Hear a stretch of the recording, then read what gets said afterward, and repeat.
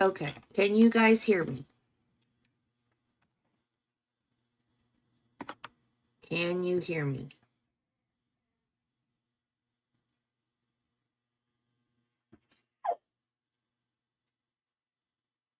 Hello? Hello? Okay. What, Belle? I haven't even said hello yet. Chill, girl. Good morning, guys. I hate this setup so much. I have a Bluetooth speaker connected because I don't like it that I walk away and can't hear what's going on. Yourself. What? I'm busy.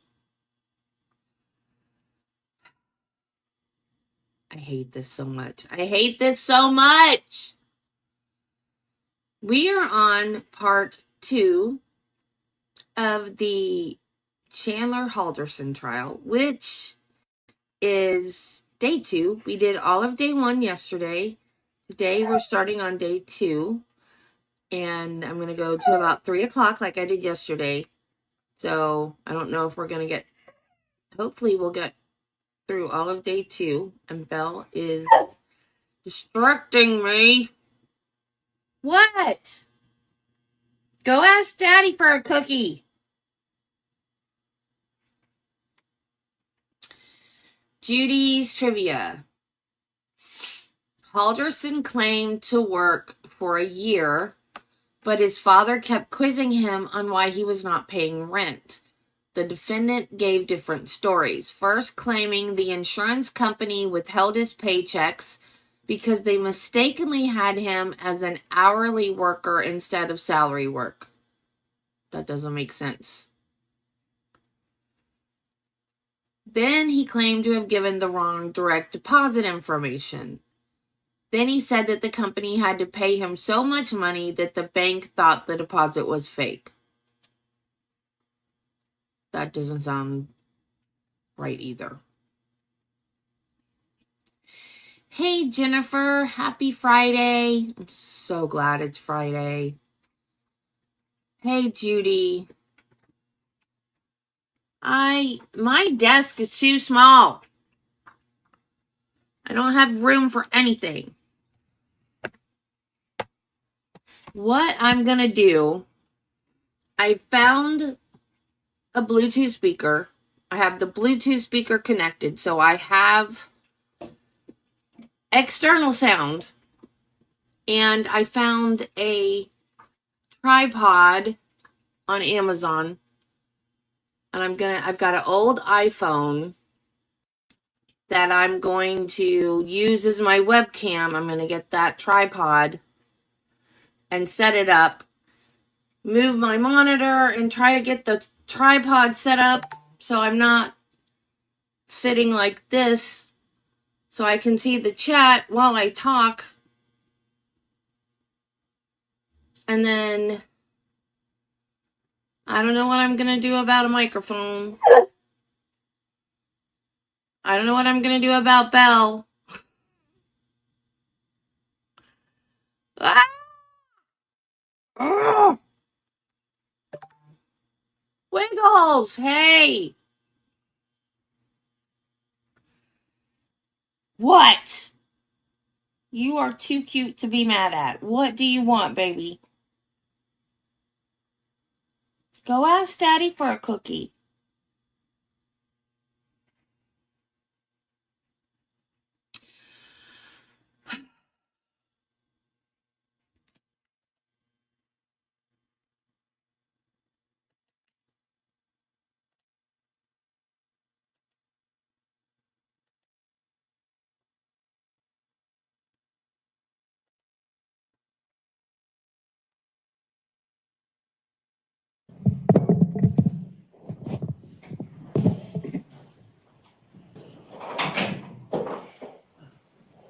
Thanks, everyone. Please be seated. Good morning, ladies and gentlemen.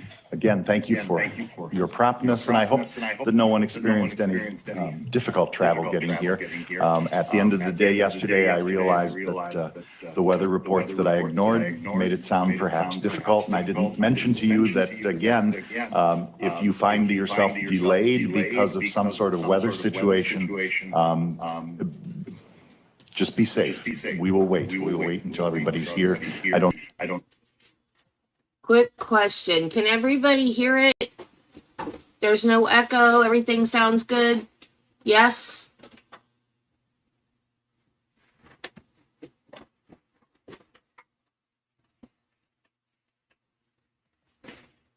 I don't know if we'll experience any other type of weather condition as we go through the next weeks, but thank you for today, and be in touch with us if you need to contact us, if you experience something that you think would be a serious delay for you.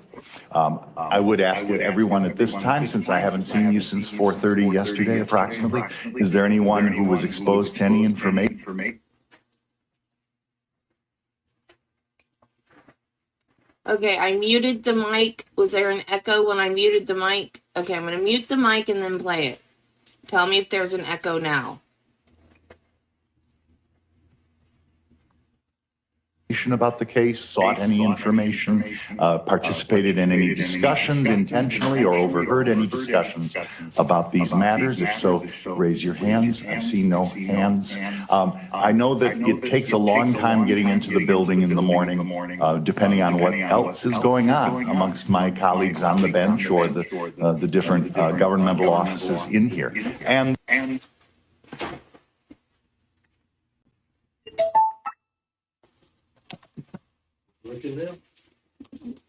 It works, but they're hearing an echo.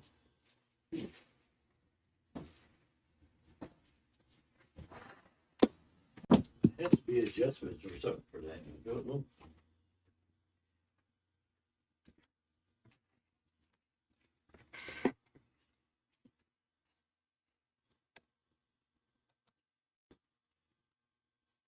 Wiggle says hi, baby. Hi back. He says the elevators are slow as well. I just remind everybody that it's best not even to engage in any kind of normal conversation that you'd spend as you're standing in a line or waiting for something, unless it's someone else that you recognize. Okay, is that better? Marty. Good morning, Marty.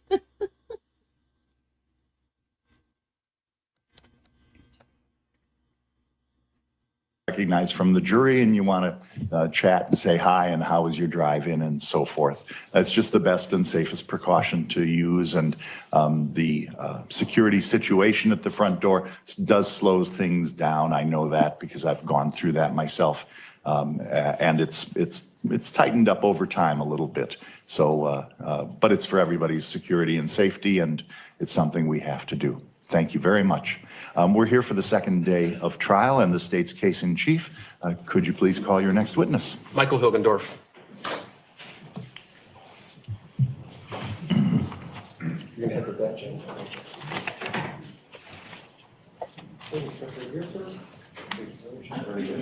Raise your right hand, please. Do you solemnly swear or affirm the testimony you're about to give in this matter is the truth, the whole truth, and nothing but the truth?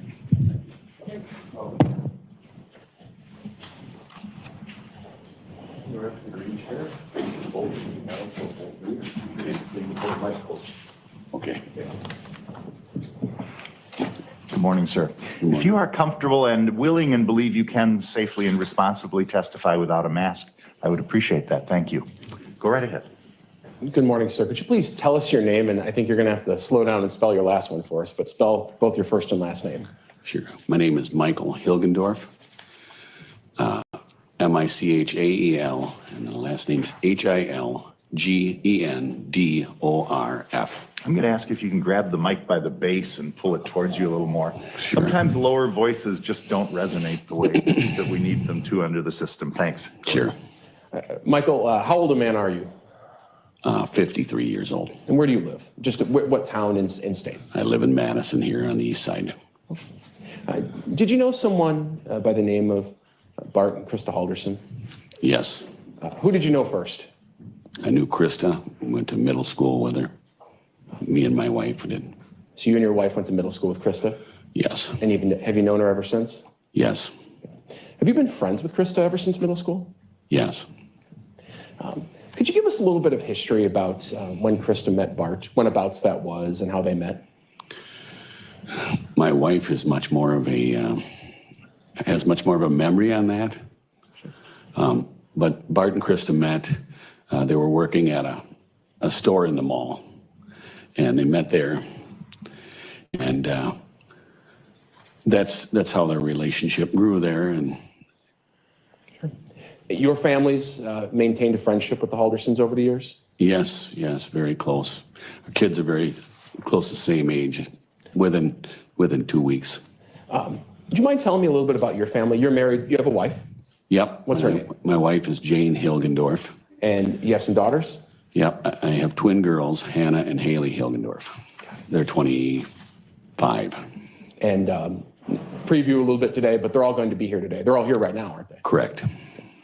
Over the years, would your families get together a lot and see each other? Yep, when we had the chance to get together, we always went out to a Mexican restaurant, Pedro's, that we would always hang out with, and that way we had enough room to everybody to spread out and relax. Are your kids, your daughters, approximately in the same age group as the Halderson boys?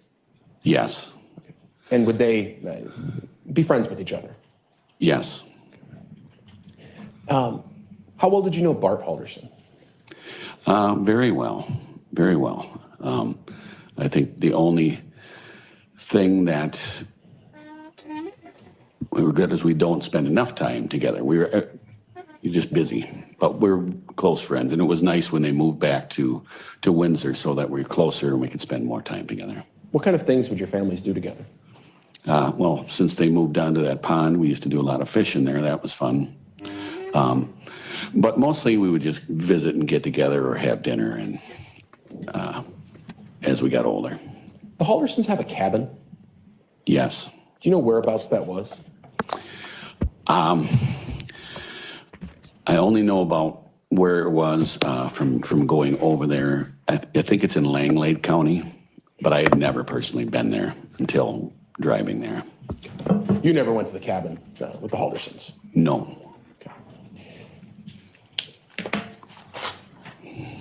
When was the first time you realized that maybe something was up, that either Bart or Krista hadn't been heard from? Well, the first thing I found that was odd was I think it was, I'm not sure the actual day, if it was Friday but like July 1st, work called me late in the day because I worked with Krista. And they wanted to know if she had called me and let me know that she wasn't going to come in the day, which I found was odd. It was already late in the day for me. I was within an hour or two of leaving. And I said, no, I hadn't heard anything, but I would try to call the boys and see if we could figure out, what was going on. And we should pause because I think we should make sure everyone understands. You worked with Krista. Yes, Krista worked. She had was going to get a job, and I said, well, we have openings at Zimbrick. I worked for Zimbrick Volkswagen in Madison. And so she fit in well over at our used building, which is about 1 block across the street. And she fit in down there at the body shop very well. What was her job? I think she took care of their accounting and their paperwork and ran their customer counters for when the people would come in and pick up their cars. Got it. So you got a call on that Friday that she had missed work.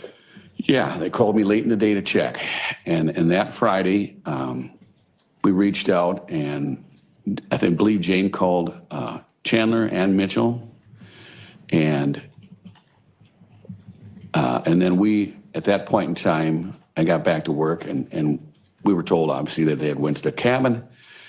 And we were leaving on vacation for 2 weeks to go to our cabin in Sainer, Wisconsin. And so we took off, and assuming that everything was kosher, and we just left and went on vacation because that's where we were headed. Did you leave that Friday? Yes. So if I told you that Friday was July 2nd, that sound about right to you? Yeah, it's right in that area. You're up at your cabin. How long were you planning on staying up there? I think we were planning on staying until the 9th and then coming back. At some point, did your concern or your family's concern grow over Bart and Krista and where they were?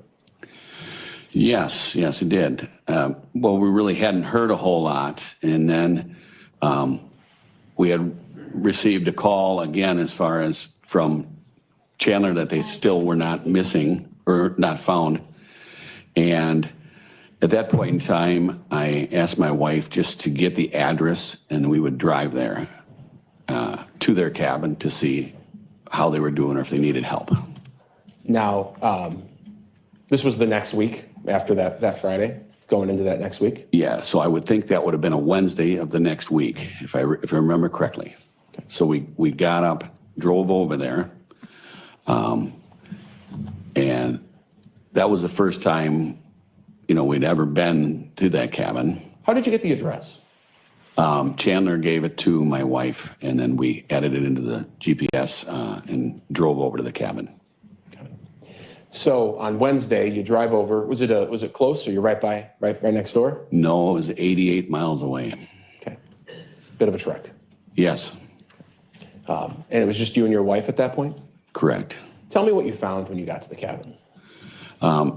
Absolutely nothing. There was a log over the driveway, which looks like that's the way they had it. It was kind of goes up to like an old wagon wheel and crosses over. So I stepped over that. There was probably, I would say, 12 to 14 inches of grass, so the grass hadn't been cut, and you could see that nobody was there. I did walk around the cabin and look at all the doors, and everything was locked up tight. There was external padlocks on all the doors.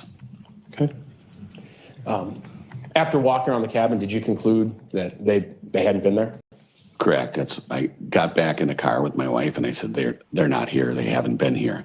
What did you do? What did you do at that point? What did you and your wife do with that information? Well, at that point in time, then we called Chandler back to let him know that they were not there. Can I ask you a question? Were you at the cabin, around the cabin when you called? Yes. You had cell phone? At their cabin. And you had Yes. cell phone service? Yes. And did you overhear the conversation with Chandler? Or was it just your wife on the phone? No, I overheard it. We have Bluetooth through the stereo of Through the car? Yes. Okay. And did you inform Chandler that his parents weren't there? Yeah. We told him that the parents weren't there. What did he say? At that point in time, he said you didn't see anything. No shotgun shells, no blood, nothing. And I said, absolutely nobody has been here. He asked if you saw shotgun shells or blood. Shotgun shells, blood, anything. And I, at that point in time, the conversation ended up fairly quickly. And that's when me and Jane we're back in the car, obviously, and we turned around to head back to our cabin. And I responded to Jane. I said, this is really giving me a sick stomach. I said, this does not seem right. This something's not right here. And that's where we left it. Okay. What did you end up doing that day? We ended up going back to our cabin. We slept for a couple hours, put everything in the car, and came directly home that same day. So, which was, I believe, like I said, a Wednesday. Sure. After you got back home, did you yourself have any other contact with Chandler Halderson? I did not. Okay. But on the way home, I know my girls had went over to the house. Okay. All right, 1 second. Sure. No further questions. Cross-examination? Good morning. Good morning. Just a few questions. You are aware that the Haldersons moved to Plymouth, Wisconsin when Chandler Halderson was around first grade. Is that right? My wife would remember more things like that. I don't know what age they moved there. There was a chunk of time, maybe 10 years, when they didn't live in Dane County and lived in Plymouth, Wisconsin, correct? Correct. And during that time, is it safe to assume that the regular meetings at Pedro's, and of course, they weren't living in the house with the fishing, so those things weren't happening, correct? Correct. And so you were getting together with them less than you would when they lived close by? I myself, yes. My wife was still getting together with her off and on. My wife would drive up.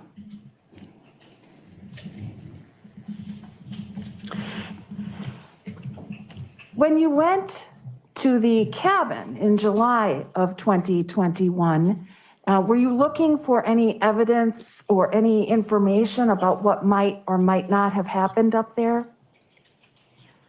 I was looking for Krista and Bart, and I didn't find any evidence that anybody would be there, or was there for a matter. When you were looking around, you found at least one shell casing somewhere on the property, correct? No. And you brought that up with Chandler when you talked to him on the phone, correct? That I found a shell casing? Yeah. No, I said we didn't find anything there. I didn't say anything about shells. Okay. Thank you. Any redirect? No, May this witness be excused and released? he may. Thank you so much, sir. You have a good rest of your day. And Judge, could we approach for, I promise it'll only be about 5 seconds? Sure. And you can head out, sir. Okay. Perhaps I can make a record after you tell me what it is, so. Sure. We can.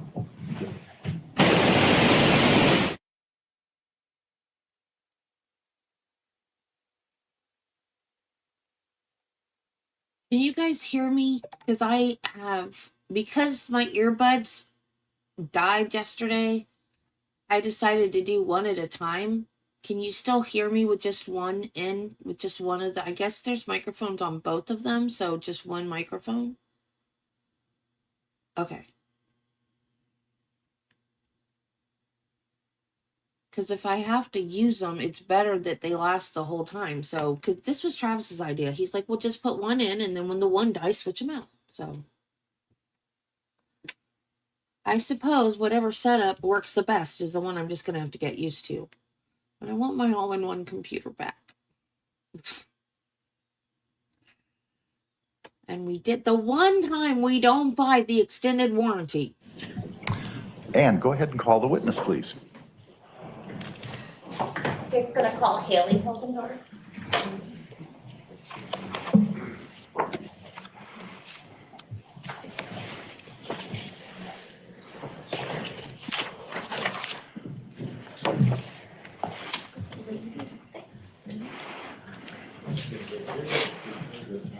Please raise your right hand. Do you solemnly swear or affirm the testimony you're about to give in this matter is the truth, the whole truth, and nothing but the truth? Yes.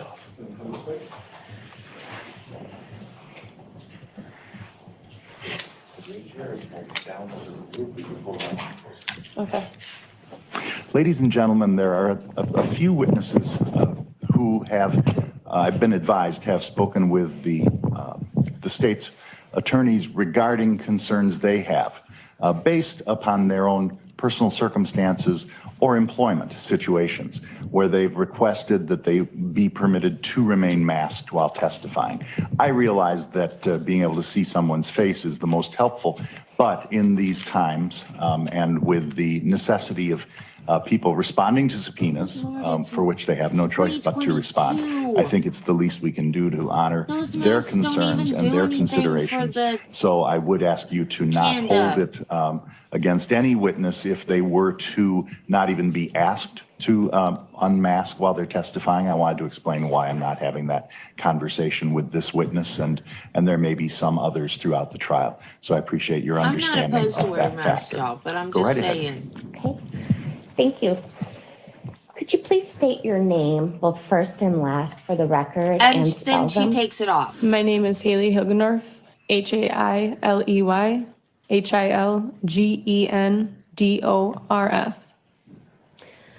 How old are you, Haley? 25. And what do you do for a living? I am a nurse on an inpatient rehab unit. Do Did you know two individuals by the name of Krista Halderson and Bart Halderson? Yes. How'd you know them? Aunt and uncle. Okay. And you're not related by blood, is that fair? Correct. So how did your family know them? Mom and Krista were friends for 38 years. And so we kind of just grew up with their family, best family friends. And seeing as Krista didn't have much family around, we kind of just became their family and they became ours. Was Bart Uncle Bart? Uncle Bart. And just tell me briefly, what sort of things would you guys do when you got together, or? He would be on a work trip and he'd come down to Milwaukee while we were in college and he'd just ask us if we wanted to go out to dinner, if we were in town, or if he wanted us to swing by, hang out, if we needed help with our student loans, anything like that. All right. How did you first learn that Bart and Krista were missing? From my mom freaking out. Okay, in a phone call? Yes. Based on that conversation, what, if anything, did you decide to do? I decided to come home from Milwaukee and figure it out for myself. Okay. And what did you do once you came home? As soon as I got home, I talked to my mom for a little while and decided that I should head over to the Halderson residence. And why'd you do that? Because since they're like family, I'm sure that Krista would have wanted us to take care of her boys as my parents would have wanted us to take care of them. Okay. And who was at the Halderson home? Chaz and a bunch of other detectives and stuff. Okay. And you say Chaz, you mean Chandler? Correct. Okay. Do you see Chandler in the courtroom today? Yes. At this moment, I'd ask anyone within the courtroom, but not in the jury box, to lower their mask for the count of 3. 1, 2, 3. Go ahead and replace your masks.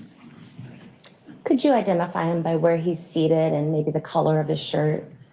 He's to my right over here with a blue shirt. Ask the record to reflect the witnesses identified the defendant. It shall.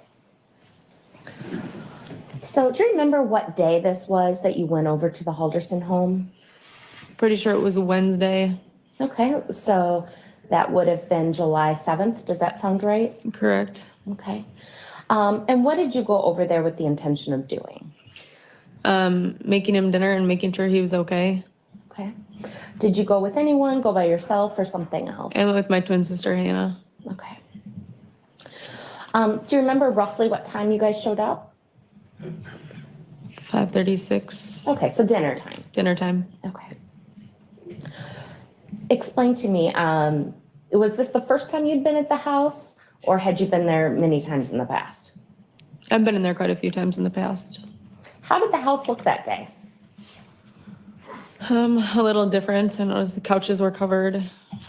And I didn't notice too much else. There was a table that was turned on its side. And I can't remember much else, to be honest. Okay. You said the couches were covered. Do you mean like with blankets? Or? Yes. Okay. Did Chandler say anything about that at any point to you?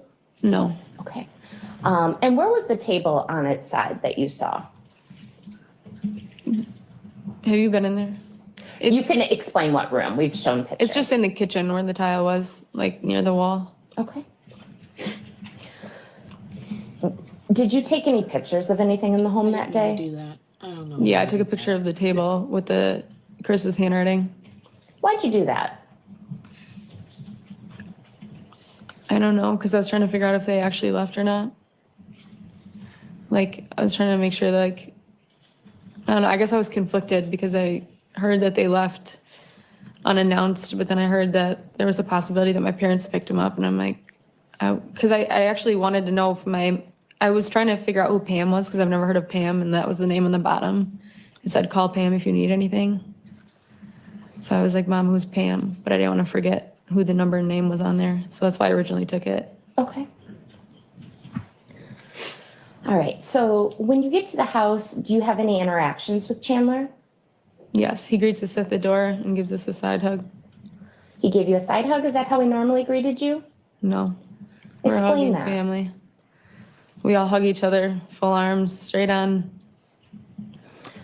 Other than the side hug, how would you describe Chandler's demeanor?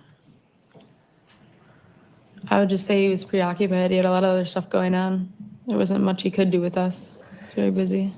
So when you got there, did you guys talk? Did you make dinner? What occurred? We ended up not making dinner because the detectives were there for a while. My sister and I sat up on the couches while they were downstairs doing stuff with the detectives. And then at one point we helped out with the dogs because we know they're dogs and they're very scared of people. So we took them out the back and we were playing with them outside for a while, playing fetch. And then we'd come in because one of the dogs got hurt. And so we decided that we'd just bring them in because we don't want them to keep running around if they're already hurt. And then we fed them dinner upstairs. So we returned back upstairs. Okay, you fed the dogs dinner. Yeah. Okay. What happened next? Detectives left probably like 15, 20 minutes after that. And then my sister and I sat at the table with Chandler.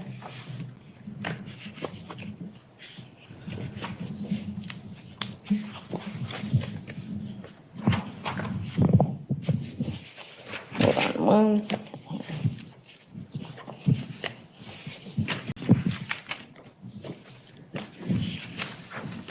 Oh, I gave it to you.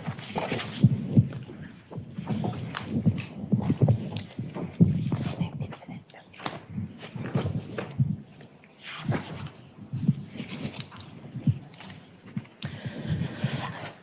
Did you and Chandler discuss anything of note on September 7th, or on July 7th when you were over at his house? The thing that stuck out to me most was about the text messages. So you want me to explain that? Sure. Okay.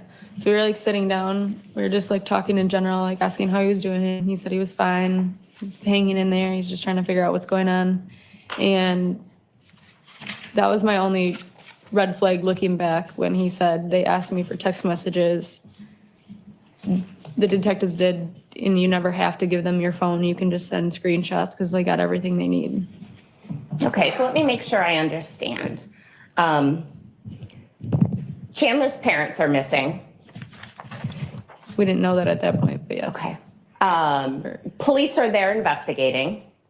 The police leave. And he gives you advice that you don't have to turn your phone over to police. Yeah, he said mirroring. The term mirroring. Instead, he says, don't turn over your phone, take screenshots. Yeah. And that was his concern at that moment on July 7th. It was one of them, but that's the one that like stuck out to me. Did you have some communications with Chandler, let me back up. Tell me about leaving the house that evening. When did you guys decide to leave, and was there anything that made you leave? We left because he said he was going to go eat dinner with Gail and Rick, so that's why we ended up not making dinner ourselves with him. We just left the groceries in the car. We never took them in. Okay. And you leave with your sister? Yep. Okay. Do you have any conversations, text messages, or phone calls with Chandler the following day, Thursday, July 8th? I think it was the 8th. I do have text messages with him, but I don't remember which day. Fair enough. I'm going to show you what has been marked as Exhibit 44. How would you describe Exhibit 44?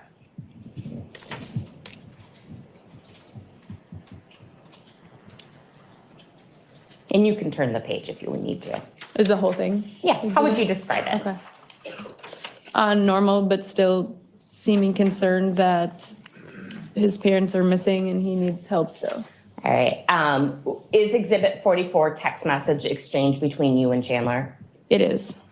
And although it has a day or two before, specifically, it's Thursday and it says 2:06 p.m. Is that fair? Yeah, And does it appear to be a true and accurate copy of the text messages between you two? it is. All right, I'd move Exhibit 44 into evidence at this time. No objection. It is received. And I would ask for the Elmo. It may be published. And Haley, there should be a screen right in front of you that you should be able to look at. Okay. Although this is sometimes.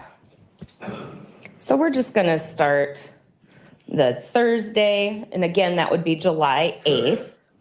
And is this what you wrote? Hey, how are you doing today? Mm-hmm. Is that a yes? Yes, sorry. And then Chandler writes, I'm doing all right. I found some keys and my brother's heading up to the cabin now, so we will know more soon. And how do you respond? And I said, okay, sounds good. Let us know.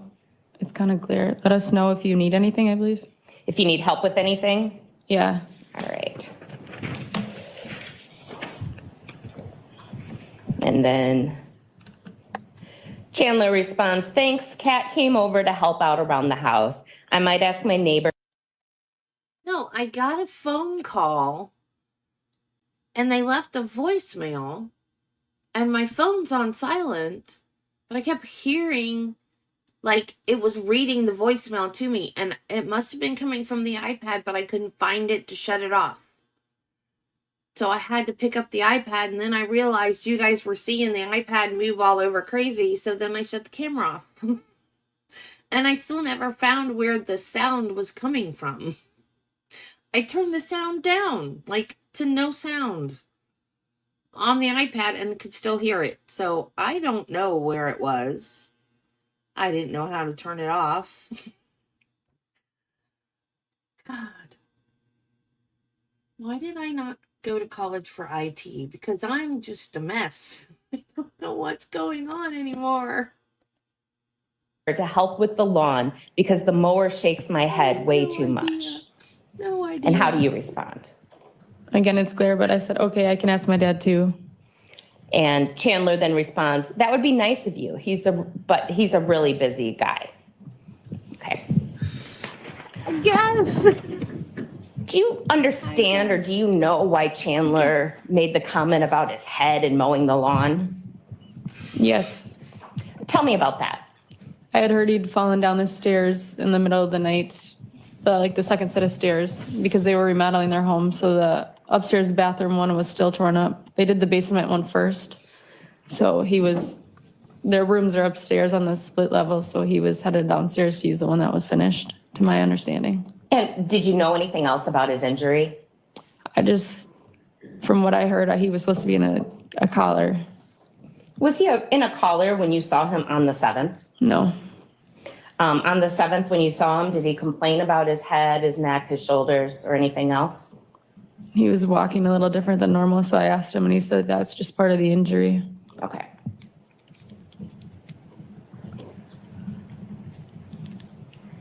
Anything else? No further questions. Cross-examination. No, thank you. May this witness be excused and released. Yes, Your Honor. Thank you so much. Have Thank a good you. rest of your day.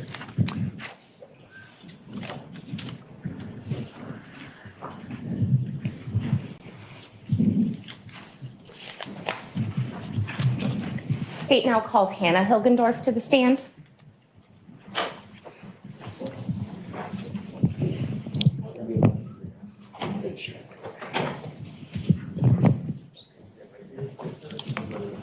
Please raise your right hand. Do you solemnly swear or affirm the testimony you're about to give in this matter is the truth, the whole truth, and nothing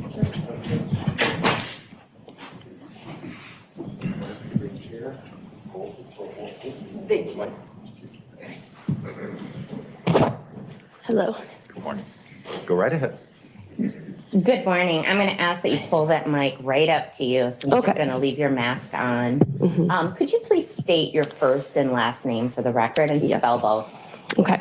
My name is Hannah Hilgendorf. My first name is spelled Hanna, and my last name is Hilgendorf, Hilgendorf. How old are you, Hannah? I am 25 years old. And what do you do for a living? I am a nurse. All right. Did you know two people by the name of Bart and Krista Halderson? Yes. How'd you know them?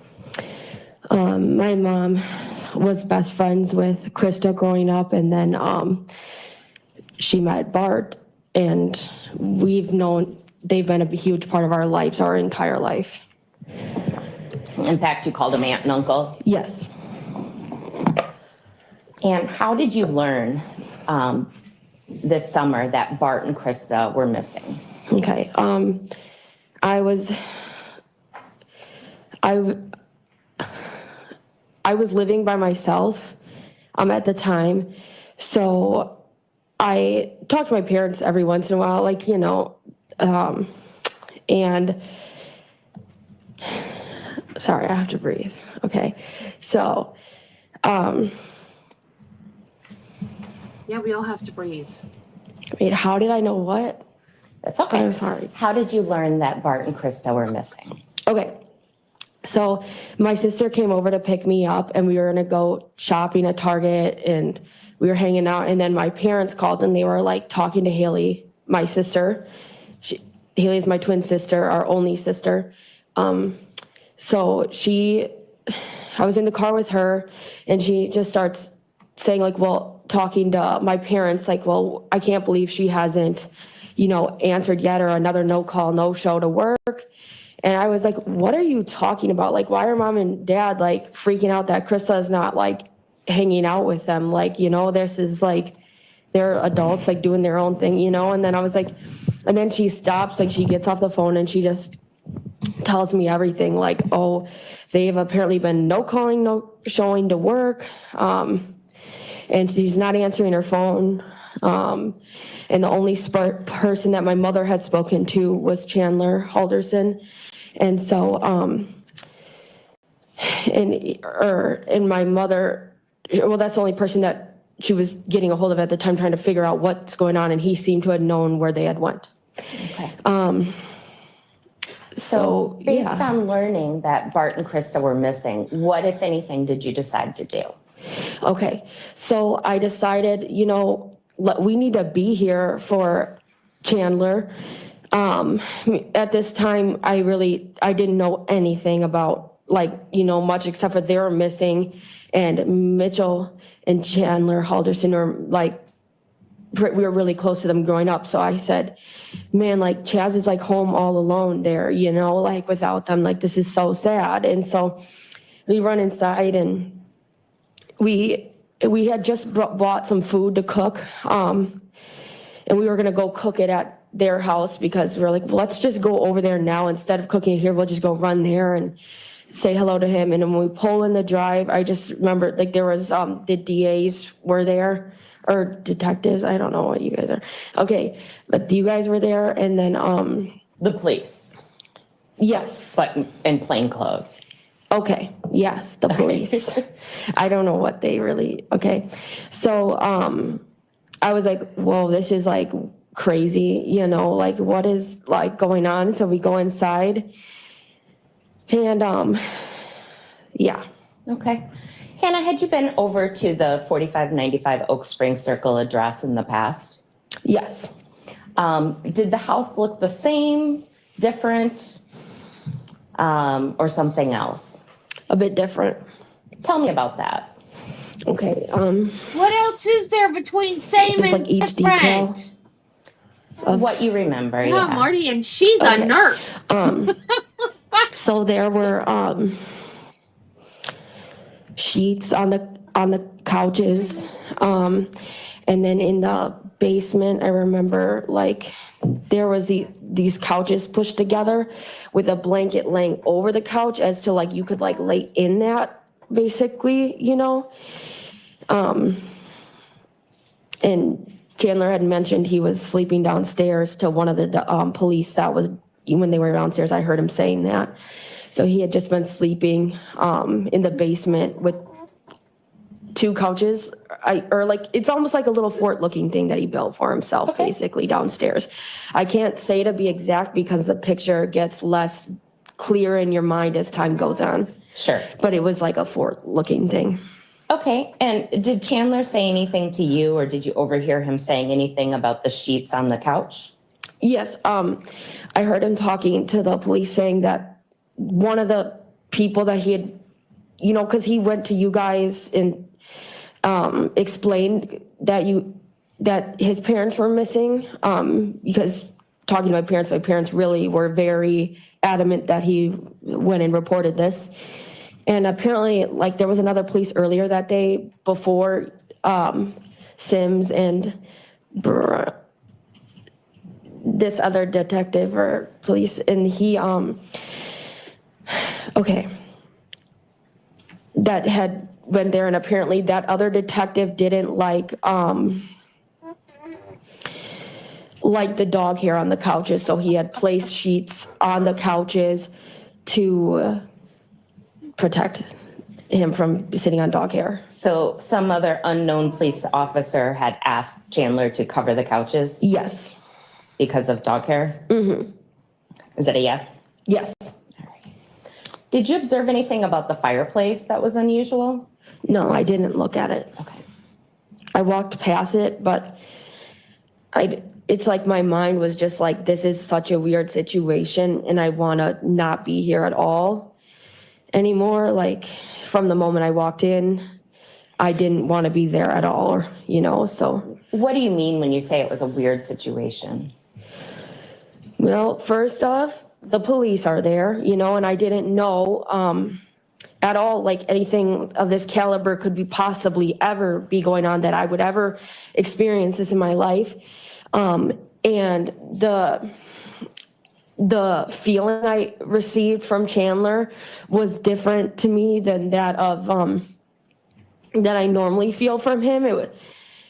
It's just weird. Okay. I gave him a hug right when I walked in, and it wasn't like, oh my God, good to see you, And I know that his parents were missing and stuff, but it was just he seemed different than he normally does. Not as, he's the more like warmer one usually. And he was less warm on this occasion? Yes, I would say less warm. Did he make any statements about his health or how he was feeling? Well, yes. I guess I didn't know he had hurt his neck and stuff like that, prior to this. But apparently he had said something about a neck brace. And I know after the fact, talking to my mom about that he had fallen down his stairs. Oh wait, can you repeat that one more time? Sure. I asked if Chandler spoke to his health or how he was feeling. Yes. Okay. Sorry. I get off the beaten path, and then I'm like just telling you. That's okay. I know you're incredibly nervous. So, yes. Okay. So he had said his head didn't feel right. He was explaining, he hadn't really gotten to eat all day, and he hasn't gotten a lot of sleep, and his head just really doesn't feel right, is what he had kept telling us. Do you remember telling the detectives that he told you that his head is messed up? Yeah, like he just didn't feel right. Mm-hmm. Something of that caliber, yes. Was Chandler wearing a neck brace when you saw him on July 7th? No. How did you know about the neck brace? I had, my mom had told me after the fact, I was like, this is just weird. Like, what in the heck is going on? Talking to my parents about this, and she said that he had fallen. I said there was something about that, and then my mom had mentioned what had happened prior. Okay. Do you at some point that evening talk to Chandler about his parents being missing? Yes. So, we sit down at the table, and the detectives leave. I wanted to go with them, but why? Just a weird vibe, and this is just not somewhere. I just didn't feel very safe. Like I felt. I don't know how to explain it, but it's like I'm sitting in the middle of what now seems to be a crime scene with somebody who is acting differently than I'm used to. And it just doesn't feel like a good idea. Okay. And what, if anything, did Chandler say about his parents being missing? Okay. Well, do you want me to answer the first? It was about the, what he said differently? Or you said... Never mind. Okay, sorry. I don't know what my previous question was. It was going to be why don't we just start fresh? And what, if anything, did Chandler say about his parents being missing? Okay. He said, in the moment, he told me, you know, they're probably just at a casino. What did you think of that comment? There's no way. There's just no way that they are like just the sweetest, loving people you will ever meet. And there is no way that, you know, they would have ever put anyone that they love or care about in a situation where they're worried about where they are. You know, she's out like, do you need a glass of water? Do you need this? Do you need that? Like very sweet, loving, like caring people. There is nobody sweeter than those two. Like they're, anything that they can do for you, they're going to do it. And they would never make anybody worried about where they are kind of people. And especially no way to a casino. Like she is a very modest, very kind of shyer person and wouldn't be doing that. Did Chandler say anything else about his parents being missing besides the casino comment?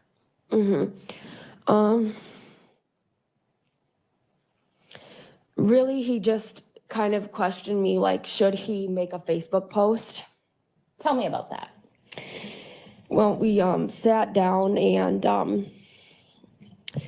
me and my sister went up and we were sitting at the main dining table in the upstairs, and he said, She needs to like, learn I how don't to know what control to her do now. witness Like, is what she should I make a does, what she Facebook needs post? to Like do. right after the police had left, and I was thinking to myself, I wanted to say, duh, you know, like your parents are missing. It's almost feeling like you have to think about how to act, you know? Like if your parents are missing, you go online, you tell everybody, you go to the police the day of, especially a no call, no show to work. They would have never done that. So, and to ask me, you know, what you should do now, and should you make a Facebook post, like how should you go about this? It was just interesting. And Did Chandler make any comments to you about giving your phones to police? yeah, that's like the first thing we had discussed. So he said that if a cop ever asks you to take your phone, you do not need to give your phone to them, because you can show them everything that they need without letting them mirror your phone. And that was like one of the first things that he had said to me. That's why I was like, I don't know. I was like, are you kidding me? Your parents are missing again. In my head, your parents are missing. You had apparently had contact with your parents, which I had learned later down the road talking to my mother after the fact. It wasn't my thing that I heard of, but it's just another thing adding to the story of like, your parents are missing. Why don't you let them mirror your phone so we can figure out if you had tried to call them, if we could see the location on the phone?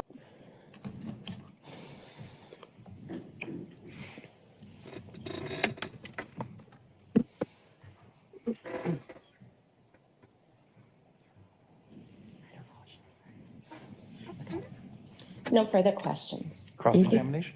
I have nothing, thank you. May this witness be released and excused. Yes. Ms. Hilgendorf, thank you very much. Have a good rest of your day. State calls Jane Hilgendorf.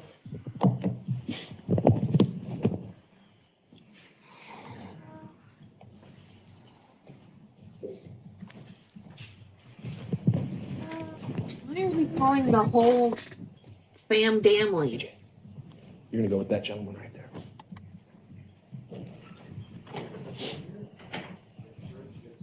Please raise your right hand. Do you solemnly swear affirm the testimony you're about to give in this matter is the truth, the whole truth, and nothing but the truth?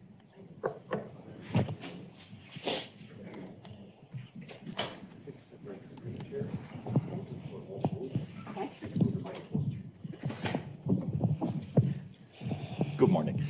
If you are willing and feel you can do so safely and responsibly, testifying without your mask would be our preference. Okay. Thank you so much. Go right ahead. Good morning. Could you please tell us your name and spell it out? Jane Hilgendorf, Hilgendorf. And just because we have a record, I have to, even though I think I know, you have to spell your first name. Jane, Jane. And Jane, who are you married to? Michael Hilgendorf.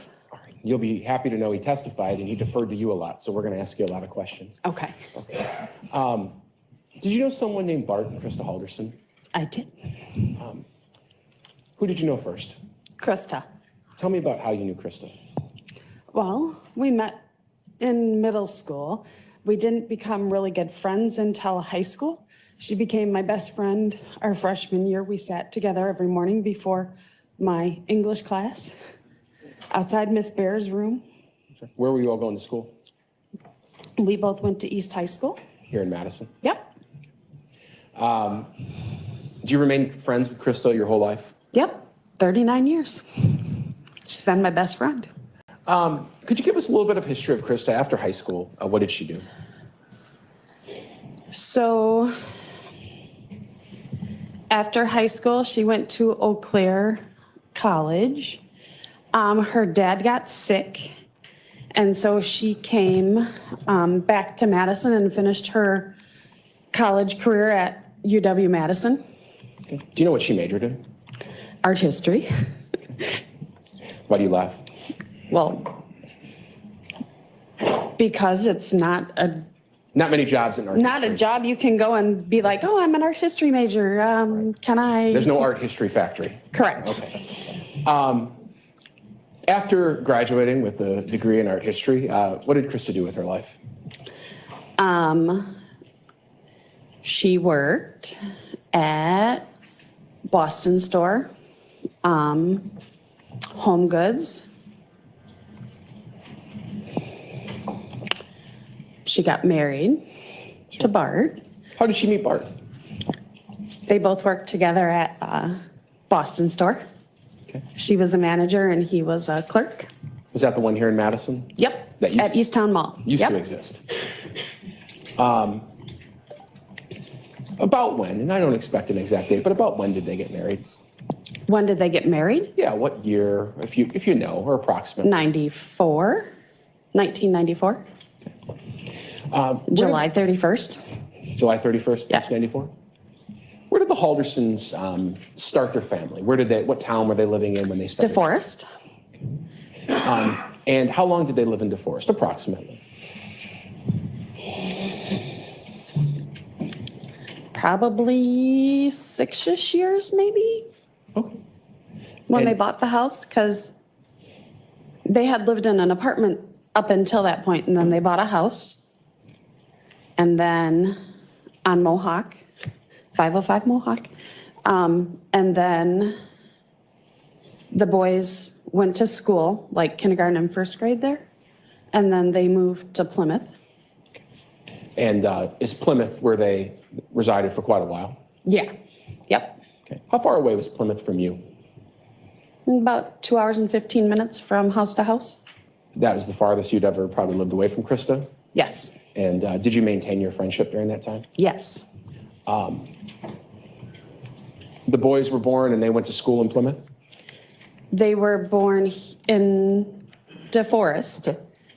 started school in DeForest, and then went to Plymouth Okay. to school. And did they go all the way through school in Plymouth or did they move before they graduated? Nope. Bart had received another job when Chandler was a senior, and Krista's like, we're not moving him until he's done with high school so that he can finish out Okay. at one school. So the boys were able to graduate from Plymouth. Correct. And Bart's new job drew him closer to you again. Yes. And you were happy with that. I was excited about that, yes. And they went back to the same general area of Dane County. Windsor, but yeah, And that's the house on Oak Spring Circle. correct. So they moved there just after Chandler would have gotten done with high school, Correct. maybe 5 years ago. Yes. Yeah. Throughout all of these years, your families stayed connected, were friends. Yes. Tell me what types of things you do together. So once, I believe it was winter break, Krista and I and the two boys and my two girls, my twins, we went to like Blue Harbor, and stayed in a hotel at a water park. We would do dinners together, usually at Pedro's in Madison. They would come down and that was our spot, and we would all go out to dinner. Krista and I would visit each other, periodically. She would drive to Madison or I would go up there. Like on the girls' last day of, I don't even know what grade they were in, after they were done, because they only go for a short period of time in the morning, we drove to Krista and we went to Sheboygan to the beach Oh, okay. and just hung out for the afternoon. That state park that's over there? Yep. Andre Kohler, maybe? Yes, Okay. I believe that is correct. I've been to all the state parks. That's what. Okay. All 48. I don't remember it. She just drove, I just rode. Okay. Hard question, and feel free to tell me if you can't answer it, but you were around these folks a lot with their kids. What kind of parents were Bart and Krista? Amazing. What do you mean by that?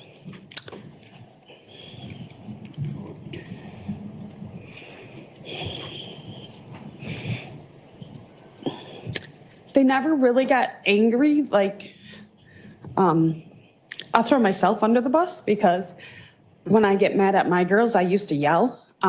They weren't yellers. They didn't do any of that stuff. I mean, I don't think they had probably ever even spanked their kids. They always gave them options and choices. Okay. Now,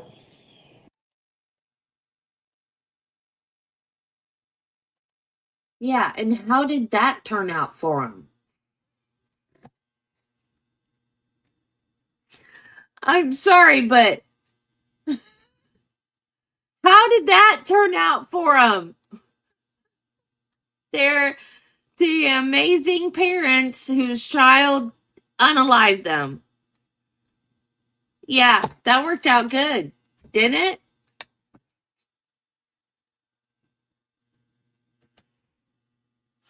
Mitchell and Chandler, very close in age, 18 months or so apart. Correct. Yeah. Mitchell wasn't living in the house on Oak Springs, correct? No. But Chandler was? Right. When they first moved there, he lived there for a very short period of time. And Mitchell did. Mitchell did. And was Chandler always living there, or had he moved out at times and come back? He had moved out and when he went to school in Platteville. And then, they move out, live in a dorm, then come back for the summers. And then I think he lived on, I believe it's Main Street, by like the Echo Bar. I don't know what the street is. Sure. He lived down here somewhere Yep. with some roommates? Yep. Okay. But then eventually moved back Exactly. with Yep. mom and dad? Okay. Yep. After a year, or about a year, yeah. In early July of last year, 2021, at some point you hear that Krista didn't go to work one day where she was supposed to be there, right? I got a call from my husband, yes. And your husband works with Krista. Correct. At Zimbrick, yes. What, if anything, do you do with that information when you hear that Krista no call, no showed on a Friday to work?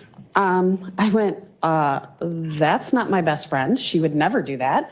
So I immediately called her cell. It went right to her voicemail. I called Bart. It went right to his voicemail, and I'm like, what the heck?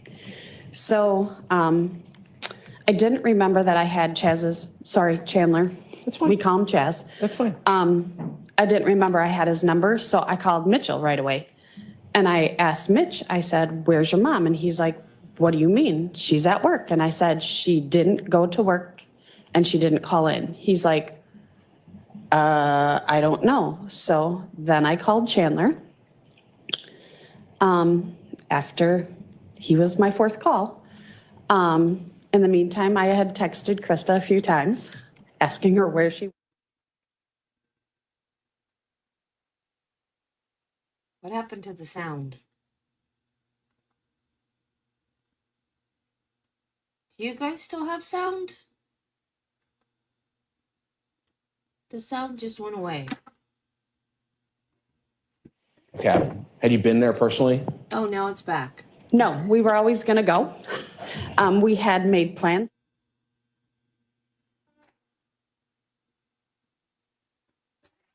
Why is the sound cutting in and out?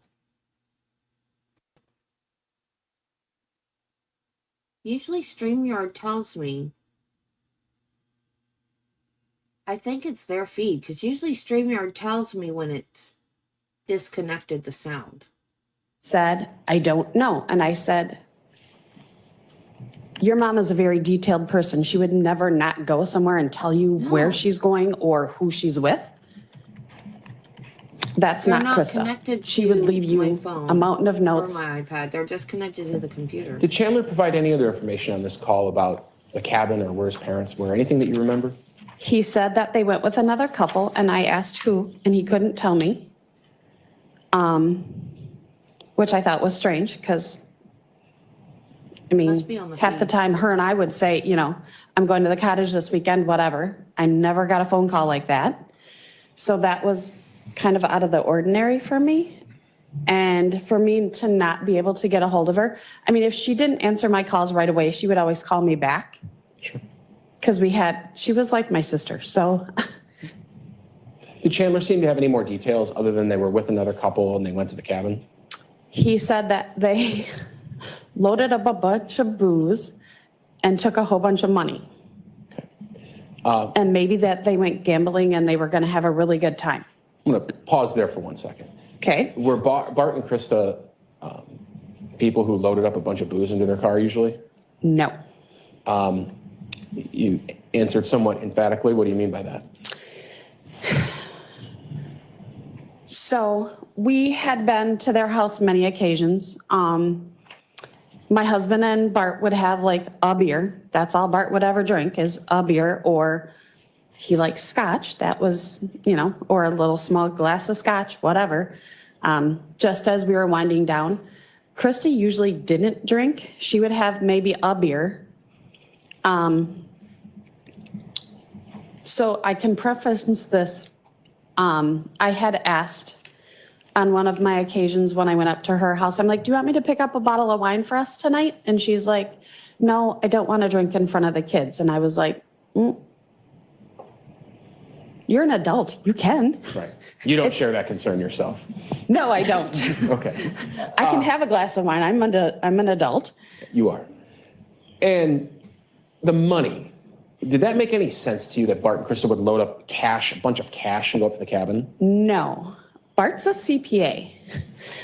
He was very tight with his money. They both were. They kind of had a budget, and they didn't spend outside that budget. Hence, their house was in disarray a little bit. Sure. They were remodeling, They were remodeling it to what Krista wanted. Yes, doing some work themselves, you bet. maybe not up to code. Demo day. He had a shirt that said demo day. Yeah. After this initial call with Chandler, this is on Friday, the day of the no-call, no-show. Correct. What'd you do? What'd you do with that information? I tried calling her. We were planning to go up to our cottage. So I had called her a few times. I didn't get a hold of her. We all went up to our cottage as planned. So it was myself, my husband, one of my twins, and her boyfriend. Okay. Your cottage in relation to theirs, I think your husband said 88 miles away. Sound about right to you? Yep, about an hour. Yep. But despite being an hour away, and both of you having cottages up north, you never made the trek. You'd always thought maybe we'll do it Sunday, but you'd never done it. Right. So while you're up at the cottage, are you worried about what's going on? A little bit. And then I got a text from Chaz saying that his mom and dad were fine. They made it up to the cottage and they were going to the parade Okay. in Langlade. Sure. Or, well, sorry, White Lake, I believe was his comment to me. And I was like, oh, okay. he said he had gotten a text from her, so I was like, that made me feel a little better, like, okay, no big deal. At what point do you begin to grow concerned again? He called me on Wednesday and said, Mom and Dad haven't come home. And I was like, what? He's like, and I haven't heard from them. And I'm like, did you call them? And he's like, yeah, I've tried. I'm like, okay. At that point, he asked me what he should do. And I said, call the police, have them go over, do a well check on the cottage. And he's like, okay. I called him back a little later and I said, did you call? And he's like, no, I can't find the number for up there. My husband, knowing me, he's like, all right, we're gonna get in the car. We're just gonna drive over there. I asked him for the address.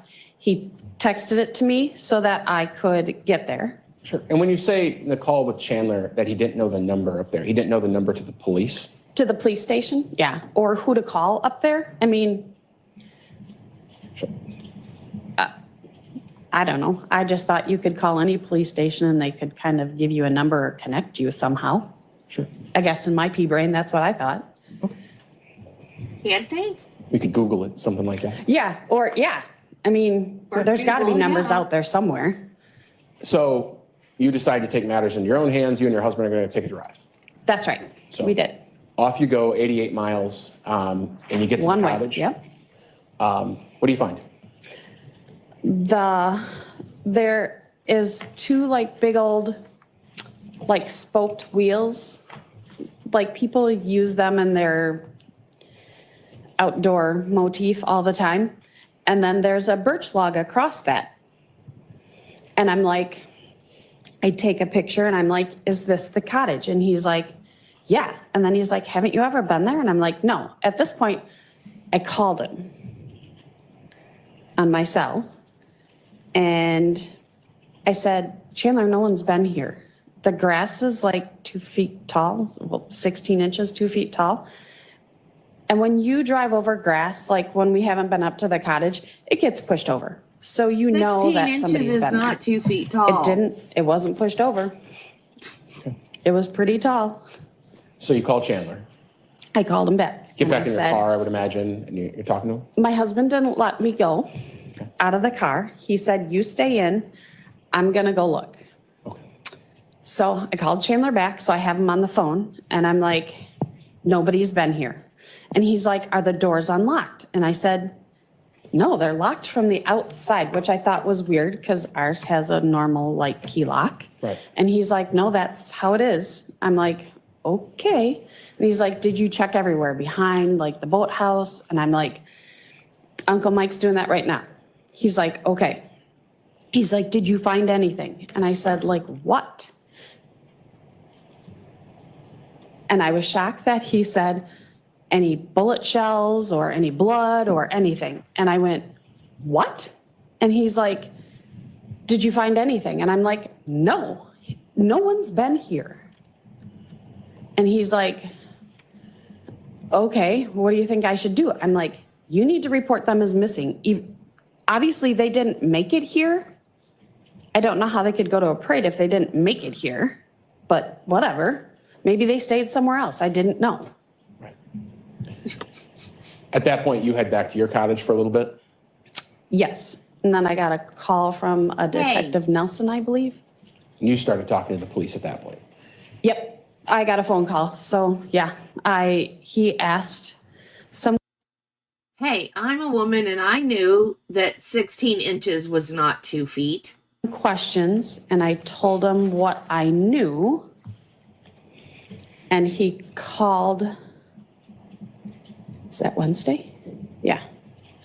And then he called back to like the next, so on Wednesday, after I got that phone call, I looked at my husband and he's like, we'll just pack up and go home tomorrow.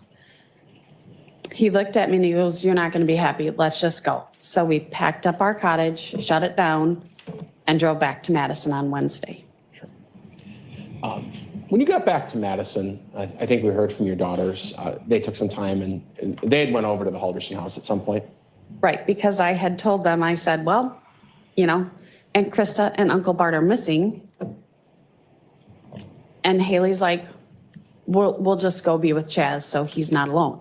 I said, okay. Because that's what she would do for me. Did you yourself go over there? I did not, because we didn't get back until late. And just, the girls had already come back. And I'm like, okay. So, and I knew he had been invited, according to the twins, to Dan and Mary's, which are some friends that live up the street from them, for dinner on Wednesday.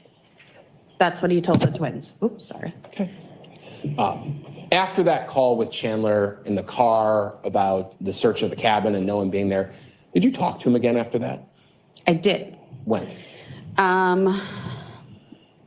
We stopped at McDonald's in Eagle River. No. Yeah, Eagle River. And I called him back and I said, have you heard anything? And he's like, no. He's like, but I went to the police station and filed a report that they hadn't come home. And I said, okay, good. So they'll be looking for them. But I forgot to mention one. I was on the phone with him when I was sitting at the cottage. I said, I have looked for Bart's car everywhere. And he's like, oh, Aunt Jane, didn't I tell you that they didn't take their car? I said, what do you mean they didn't take their car? He's like, they rode with the other couple. I said, who? And he's like, I don't know. I said, do you know what kind of car they drove? Because I'm thinking, you know, maybe we can look for that car. And he didn't know. So I was like, okay. So you head back to Madison because there's no car to look for, there's no people to look for, and they're not at the cabin. Nope. After you get back to Madison, do you have any contact with Chandler yourself? No, I didn't. No. No, I did not. You never went to the house yourself? After, like, Mitchell invited me over to the house. Like, Since? yes. After everything occurred, yes. I'm going to take 1 second, okay? So if you want to take a drink of water now would be a good time. The judge will probably even pour it for you if you ask. You want some water?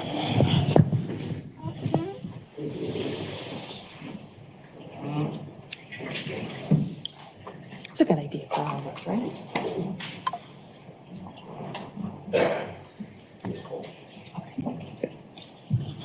Thank you very much.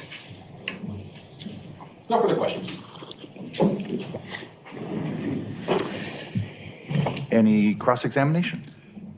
No, Your Honor, thank you. May this witness be released and excused. Yes. Thank you so much. Have a good remainder of your day. You can leave the water up there if you want, or take it with you. Thank you. Okay. And the next witness, please. State is going to call Michael Bolt to the stand. Take care. Please raise your right hand. Do you solemnly swear or affirm the testimony you're about to give in this matter is the truth, the whole truth, and nothing but the truth?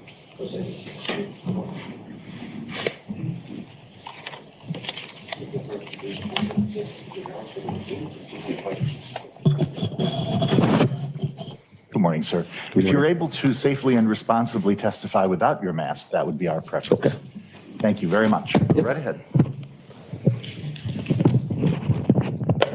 Good morning. Could you please state your name for the record and spell both your first and last name? Michael Bolt, Michaelboldt.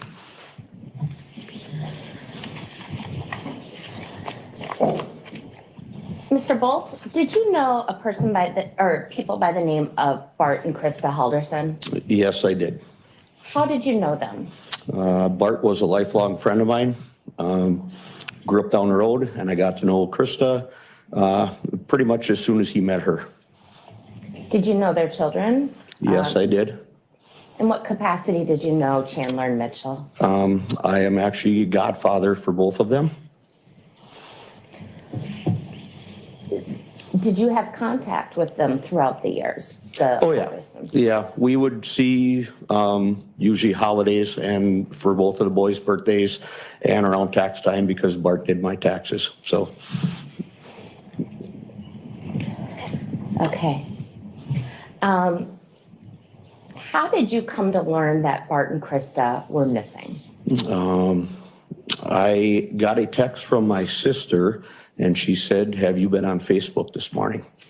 And I replied no, and immediately went to Facebook to where I see that she had shared the picture of Bart and Krista and that they were missing. And when you learned that they were missing, did you start to learn details that they had taken alcohol or gone to a casino? I did. I believe it was when Chandler had his interview with one of the local stations down here. I was online constantly, looking for something, and I saw what they had reported or what he had reported. And you were good friends with Bart. Tell me about his drinking habits. When I was with him, if we had a drink or two throughout the whole weekend, that would probably be it. Sometimes we would go the whole weekend without having a drink, and it was never in front of Mitchell or Chandler. And I assume, obviously, Bart was your accountant. Yes. Tell me about his habits with money. I don't like to call people tightwads, but I would say Bart was very tight with his money. And he actually introduced me to his investor and suggested that I get something set up for my son as far as a 529 was concerned, which I took his advice. And I know he put money away for the children. And, we had conversations about it. And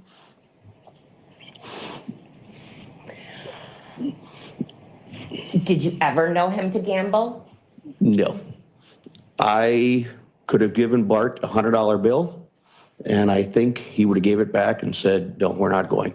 I don't ever think that he stepped foot in a casino as far as I'm aware.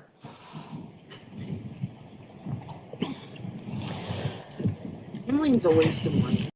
At some point in your careers over your life, you worked in solar paneling. Is that fair? That is correct. Yes, I went to school, I believe, in 2011, 2012, and then I got a job shortly after that. Did you ever have conversations with Chandler about solar paneling? Yes, briefly. Bart and Krista and Chandler and I talked about it, and they had told me he was going to go to school for solar energy. And I borrowed him a tool that I had received when I went to school, and we discussed it briefly. And that was pretty much the extent of that. Did Chandler ever work with you installing solar panels? No, he did not.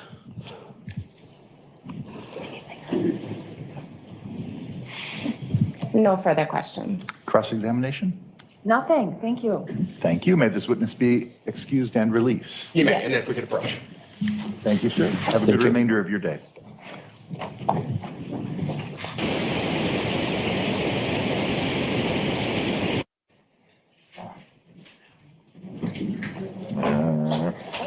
Folks, I'm advised that this would be for the scheduling and presentation of witnesses, a good point to break.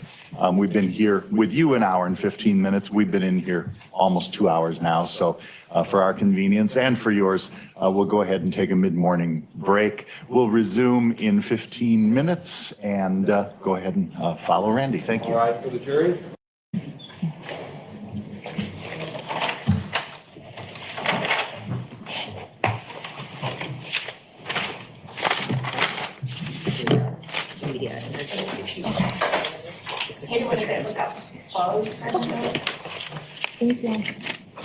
All right, for the jury.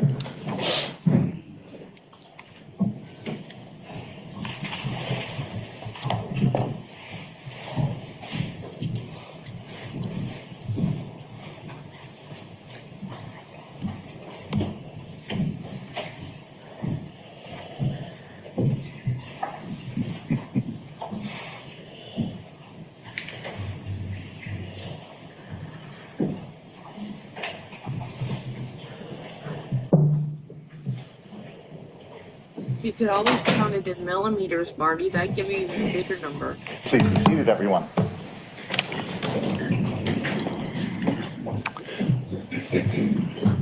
Attorney Raymond.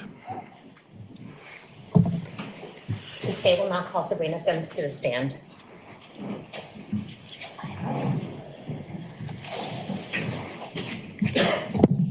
you solemnly swear or affirm the testimony you're about to give in this matter is the truth, the whole truth, and nothing but the truth?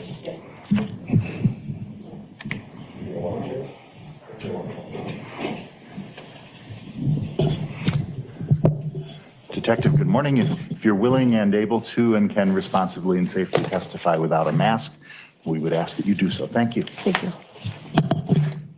Go right ahead, counsel. Good morning. Could you please state your name for the record and spell both your first and last names? Yes, it's Sabrina Sims, Sabrina Sims. How are you employed? I am a detective with the Dane County Sheriff's Office. How long have you been employed in that capacity? I've been a detective for 14 years. And are you one of the 2 case detectives assigned to this case? Yes, I am. I just want to talk to you very briefly about how you go about investigating a missing persons case. What are sort of just generally the steps that you go through as a detective? Sure. So usually initially those are reported to deputies who we've already heard from. Based on the information they receive, we do follow-up interviews. Sometimes that leads us to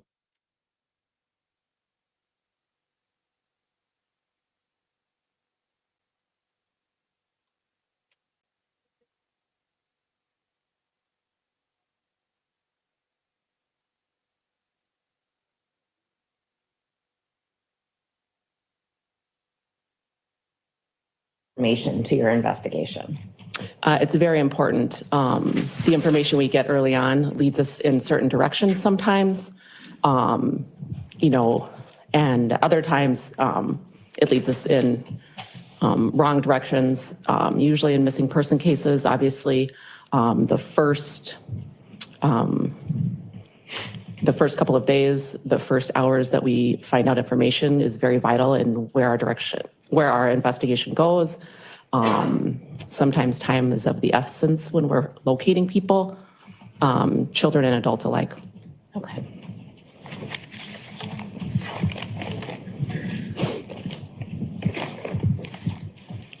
At this point, I'm going to show you exhibits 40 through 43.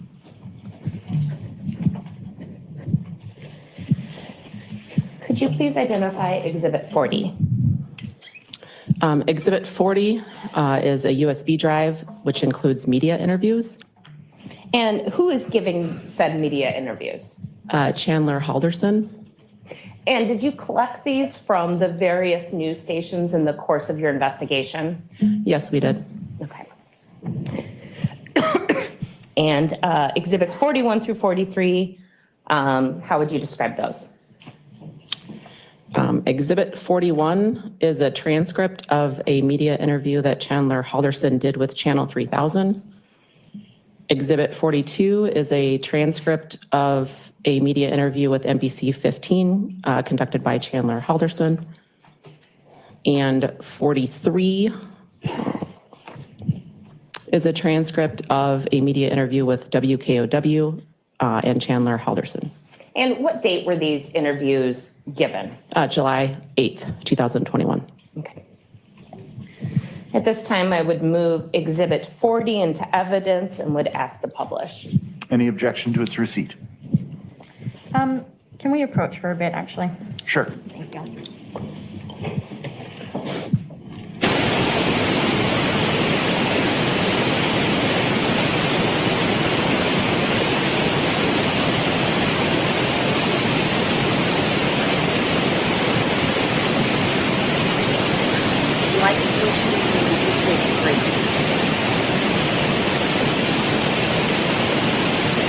Moment, the district attorney and the attorneys for Mr. Halderson have stipulated or agreed to the existence of certain facts, and you must accept these facts as conclusively proved.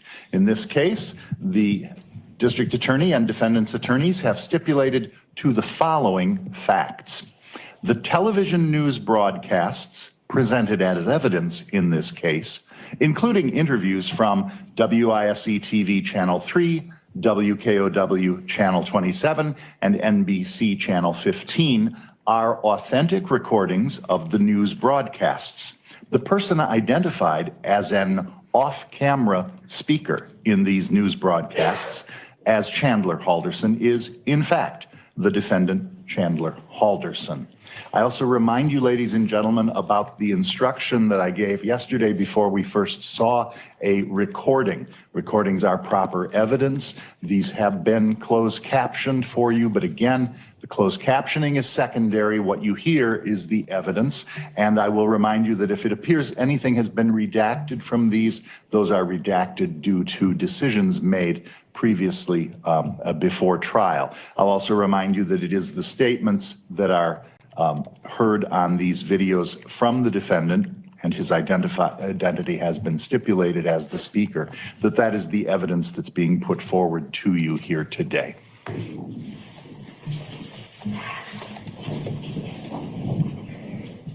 Okay. First one we're going to play is Channel 3000. Thanks for staying with us. Officials are still searching for this couple, Bart and Krista Halderson. Now, there are a lot of questions about the Dane County couple's disappearance that we are working to get some answers to, but tonight, police aren't saying much. And that led us to the couple's son, who says he's just as confused as investigators. Adam Duxter spoke with that man today. He's here now with what he learned. Adam?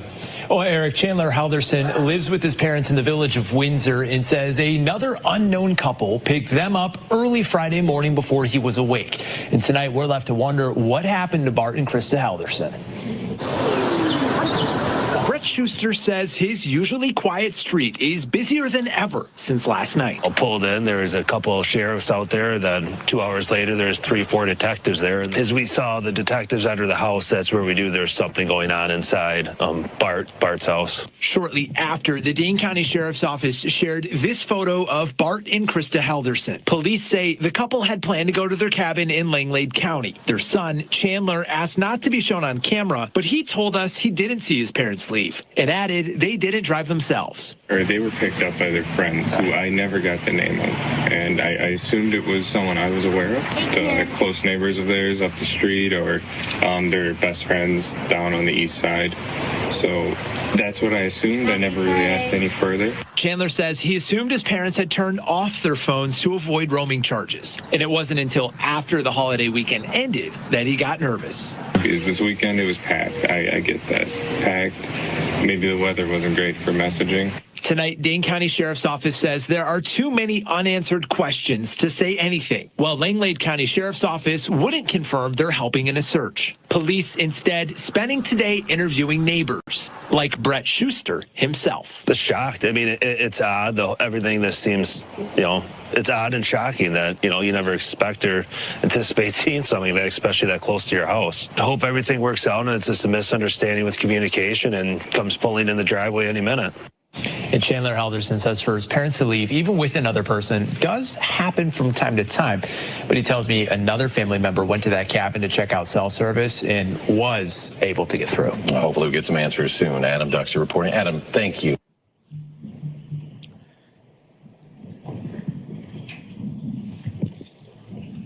The second video of Exhibit 40 is NBC 15. The search continues for this couple, Krista and Bart Halderson. They live near DeForest. They were reported missing yesterday. NBC 15's Elise Ramos joins us live from the Dane County Sheriff's Office Northeast Precinct. Elise, you spoke with their son and people in the Haldersons' neighborhood. Yeah, John, the Halderson son says that he helped his parents pack up the night before their trip to their cabin in Langlade County. He hasn't seen them since. I was told they'd be home Monday or Tuesday, and Tuesday afternoon I got a little worried. Chandler Halderson says his parents, Krista and Bart, were getting picked up by friends that Friday. They were planning to be at the cabin over the 4th of July weekend. Apparently they did make it. I got a text on Sunday. Halderson says after that text, he began getting worried when his calls to his mom went directly to voicemail. That's when I got worried, and I went to make a report. Halderson says his aunt went to the cabin on Tuesday, but did not find anyone there. Shocked. It's odd. The whole thing is just odd. Brett Schuster lives next door to the Haldersons. You know, this is typically a quiet neighborhood. You usually never see anything like this or anticipate or expect to hear something like this. One of Halderson's biggest concerns, who his parents were with when they left. They went with their friends, but I didn't ask who their friends were, so I'm still not really sure. While law enforcement searches for answers, the community is hoping for the Haldersons' safe return. I hope everything works out and this, lost communication, they're up north and they pull in any minute. So thoughts and prayers to them and hope everything's fine. I called the Langlade County Sheriff's Office today for information, and they told me that the Dane County Sheriff's Office is leading this investigation. I'm waiting to hear back from Dane County on whether or not deputies did a welfare check at that cabin in Langlade County. In DeForest, Elise Romas, NBC 15 News.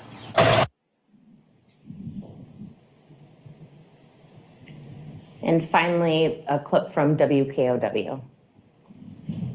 Authorities are still searching for a Windsor couple who have not been seen in days. 50-year-old Bart Halderson and his wife, 53-year-old Krista, were supposed to travel north last week and return home on Tuesday. But their son tells Tony Galley his parents' whereabouts are unknown. Bart and Krista Halderson of Windsor had plans for the 4th. Their plans were going up with their friends and do some minor repairs on our cabin. That cabin is some 3 hours away from Windsor on a lake in a small community in Langlade County. Did you literally see them pulling out of the driveway heading out? No. Their son, Chandler Michael, who asked to be off camera, says whoever his parents were traveling with from this neighborhood were to do the driving. He says he received a text from his mother. She got back to me on Sunday, said they made it safely. That's the last he's heard from his parents. Neighbor Brett Schuster's reaction to the Haldersons' disappearance. Wow. My wife is pretty shook up too. I mean, they're a very nice couple, very nice family. Detectives now go door to door here, while sheriff's personnel here in Dane County are checking for any and all information. The missing couple's son says law enforcement in Langlade County has checked on the family's cabin there, and he says that visit only adds to the mystery. The sheriff said it looked like there wasn't anyone home. Family and friends hope the Haldersons' unexpected extended time away is just that, and not a sign they're in trouble. In Windsor, Tony Galley, 27 News.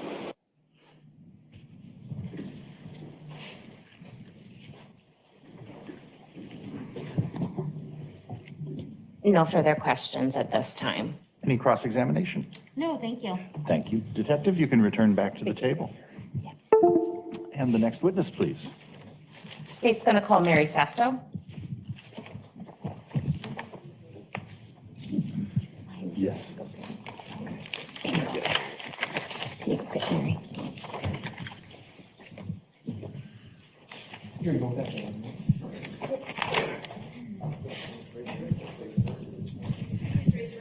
you solemnly swear affirm the testimony you're about to give in this matter is the truth?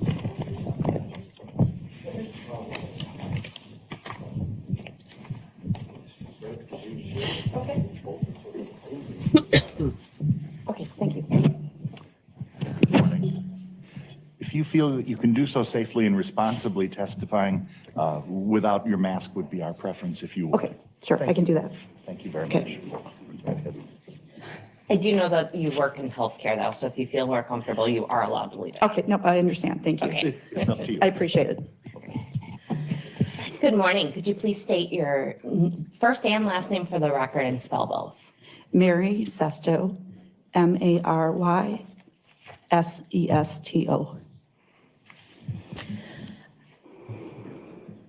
Ms. Sesto, how are you employed?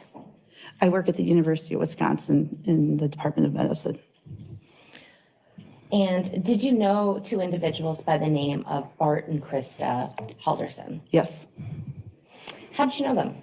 Oh, we've been friends since Mitchell was a baby, so 25 years.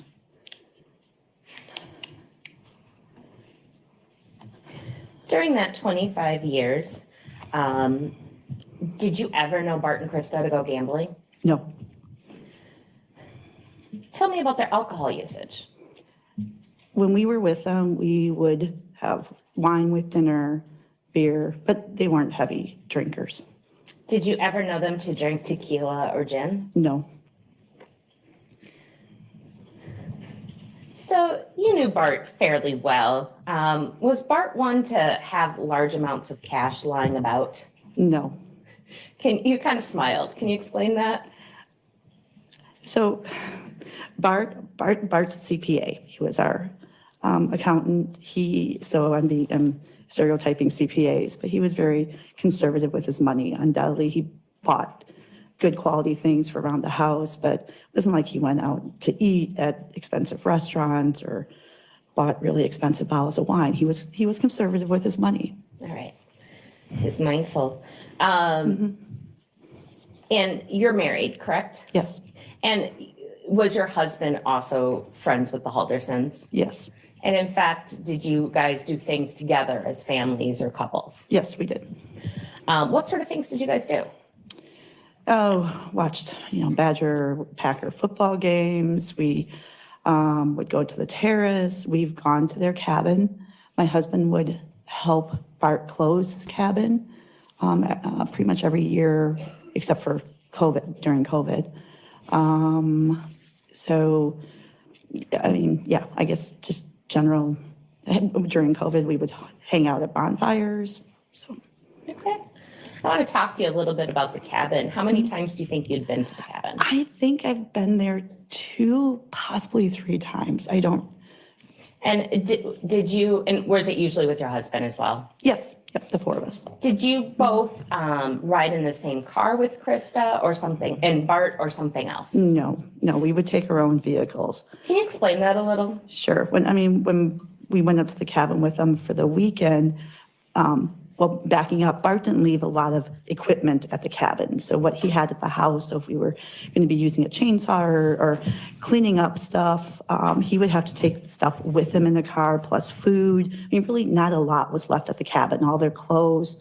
So there's no way the 4 of us would have fit in their Subaru or my car, or my husband's car, with all our stuff. So we always took separate cars when we went up there as couples. Was Bart pretty tight in his packing? He packed well. Is that? Yeah. Okay, yeah. Yes.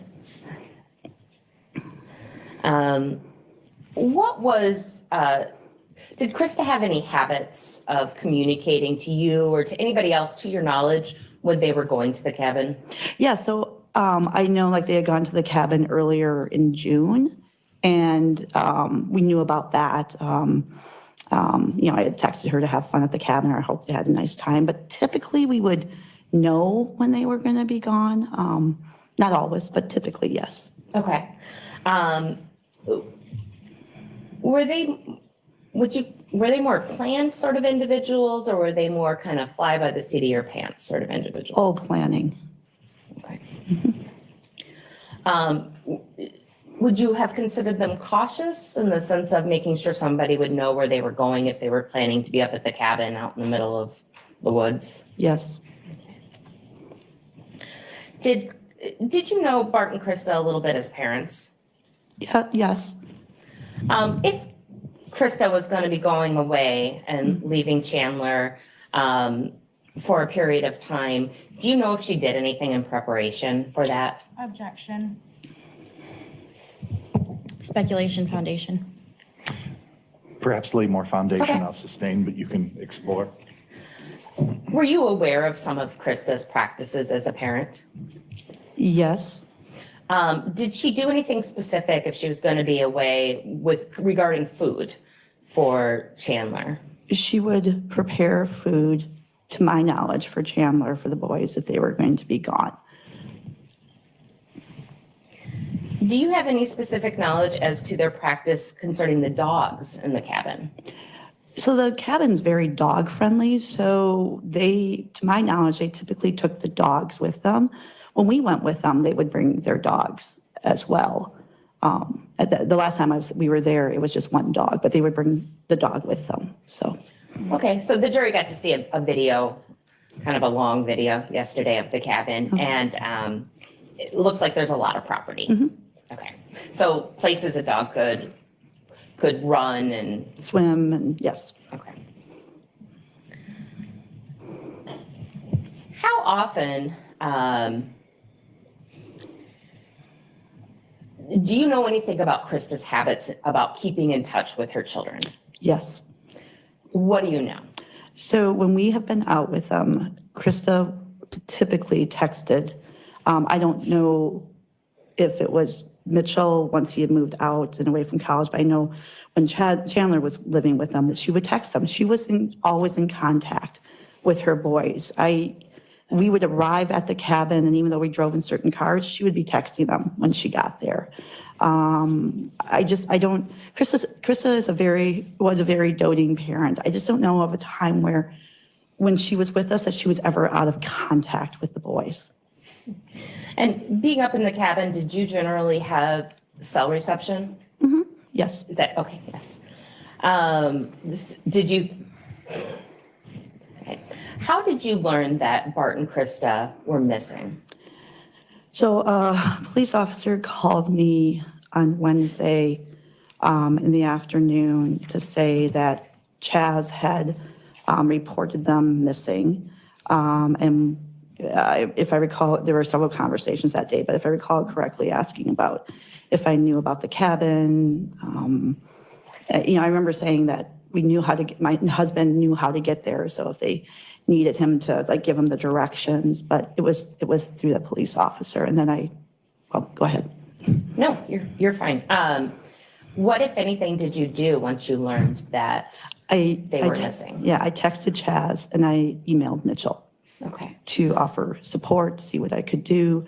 Offered to bring Chaz food because, again, knowing Krista, that she would have left him a set amount of food.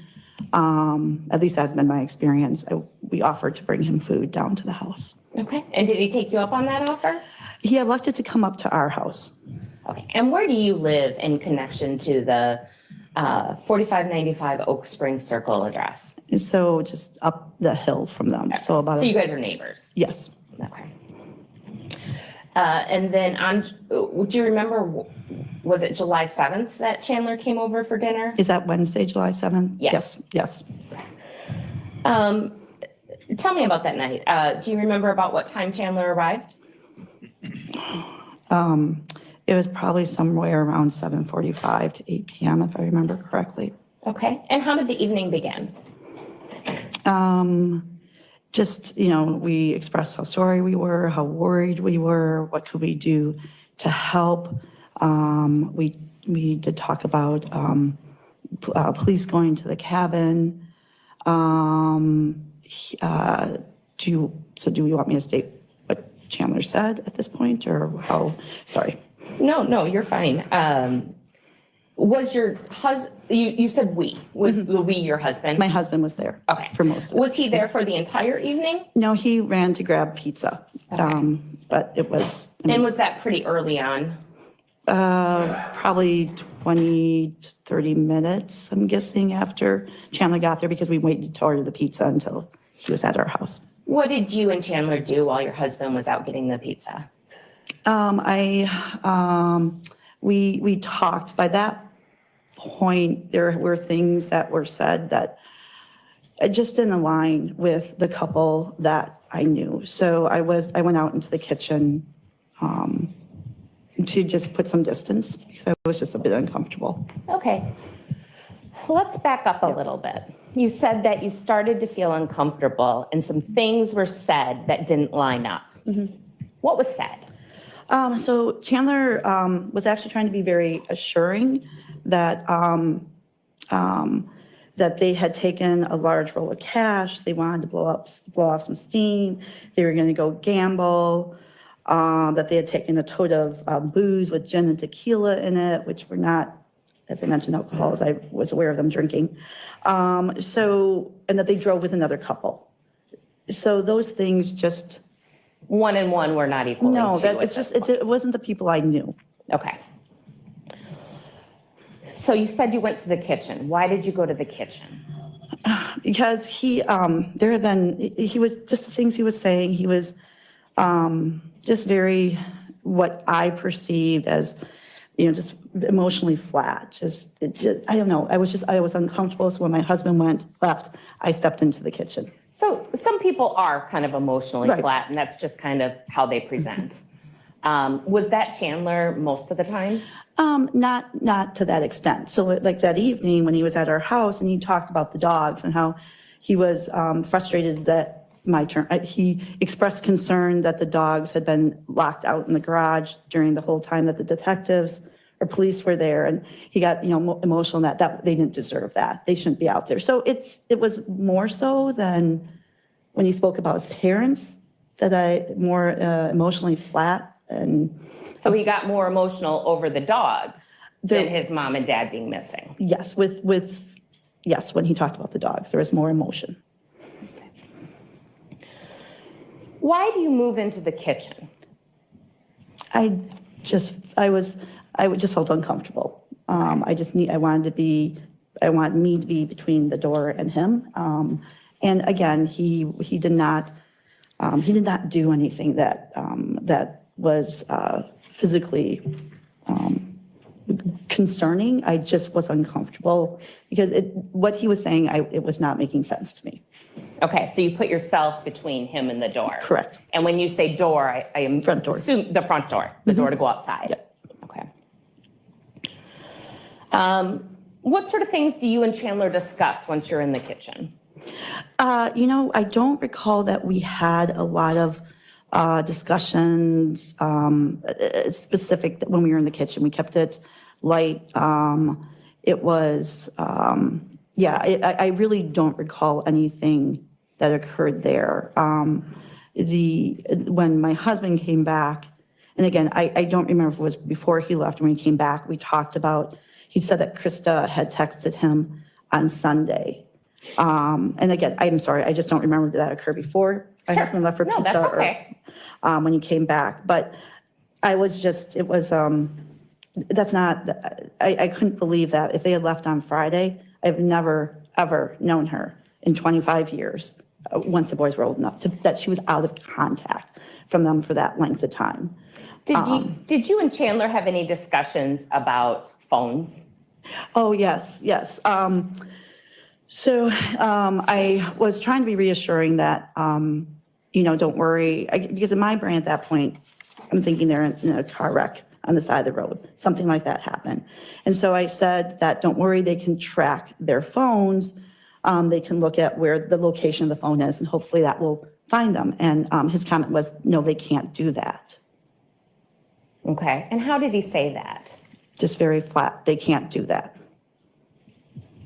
Okay. Did you talk at all about Chandler's medical concerns at that time? Yes. So he had mentioned that because of his concussion, I wasn't clear if he had the CAT scan or was scheduled for the CAT scan, but that there was going to be a large deductible with that. And then I made the comment, and I don't know if this will make sense, but I made the comment, well, you'll be getting that large paycheck from American Family. So not exactly what you wanted to go to, but at least you have those resources. And so we had been told that Chandler had roughly a 6-month position with American Family that progressed from an internship to a paid position, but that he hadn't been getting paid and that he was going to be getting this large check. And then he made the comment that something along the lines, that didn't work out or that's not going to happen. And I was really uncomfortable with things that were being said prior to that. But I remember thinking, I just need him to leave now because I don't believe anything he said. So. At any point that evening, were you able to observe Chandler's feet? Oh, yes. Specifically his big toe. His big toe. He had asked, and this is towards the end of the evening when he was there, that he had there was a cut on his toe from some broken glass from the fireplace. He said that dogs, they were playing ball downstairs and the dog ran in and broke the fireplace glass. And so he wanted me to look at his toes. So he took off his shoe and sock and sort of bent over and was showing me the bottom of his foot, the bottom of his toe. So, I mean, there was a small cut there. How big would you say that cut was? I don't know, small was more than just a puncture, but probably like less than 1/8 of an inch, little round area. It wasn't, yes. All right. And you had talked to him about the CAT scan, and you said you work at the medical school. What's your job? So I'm a researcher. So I'm also, my background, I'm a physical therapist, but I haven't practiced clinically for a couple decades, so. How was Chandler's movement Fine. during the evening at your house? Fine. I noticed no, Objection. oh, Can we approach? Okay.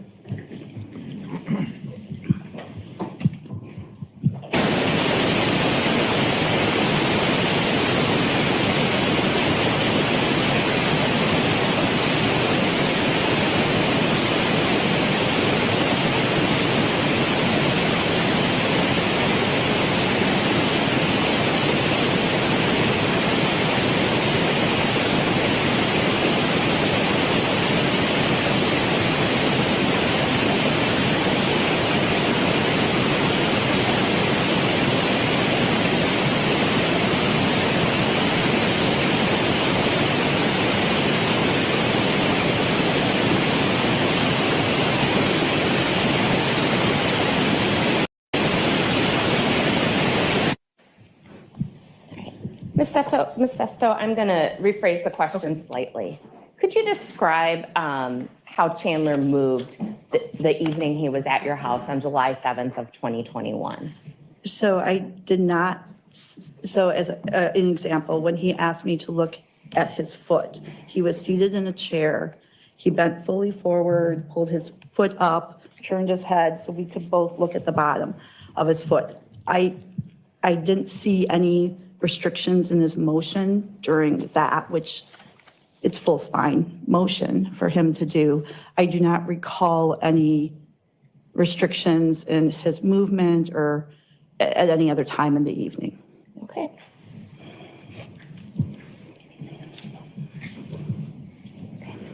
No further questions. Cross-examination. Yes, thank you. Good morning, Ms. Sesto. Good morning. So I'm going to sit here just for the mic situation. Can you hear me just fine? Oh, I'm fine, yes. Perfect, thank you. A couple questions for you. How long would you say that you've known Brett and Krista Halderson? I think 25 years. I believe it was when Mitch, I think it was after Mitch was born that we met him through another neighbor. Okay. And in that time, I'm going to assume that you had a lot of one-on-one time with Krista. Yes, I mean, yes, Krista and Bart. I mean, we did a lot with them as a couple. So as a couple, you hung out a lot? Yes. You went to dinner? Mm-hmm. And how often would you say that you had one-on-one time with Chandler? Just one-on-one? Let me think about that. I know, like, when we would stop over at their home, Krista would want, during COVID, Chandler to come out, say hi, catch us up on what was new in his life. But I think they were typically always, Bart and Krista were always there. Sorry, I'm just going back before COVID. No. Yeah, I think as we hung out, like we were together over Thanksgiving. I would chat with Chaz then, but there were other people in the room. So yeah, I can't think of a time where it was just me and him in a room. So this was probably the first time that you did have that kind of interaction with Chandler? Yes. And would you say the same thing about interactions with Mitchell? So, yes, I mean. So you never really had one-on-one interaction? Oh, that's what, I'm sorry. Yes, that's correct. No, that was my fault. And as far as the small cut on the toe, did you notice anything unusual about it? The way that you described it was just a small cut. I mean, yeah, look, yes. I mean, it wasn't, I was looking for, Chaz was concerned about signs of infection, anything like that. So I was looking for redness, oozing. It was, I said if it continued to be problematic, he could go and get it checked out. But I didn't notice anything other than he had a bigger than a puncture wound on the bottom of his toe. Okay. And I'm going to assume you didn't notice any other types of cuts or anything that would have been concerning to you. No, I didn't. I just looked at the bottom of his foot. Okay. You also testified about Chandler working at American Family Insurance. Yes. That information was provided to you by Krista, correct? No, I think the first time I heard of the company was when Bart, Krista, Chaz, and my husband and I were standing outside, and they had talked about he had done an internship and had gotten a paid position, but they were trying to get the payment set up. And someone asked who was the company, and so that's when it was said American Family. So I think that's the first time I heard it. It was all of us together, and I don't remember who actually said it was American Family. Okay. And was that the first time that you heard of this job? Yes. I had heard that he had been doing some internship, but that it had been sort of progressed to a paid position. And then the last time, if you will, that you heard about this job was when you and Chandler were in your home in the kitchen. The next time I heard about it, yes. All right. No further questions for you. Thank you. Any redirect? Yes. You said that there were times that Krista would have Chandler come outside and catch you up during COVID. Mm-hmm. What sort of things did Chandler catch you up on? Just it was mainly that night when they talked about the job.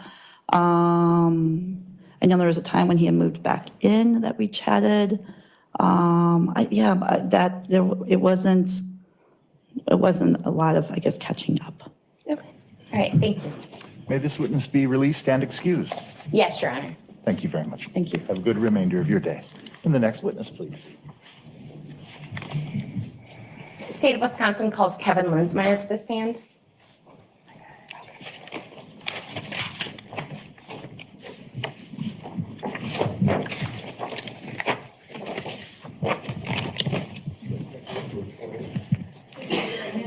Do you solemnly swear affirm the testimony you're about to give in this matter is the truth, the whole truth, and nothing but the truth? Yes. Okay, that's for the video, and then his audio recording, and then the transcripts. Okay.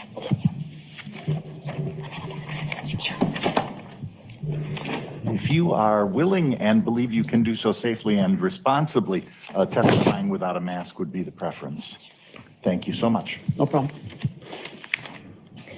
Good morning. Could you please state your name for the record and spell both your first and last names? Yes, my name is Kevin Linsmeyer. First name is spelled Kevin. Last name is spelled Linsmeyer.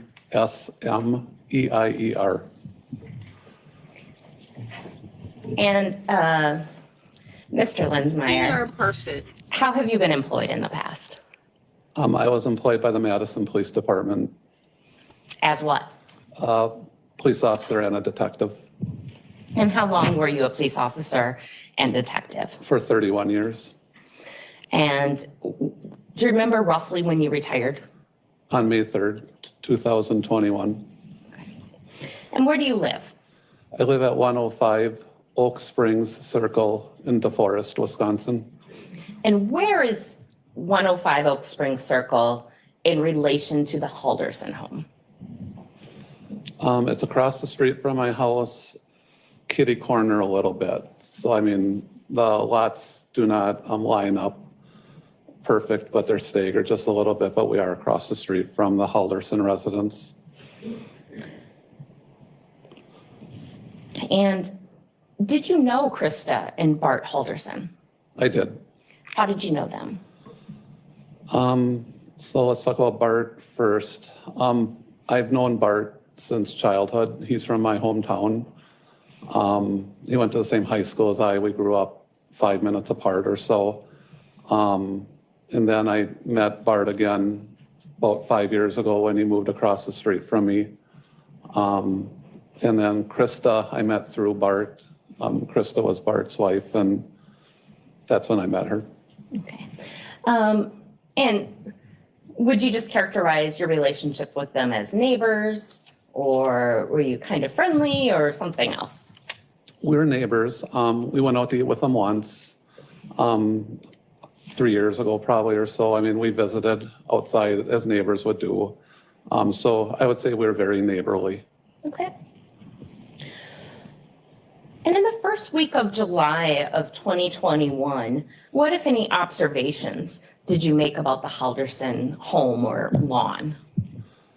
So the first week of July, I recall talking to my wife about that the Halderson lawn wasn't kept up, which was very unusual. They did a really nice job maintaining their lawn, very good gardeners. And it was obvious that the lawn wasn't being cared for. So that was the first observation that we made. Gardening was kind of a hobby for Bart, or at least you thought it was? They were out regularly working on their lawn, planting, maintaining their plants. That was one of their hobbies. You could clearly tell they enjoyed being outside and working on their lawn. And I heard that's a little bit competitive on your street, that everybody takes a lot of pride in their landscaping and lawn. Yes.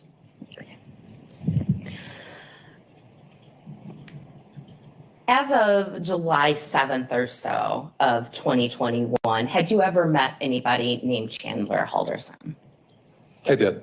Okay. And when did you meet him? Shortly after Bart and Krista moved into the house. I know for sure I met Chandler and his brother and Bart and Krista then. I remember that distinctly, and I'm pretty sure there was at least one more time in subsequent years that I have met Chandler. Generally speaking, though, did you socialize with Chandler? No. Okay. Did Chandler come to your home on July 8th of 2021? Yes. Do you have any security cameras of any sort at your house? I have a Ring video on the front door of my entrance of house. So do you remember what time did Chandler come to your home on the 8th? It was approximately 8:30 a.m. Okay. And what happened? So the doorbell rang. I answered the door. I said to Chandler through the door, "I'll meet you in the garage." Why'd you do that?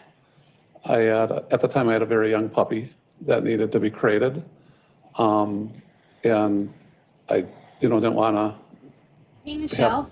try to control the puppy and talk to Chandler at the same time.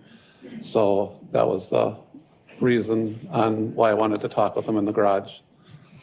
Did you do anything as you prepared to go into the garage to meet Chandler? Yes, after I created the puppy, I decided that I was going to record the contact I was going to have with Chandler. So I had my phone, I activated the recorder. Why'd you do that? Well, being a police officer, for many years, I suspected something wasn't right based on my observations from the day before, where I saw 3 squad cars outside the Halderson house for an extended period of time. That's not something we normally see in the neighborhood, let alone for a missing person type case. Usually the officers aren't at the scene for an extended period of time. So I suspected something wasn't right. I just didn't know what. Okay. So you recorded the interaction? I did. And that, just to be clear, that's just an audio only recording? That is correct. Okay.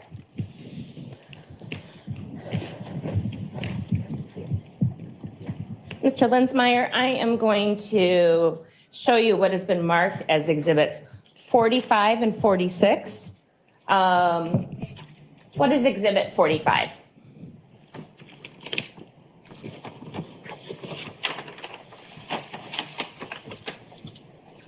So exhibit 45 consists of a flash drive. And during the course of this investigation, did you provide law enforcement with your Ring video footage of Chandler? I did. Okay. And you provided a true and accurate copy? I did. At this point, I would move exhibit 45 into evidence. Any objection? Your Honor, may we approach, please? Sure.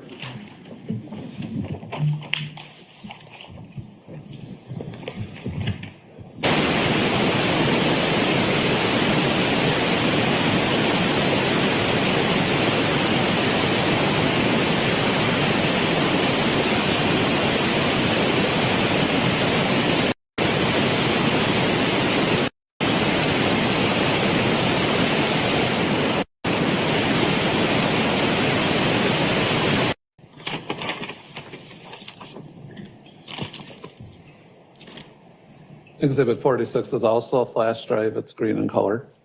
And during the course of this investigation, did you provide law enforcement a true and accurate copy of the audio you recorded in the garage between you and Chandler Halderson? Yes. I would move Exhibit 46 into evidence at this time. Any objection other than any noted previously? None. It is received.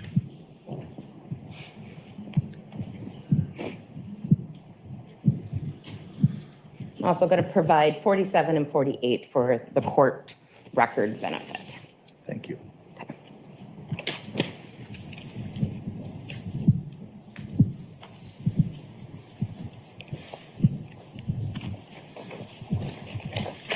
So the Ring doorbell interaction occurred first? Yes. Okay. So we are going to publish Exhibit 45 at this time.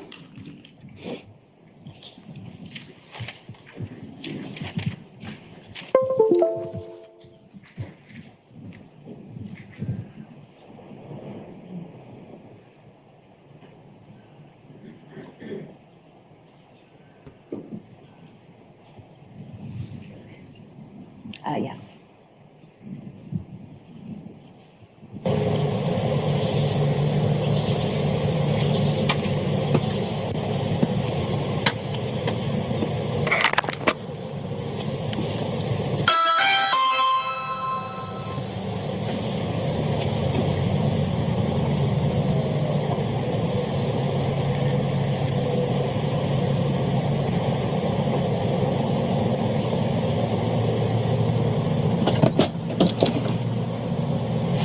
I'll meet you in the garage, okay? Okay.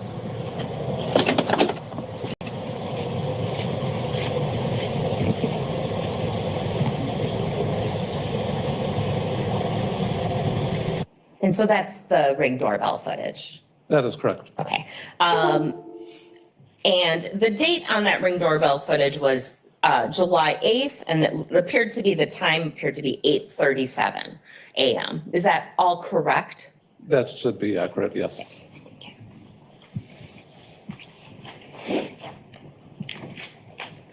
And this audio footage that we're about to hear in Exhibit 46, I assume that occurred pretty much seconds after that Ring doorbell? Yes.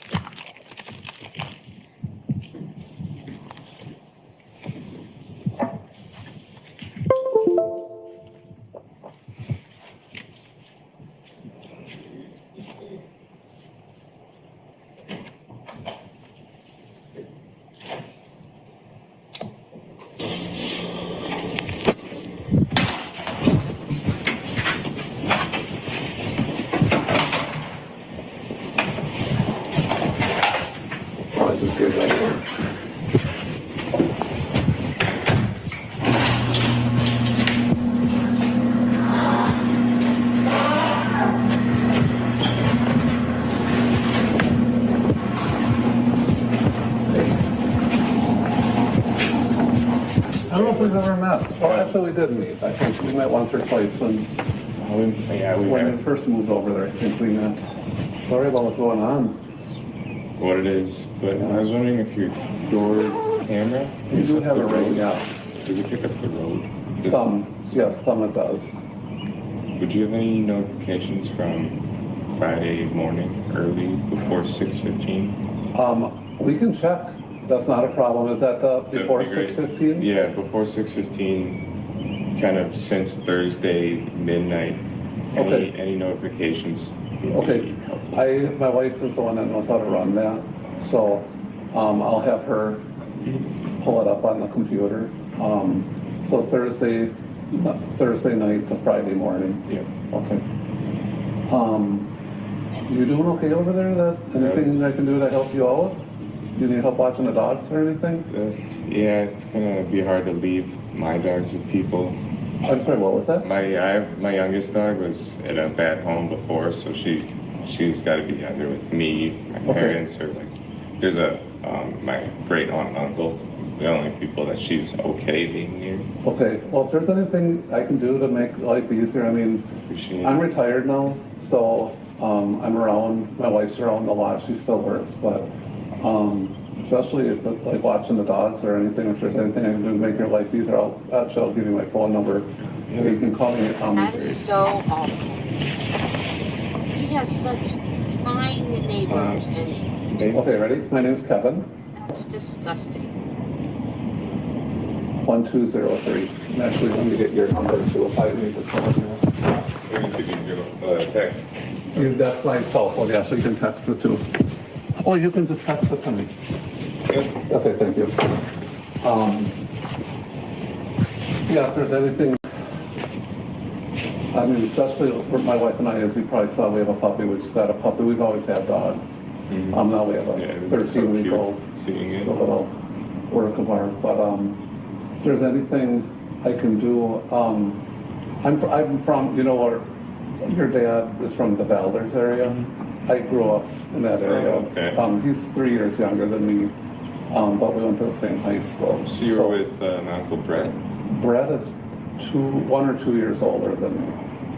So I don't know. I don't think I've ever talked to him. I know he used to be cross country, was he? Was he a big runner back in, I think in high school he was a runner, I think. And I don't know if I've ever talked to him. I know what he looks like, but he is 1 or 2 years older than me. But how's, you know, your how's your dad's family or Krista's family doing? Haven't heard anything from my mom's family. They're kind of spread across the map. So Do they know what's going on though? No, I haven't talked to them before. Okay. I wouldn't know how to contact them either. Okay. My brother might know how to contact her brother. So I think he's met her. No? Yeah, I'm hoping Brett can come because he'll be able to look through more things than the police are. Yeah. Well, when Brett comes up here, if he comes up here, have him come over here. I mean, if there's anything I can do to help out with anything. I mean, I was a detective for 23 years with Madison Police Department, so I worked, you know, that's kind of stuff. I know Brett was a manager, he was a boss, but he should have a lot of experience. But, you know, and if you have Brett's phone number, I could easily call him up. If you want to give me Brett's phone number, I'll give him a phone call and just, you know, tell him. And actually, I think you text that to me also. Yeah, Yeah, send that to me. I've always wanted to meet him because I know he was a police officer for many years, and I don't even know if he knows who I am. But when I met, you know, your dad and Krista, he told me that Brett was a cop. I'm like, I knew that. He was in the military or something too. I remember. Yeah, he was in the Army. Yeah, I remember that also. But I'll have Lisa check the ring. I know the cops one of them came over and talked over here a little bit yesterday and asked if we saw anything, and it's like, no, not much. So. It's too early. I haven't seen anyone up around that time anyways. Do you, I read in the news release where the cabin is. What's Sawyer Lake? Sawyer Lake. Is that a cabin? Cabin. And they checked the cabin already up there? I haven't heard what they found. I would hope they have the cops up there knocking on the door, checking it. One of the 3 cops for the entire, No, that's what, I don't even know where Sawyer County is actually. It's not Sawyer County, it's just Sawyer Lake. Sawyer Lake, okay, I've heard. Okay. County. Langley, is that what it is? Oh yeah, that's what I heard. I heard of Langley, never went to get past Green Bay, I don't know much, so. But I'll have Lisa check, I'll text you once she checks the ring, so Thursday night into Friday morning. Yeah. Okay. And you keep me in mind if there's anything I'm telling you, if there's anything we can do to make your life easier, you need to reach out to us, okay? I appreciate it. Okay, what's your name again? Chandler? Chandler, okay, and you have one brother? Yeah. I was gonna say, when your parents moved in there, I remember meeting two boys. Okay, what's your brother's name? Mitchell. Okay, yeah. I don't know if I've met either of you since. Yeah, it's been a while. Yeah. I can't even remember moving all the boxes in here.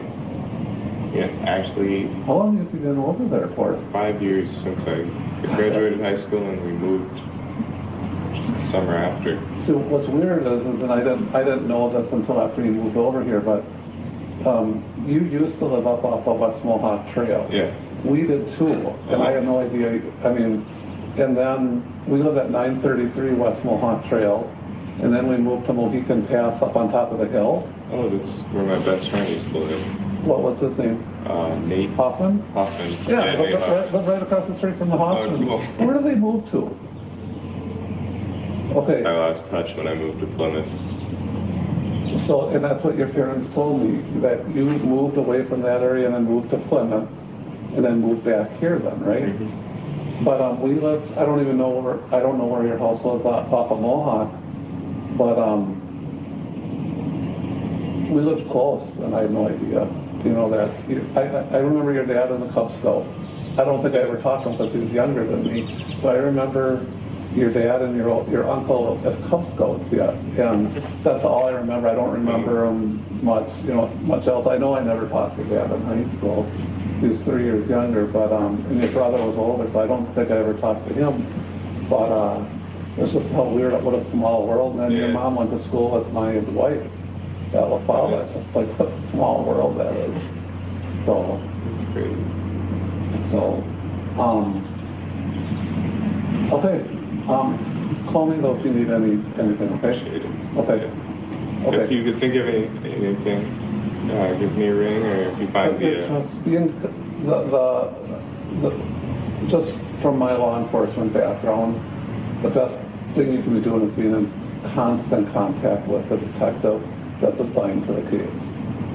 If I was you, I would be lighting this phone up, what's going on, where are things at, you know, just being in constant contact.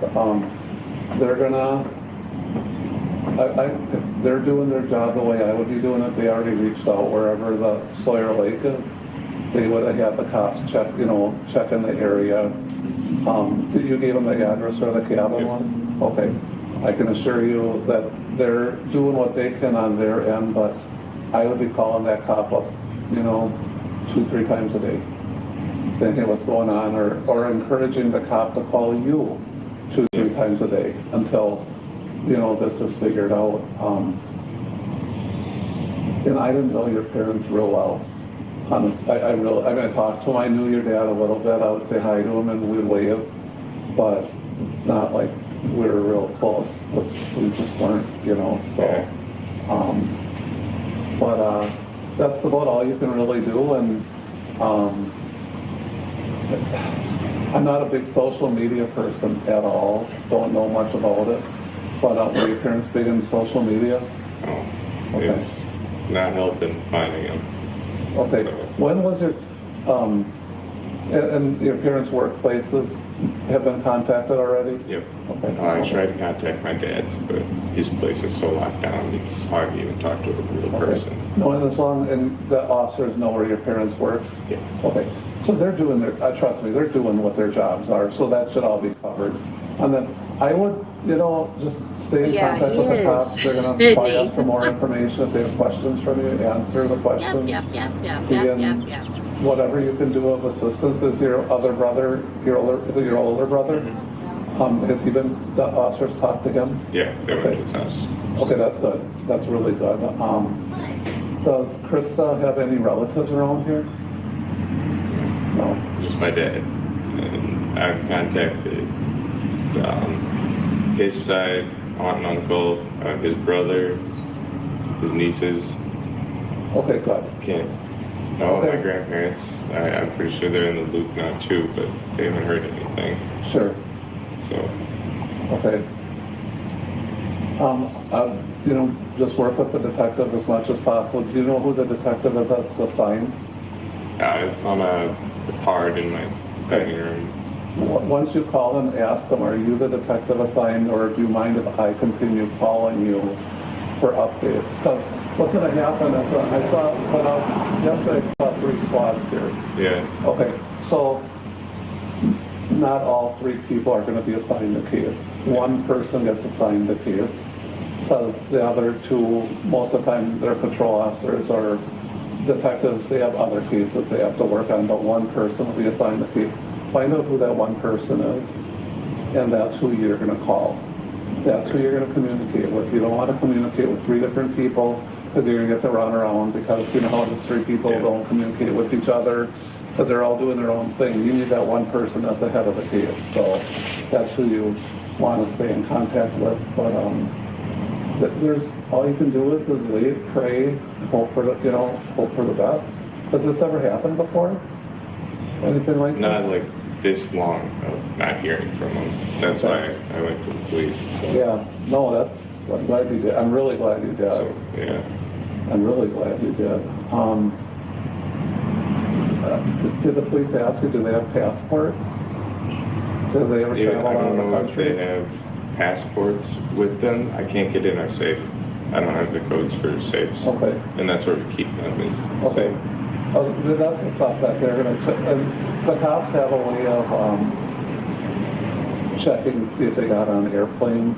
There's a way of them doing that.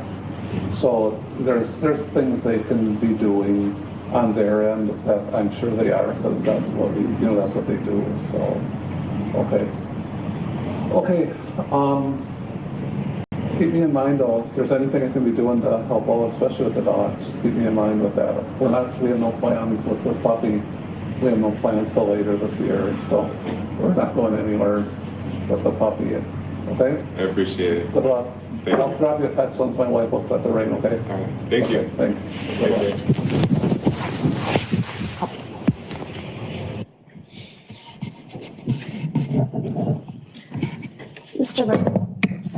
Mr. Linsmeyer, is the person that you talked to in your garage, Chandler Halderson, in the courtroom today? I'm At this sorry. point, Could you repeat that? The question asked if you would be able to recognize the person you talked to. Before following up with that, I would ask everyone not in the jury box to lower their masks for a brief count of 3 so that the witness can observe everyone's faces. Thank you.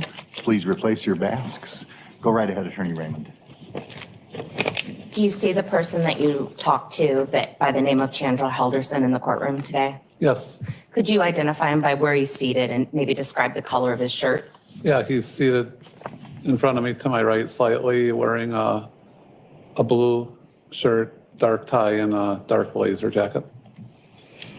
And I know that audio was kind of long, but at the beginning, the defendant asked 2 questions. If you had cameras and what they pointed to. Is that fair? Yes. Okay. And did you notice any disability or limitations on the defendant's movements that morning? I did not. Nothing further. Cross-examination. No, thank you. May this witness be excused and released from a subpoena. Yes. Thank you. Congratulations on your retirement. Thank you very much. Have a good rest of your day. Does the state have another witness that would take us up to the noon hour, or?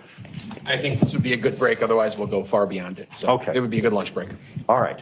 Ladies and gentlemen, I think the weather's a little bit more questionable. It may be a little bit slower for lunch today, and plus you'll probably be hitting places pretty close to the noon hour. So we'll resume at 1:15. I want to give you a little extra time because of the weather. That gives you plenty of time if you're leaving the building to go up there safely. Don't slip. Be cautious, leave your notebooks, and again, don't discuss the case with anyone or unintentionally observe or hear any information about the case. No research, no discussions amongst yourselves. Have a good, safe lunch, and we'll see you at 1:15. Thank you. All right, to the jury.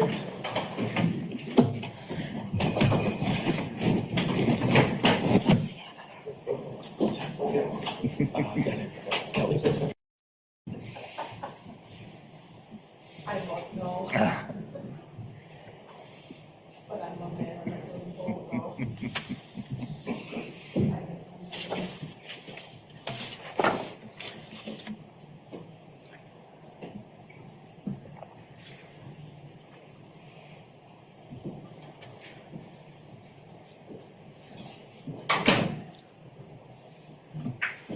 Everybody, please be seated.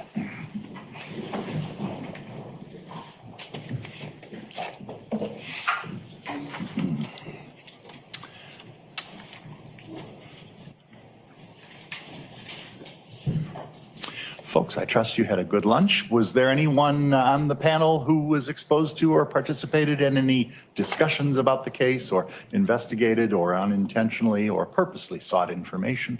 I see no hands. Thanks very much. We'll continue then with the state's case in chief. Attorney Brown. State will call Kelly Bennett to the stand.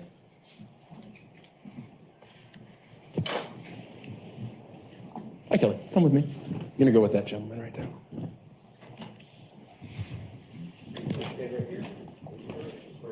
Please raise your hand.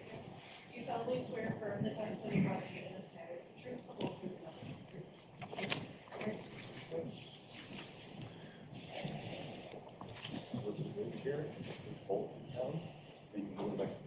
Thank you. Good morning. If you're able to comfortably, safely, and with good responsibility testify without a mask, we would appreciate it. Okay. Thank you.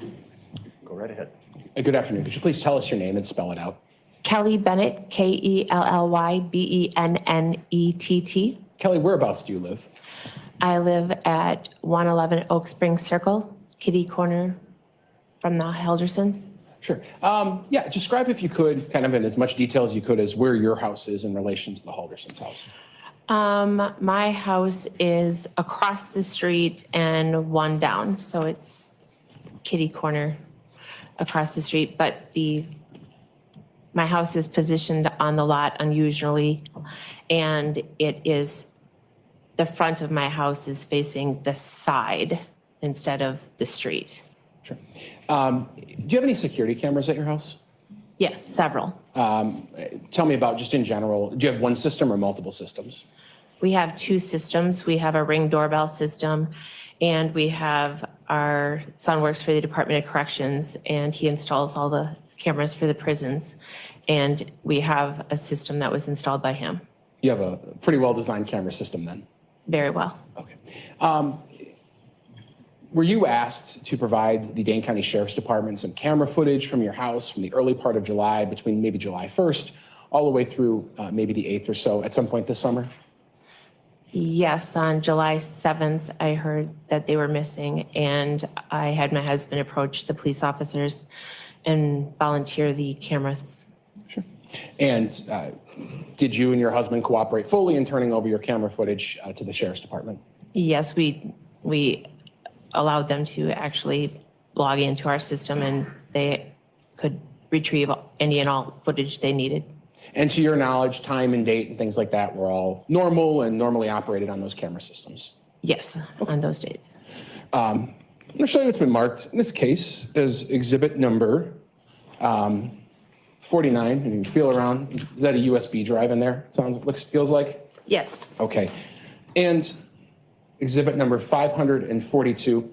What does the photograph on exhibit number 542 show? My driveway? Sure. That is your driveway? Yes. Okay.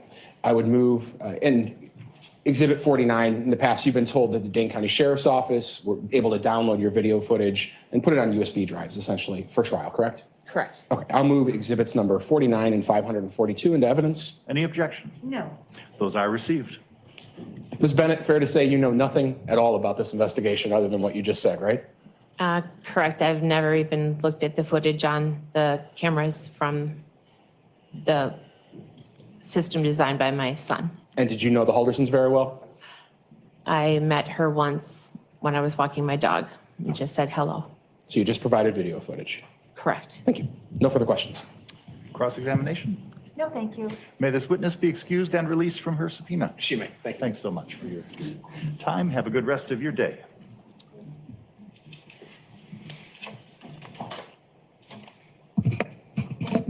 State will now call Joelle Lockwood.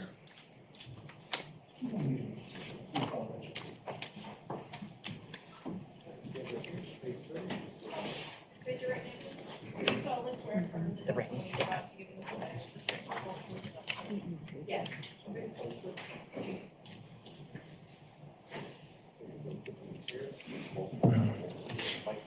Thank you.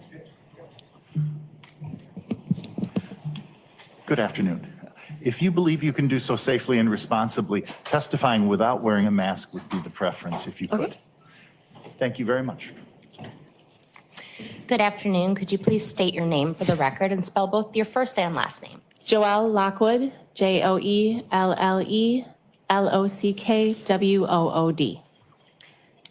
And Ms. Lockwood, what location do you work out of? 111 Oak Spring Circle, DeForest, Wisconsin. And the person who just testified, Miss Bennett, is that your sister? Yes. And you work out of her home, essentially? Yes. On July 8th of 2021, did you answer the doorbell and correspond with a young man about camera systems? Yes. And that was captured by some Ring doorbell footage? Yes.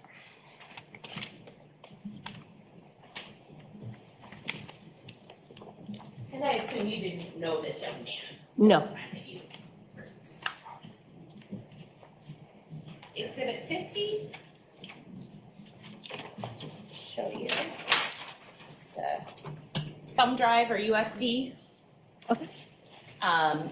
Of the Ring doorbell footage. I would move exhibit 50 into evidence at this time. Any objections? None. It is received.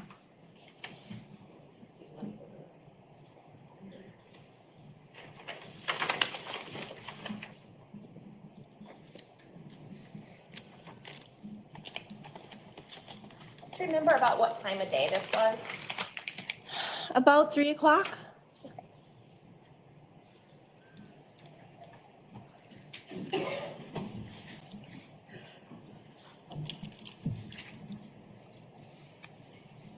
Do you wish to publish at this time? Yes, Your Honor. Thank you. You should be able to see what will be shown on the screen in front of you. Yeah.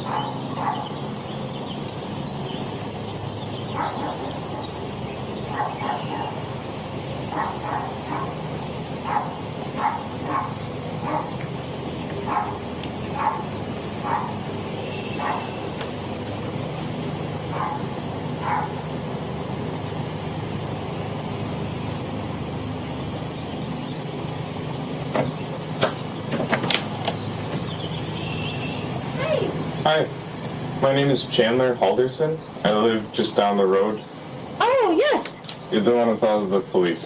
Yeah. I was told you had the fancy security system. I was wondering if you were able to capture the road or my house. The police actually came and downloaded everything they have. But it's actually my sister's house. Oh, okay. Yeah, so they were here, I think till like 9 o'clock last night and downloaded all the video she's got. So we're hoping that... Yeah, did it capture anything on... We don't know. We don't know. They just took a copy of everything, and so we're hoping... Winding the lens? Yeah, and it's all... Be able to get a call. Yeah, and it's all HD, and then I think there's one... Especially in the dark. It looks like it has a little bit of night vision. Yeah, and there's one on the corner of the garage, too. I don't know if that one quite goes that direction, but... Maybe through this road and take it from... Yeah, so hopefully, I mean, we gave them everything that we had, so we're hoping they find something. If they already got everything they had, then they had to come back and get this later. How did they know to come back and get this later? On there. Yeah, I appreciate it. Thank you. Thank you. Dude, you didn't shut the door.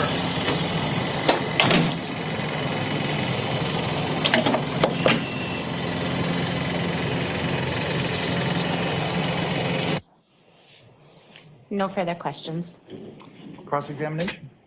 None, thank you. May this witness be excused and released. Yes. Thank you so much for your time. Have a good rest of your day. Thanks, sir.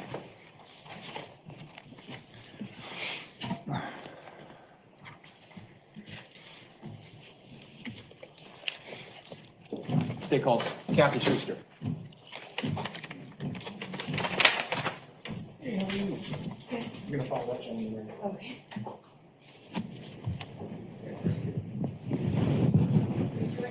You solemnly swear to affirm the testimony you're about to give in this matter is the truth, the whole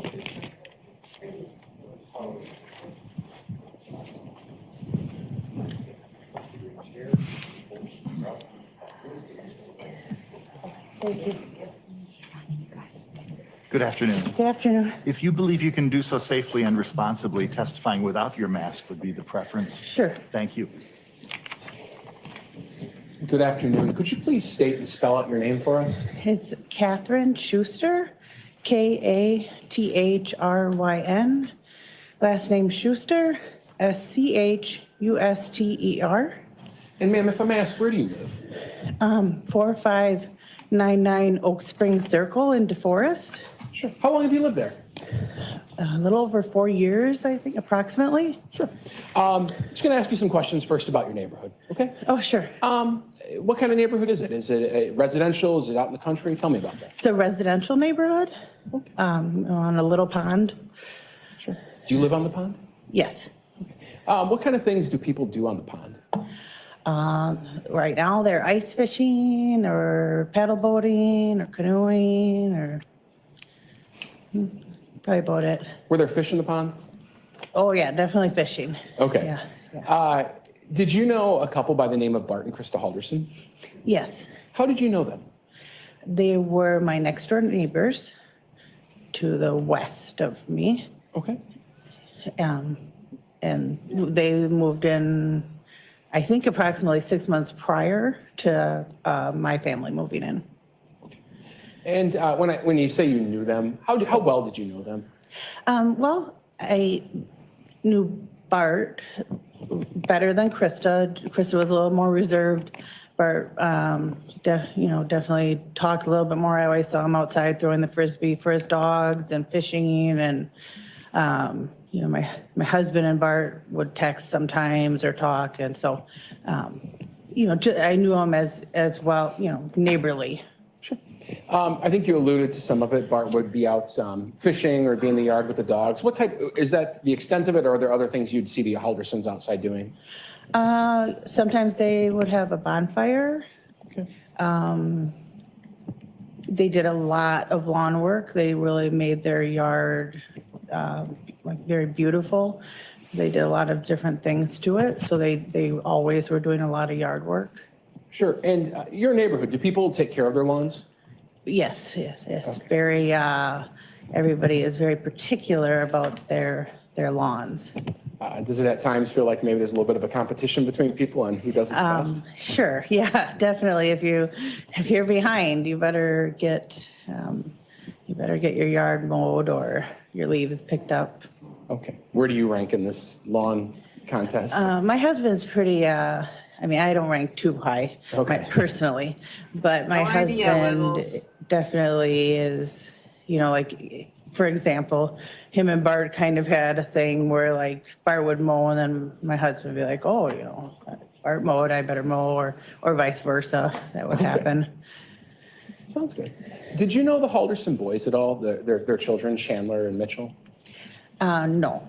I had seen them. I had not seen Mitch as much as I had seen Chandler, but I had only interacted with, or I have only interacted with Chandler twice since they lived there. Okay. In early July of last year, so after the 4th of July weekend, maybe going into the 7th, 8th, that time period, at some point, did Chandler come over to your house? He did. Now, do you have any security cameras at your house? We do. And were those full functioning and operational the day that Chandler came over? Yes, they were. Okay. At times, do you turn the security cameras off? Yes, I did. Why do you turn the security cameras off? Sometimes I turn the well, I didn't turn the camera off, but I turned the notifications off so that if there was a large influx of packages coming, then my husband wouldn't get like all the notifications. Sure. He was at work. Yeah. I think that scheme's being pulled on me right now. But, so you had a camera system. Sometimes you turn the notifications off and the footage would maybe go away eventually. But Chandler came over one of these days. Right. And did you talk to him outside or did you invite him inside? I invited him in. Inside. So if your security camera picked up anything that day, it would have just been that brief ring of the doorbell, pleasantries, and then inviting him inside? Yes. Okay. And did you provide that footage to Dane County Sheriff's deputies? Did your family when asked in this case? I did. Okay. I'm showing you what's been marked in this case is exhibit number 52. Just a feel around. It feels like a USB drive, doesn't it? Yes. And that'd be consistent with someone's video footage kind of being transferred over for court, right? Sure, I would imagine so. I'll move 52 into evidence. Any objection? No objection. It is received. For the court record, I'll move 53, not to be published. Any objection to 53? No. It is received. And I'll move to publish 52. You may publish. Quit rattling, I got a Every headache. scene you'll be able to see on the screen in front of you, rather than needing to strain your neck. Oh, sure. I Okay, should say thank the you. monitor. I get it. Thank you.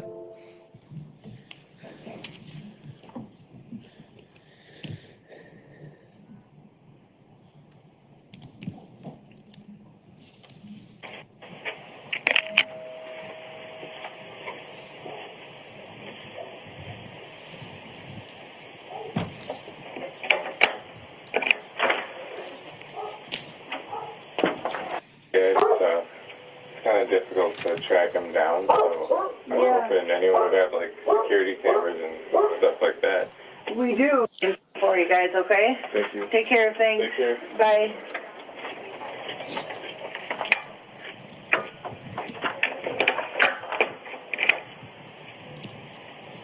All right, so that showed essentially Mr. Halderson showing up and then him leaving when your camera again gets activated by his movement? Correct. All right. And you have any reason to doubt that the time on the bottom there and the date of July 8th, around 8:30 to 8:36, that sound about right to you? Yes. I thought he came over at 8:08 and 8:08. left 18 minutes later. Sure. About a 18 to 20 minute conversation. Yes. Nothing that was inside was recorded, of course. No. Okay. Let me ask you some questions about Sure. that, though. When Mr. Halderson first came in, what did he tell you? I'm sorry, could you repeat? Yeah, what did he tell you was going on when he first came in your home? Well, he didn't, he just came in, he took his shoes off and you know, I said to him, I'm not very tech savvy. It's going to take me a minute, you know, to pull up the cameras and see what we have. And he came in, he sat down on the floor against one of our like oversized chairs. And then, you know, my dog went up to him and I sat next to my dog and I proceeded to look at the footage. I don't recall him saying anything at that time. Sure.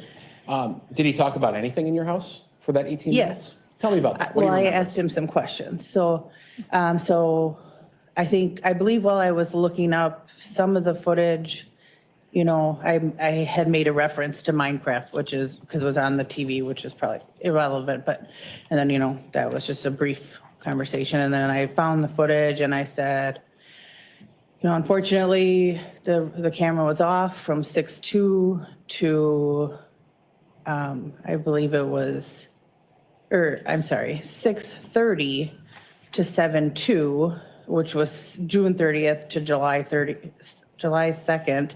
And then again, it was on the 3rd, off again the 4th to the 7th. And then, so he's like, okay, well, most cameras don't go to the road. Just thought I'd check. And then I said to him, you know, so your parents, why didn't your parents take their car? And he said, well, a couple picked him up Friday morning, which would have been July 2nd. Prior to me getting up at 6:15, they were gone. And I said, oh, okay, and you don't know who they went with? And he said, no, I've called all their friends. I don't know. They didn't go with anybody, and maybe it was one of my dad's clients.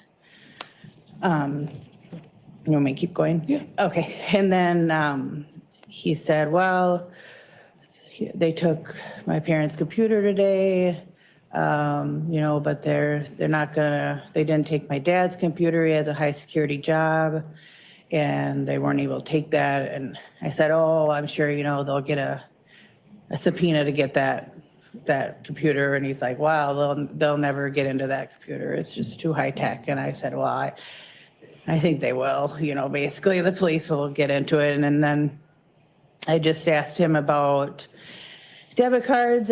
I just said, are they looking at their debit card records, to see where they've been or whatnot? And he said, no, they don't use debit cards when they go up north. They always take cash because they don't have any sliders. And I said, okay. And then Sliders and meaning like a credit card. He referred machine. to it as sliders, but yeah, I took that to mean debit card machines or credit card machines. Did you ask him about his parents' phones and tracking them? What? I did. Next I said, well, That doesn't make sense. what about their phone records? Are they looking at their phone records?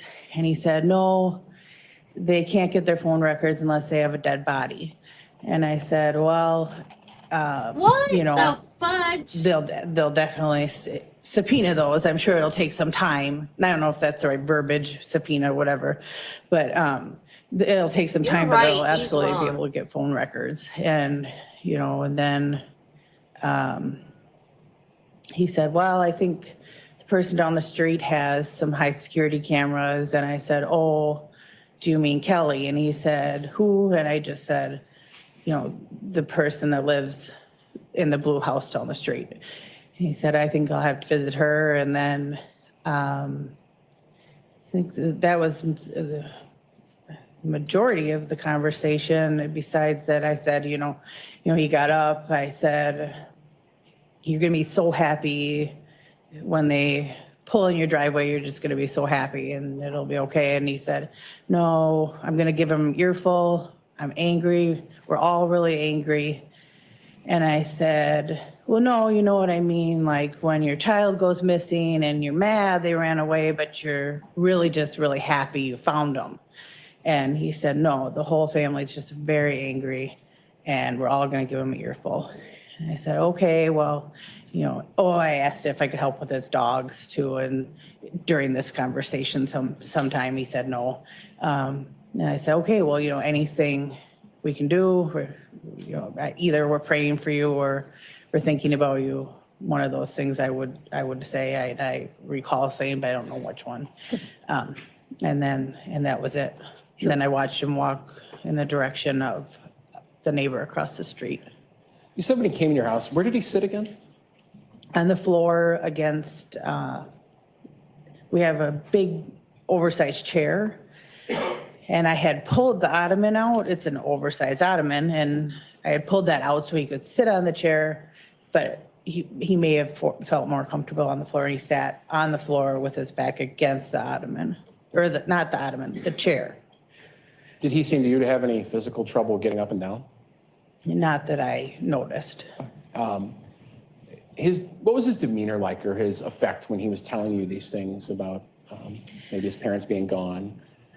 It's hard to describe. I would guess kind of a quiet nature. I would say like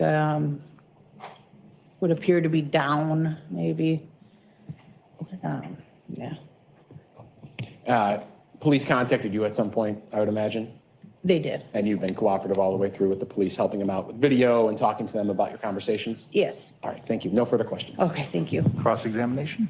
No, thank you. May this witness be excused and released. She may be. Thank you so much for your Thank you. assistance and Thank have you. a good rest of your day. You as well. Thank you.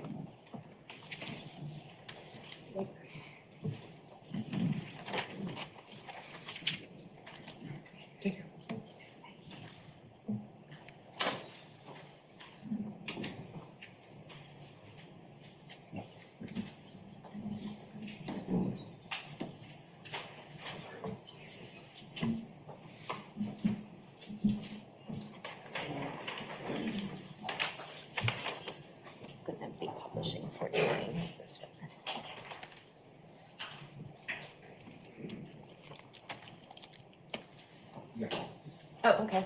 Deputy Wilk, who the state's going to call. Do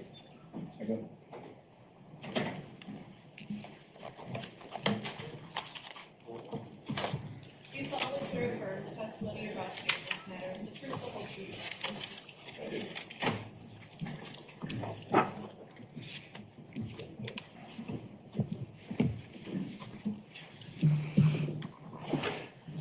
Good afternoon, Deputy. If you are able to safely and responsibly testify without your mask, I would appreciate it. Thank you. Counsel.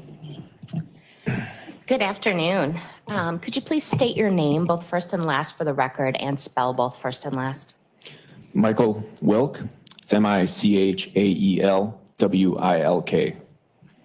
And how are you employed? I'm employed with the Dane County Sheriff's Office as a deputy sheriff. And what are your job responsibilities? I work a task force position. Within that position, I may be assigned to multiple divisions throughout the sheriff's office, including the bailiff's office, field patrol responsibilities, security in the jail, conveyances, and from time to time, I also am pulled for special assignments, which I was in this case. And what was your assignment in this case? My assignment in this case was to assist with video review, as there was a great deal of video that was brought in. And specifically, were you asked to look at the video from a witness named Kelly Bennett's house, which was 111 Oak Springs Circle in DeForest, Wisconsin? I was. And how many hours of that video do you think you watched? It was approximately 7 days worth of video, 24 hours in a day. So you can do the math. It was a great deal of video. So you were the lucky person assigned to watch every minute of that video? Yes, I was. And what were you looking for when you watched it? I was looking for all general activity that could be observed from the address on Oak Springs. I believe it's 4595, if I'm not mistaken. So the 111 Oak Springs video shows at least a portion of the 4595 house and driveway. Yes, that is correct.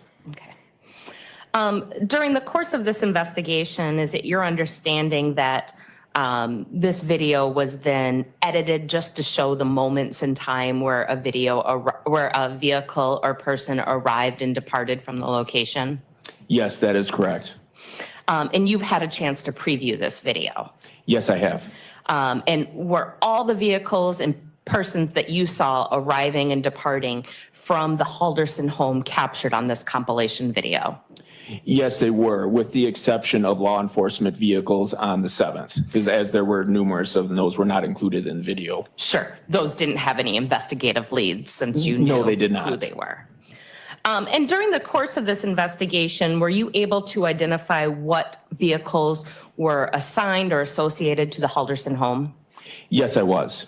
And I know you review lots of videos with lots of different vehicles. I assume you don't have license plates, makes and models memorized. No, I do not. Instead, you detail them in a report that you could review later. Correct.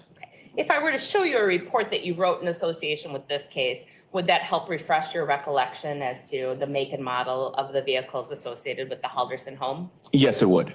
It's 1688 of discovery.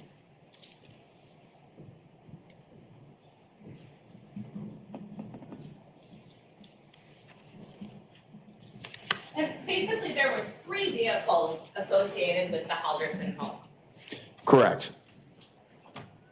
What was the make and license plate of the first vehicle? The first vehicle was a Subaru Outback premium sport utility truck. License plate number was 34269 Union. And who was that registered to? That was registered to Bart Halderson. What was the second vehicle associated with the Halderson home? Second vehicle was a Volvo V70 station wagon, license plate number 34270 Union. And who was that car registered to? That vehicle was registered to Krista Halderson. And was there a third vehicle associated with the Halderson home? Yes, there was. And what was that vehicle? That vehicle was a Subaru Forester 2.5X premium sports utility with a license plate number of 718 Victor Edward Robert. And who was that vehicle registered to? That vehicle was registered to Dulce Melander. I may not pronounce her name correctly. And in the course of this investigation, did you learn that was the defendant's girlfriend's mom? Yes, I did. So that was the car the girlfriend presumably drove? Correct.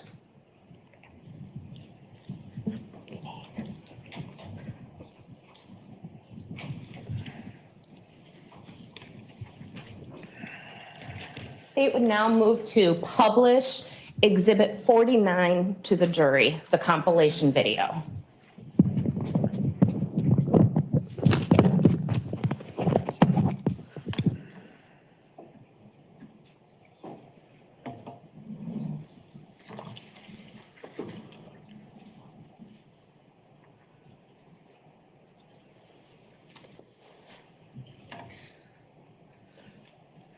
Can we pause it just for a second? So Deputy, there's two boxes here. Yes. Is it fair to say that part of the video is enhanced to really look at the driveway that we want to look at? Yes, the portion of the video in the upper right-hand corner is the true view of the camera as you would see it if you were to watch it without enlarging any portion of it. The bottom portion is an enlarged portion of the area that captures the front driveway and front entryway of 4595 Oak Springs Circle. All right, thank you.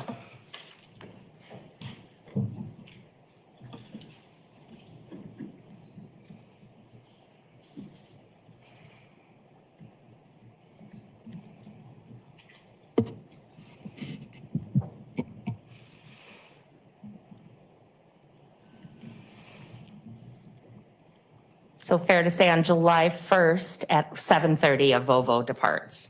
Yes, that is correct.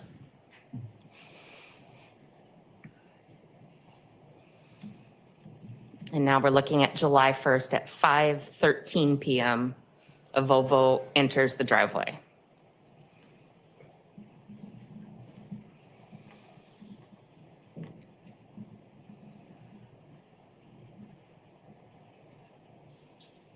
And then at 8:16 p.m., a Volvo departs the driveway. Is that right? Yes.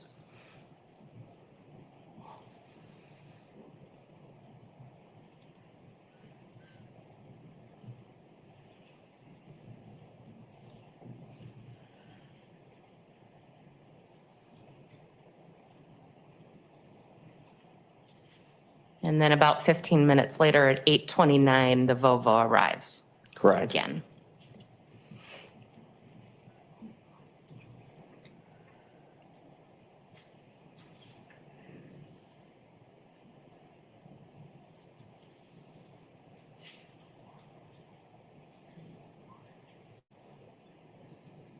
And then July 2nd at 7:02,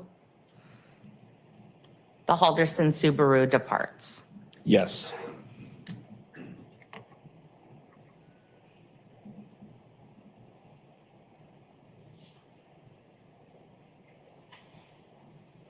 And that same vehicle appears to arrive at 7:31 a.m.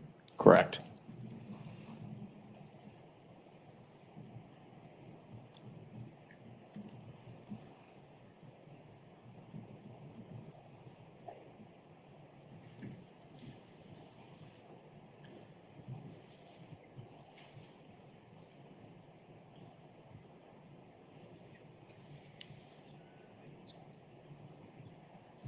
And then the labels do continue the rest of the video. Is that fair to say? Yes, it is. Okay.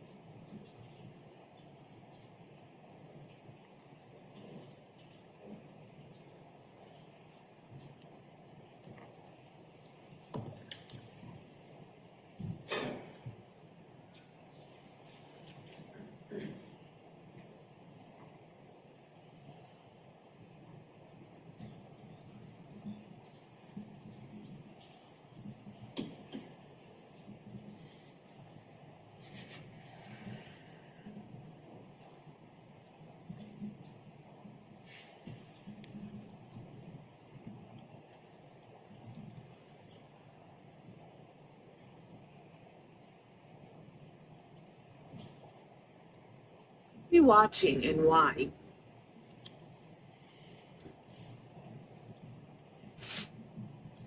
Whose car is that?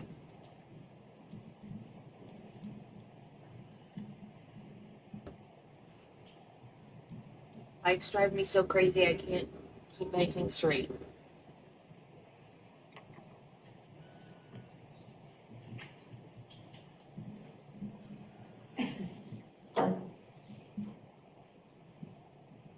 Cannot order a dog that barks at nothing.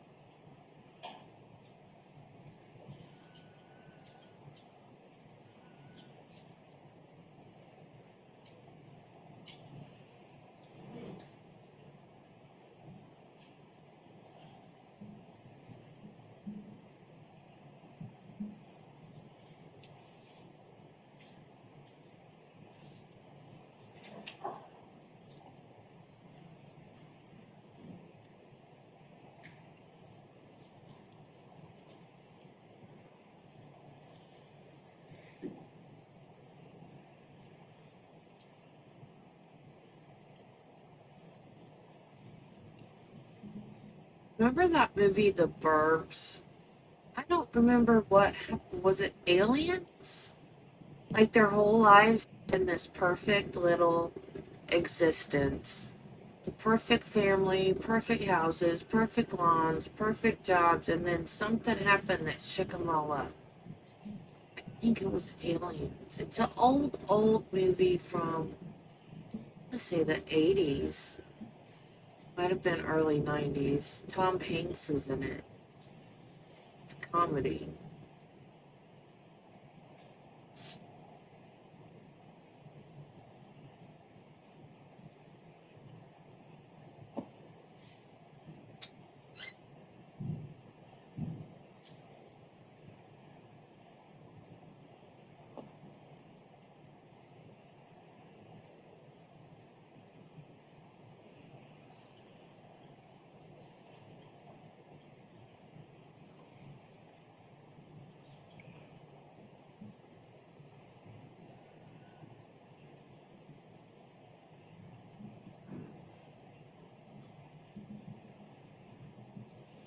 way all these people strike me as the perfect little suburban type neighborhood.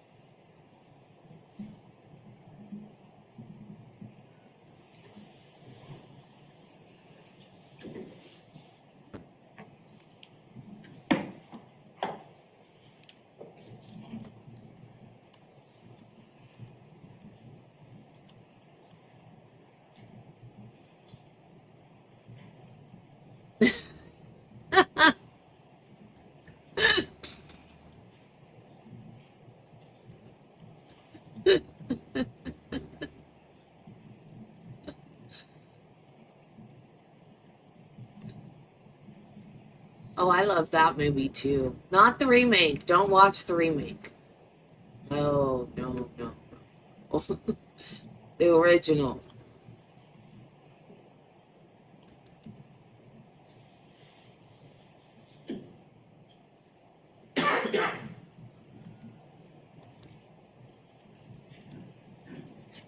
Must be nice.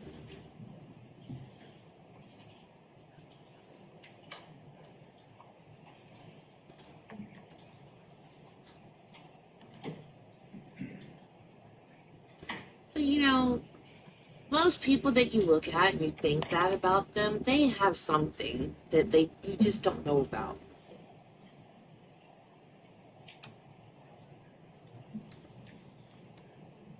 That's what I think every time I watch one of Peter Tragos' videos.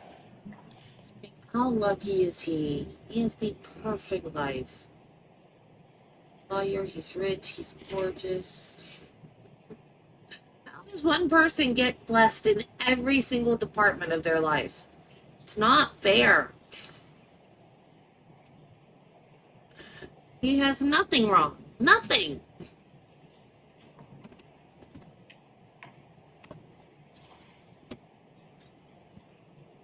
Thriving YouTube channel.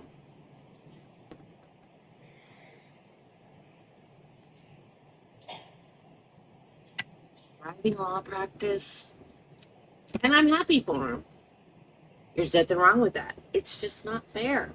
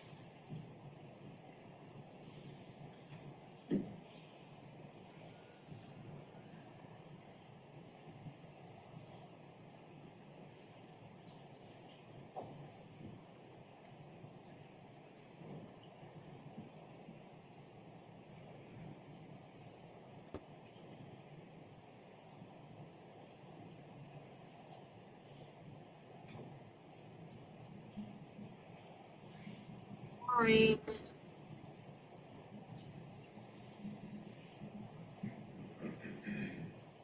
So boring.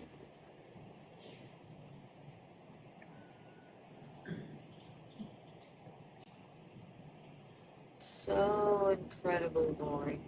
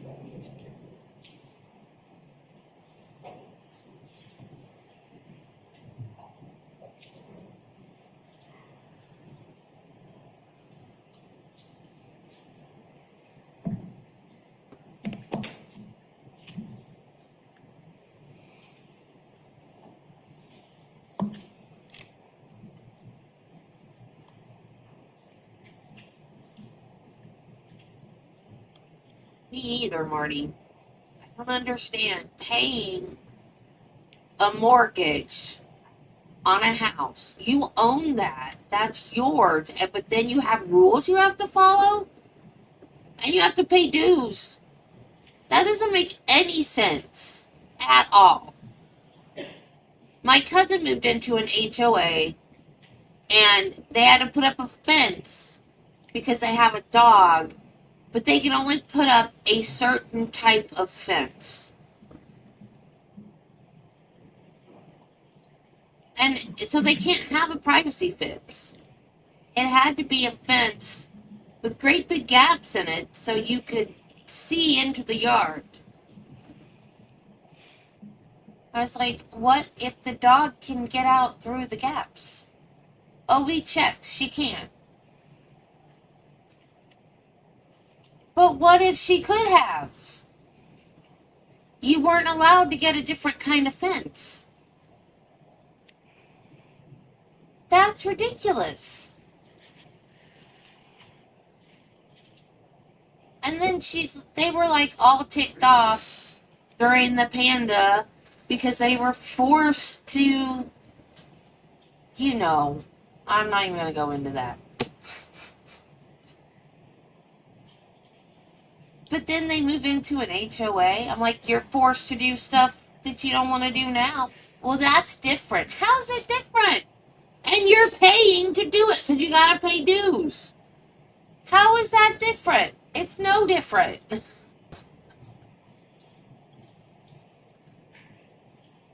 Ridiculous.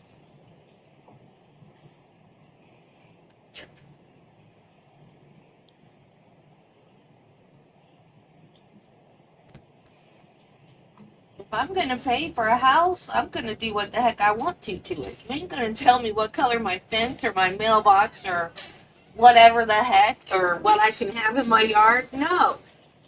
It's my yard. I'm going to do what I want with it.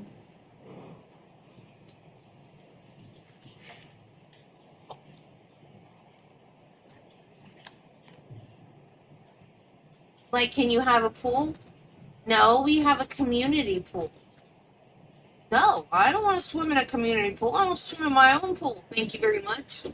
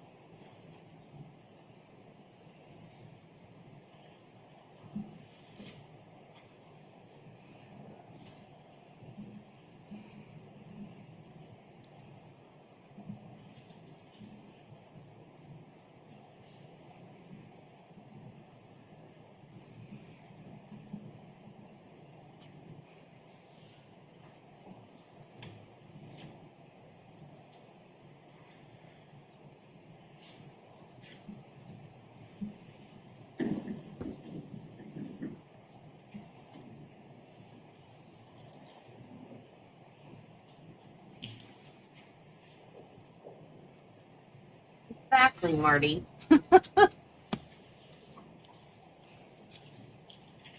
Anytime you swim in a community pool. Now, my husband likes water parks, so we go rarely, but we do. Anytime you swim in a community pool, though, they put so much chlorine in there to kill all the germs from all these random people in there that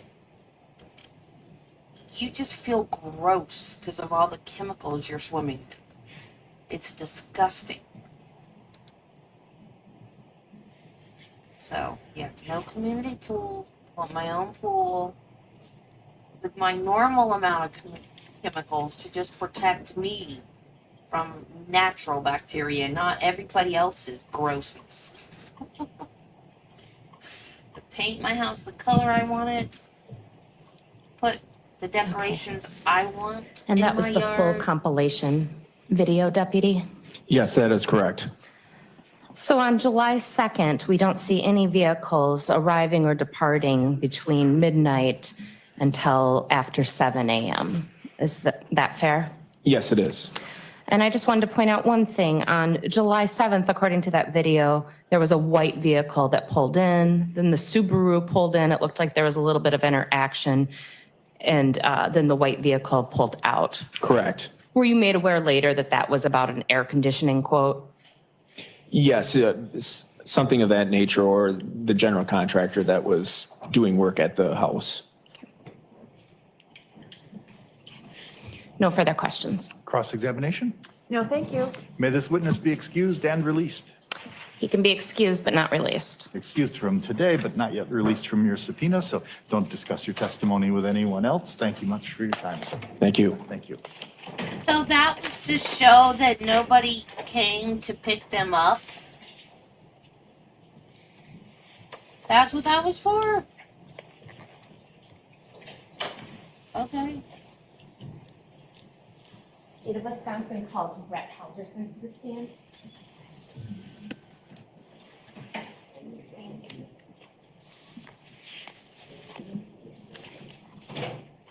You solemnly swear to affirm the testimony you're about to give in this matter is the truth, the whole truth. How bad are historical societies? How can they be worse than HOAs? Good afternoon. If you believe you can safely and responsibly testify without wearing a mask, it would be our preference if you could. Thank you so much, sir. Go right ahead. Good afternoon. Could you please state your name for the record and spell both your first and last name? My name is Bart Halderson, B-R-E-T-T, last name Halderson, H-A-L-D-E-R-S-O-N. I'm going to ask you to grab the base of the microphone. You can sit comfortably. That you can pull up closer. The fans are on right now, so it's becoming a little bit harder to hear folks. Thank you. All right. Brett, your last name is Halderson. Were you related to Bart and Krista Halderson? Yes, Bart is my brother. Were you the older brother, the younger brother? I am an older brother by about 4 years. So you knew Bart his entire life? Yes.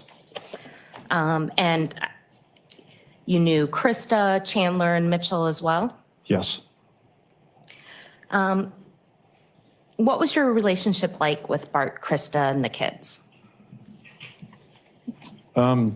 General good relationship with them. We would have family get-togethers at holidays. We would talk over the phone occasionally, maybe send an occasional text message back and forth. And how would you describe Bart and Krista as parents towards Mitchell and Chandler? They were good parents, very nurturing. Krista was very involved with her children.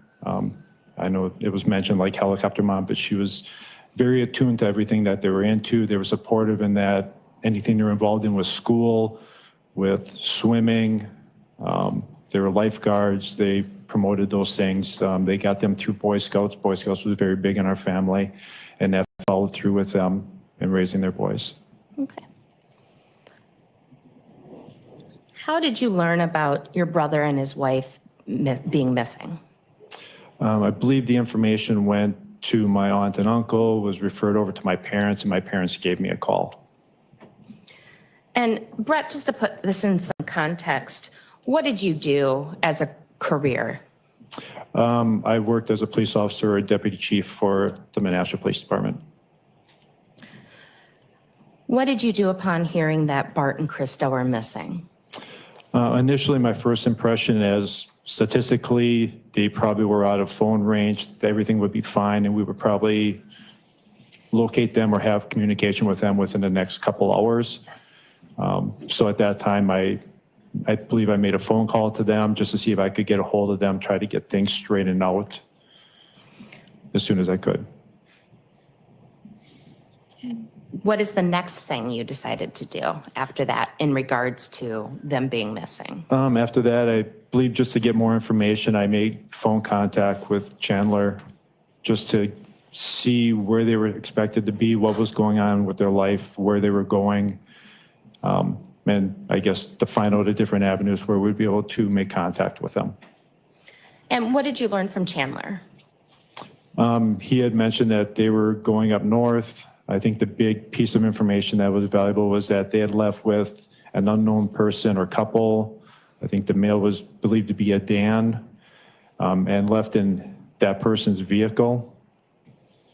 And with that information, I prompted him to, try to find out who this Dan might be.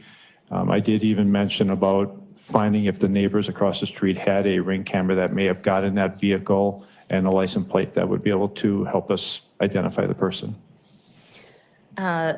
Did Chandler seem to take your advice and And was he able to answer your questions? Yes. Yes. Matter of fact, he had gone across the street, and then shortly after speaking with Mr. Kevin Linsmeyer, I received a phone call from Kevin Linsmeyer saying that he was over there, and just wanted to make sure that I was aware of everything that was going on. Okay. What did you do next as Bart and Krista continued to be missing? I know I had the opportunity to speak with sheriff's deputies and then later the investigators, and I guess afforded them any information I could, as well as gathering pictures for, lost people, a poster, getting anything that we could to help find them.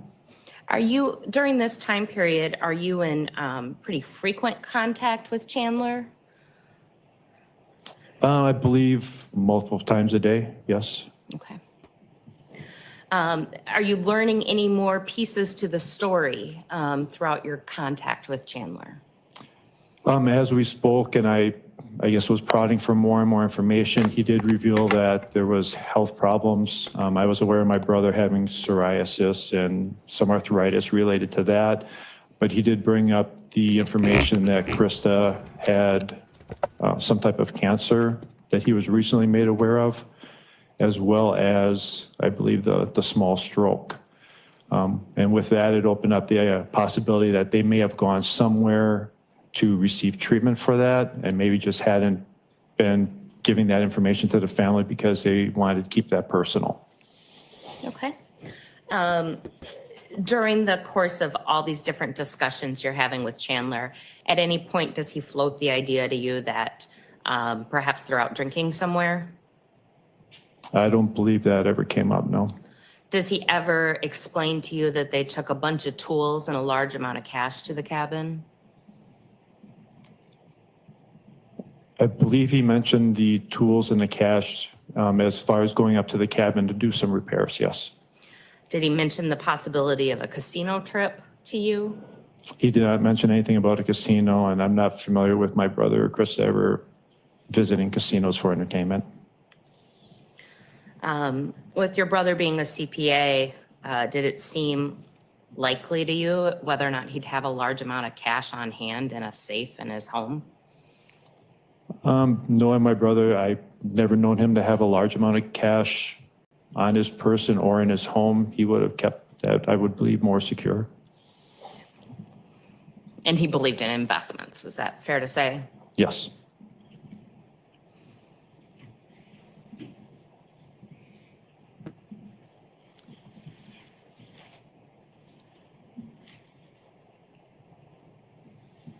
I want to turn your attention now to some of the other things that you knew or may not have known about Chandler.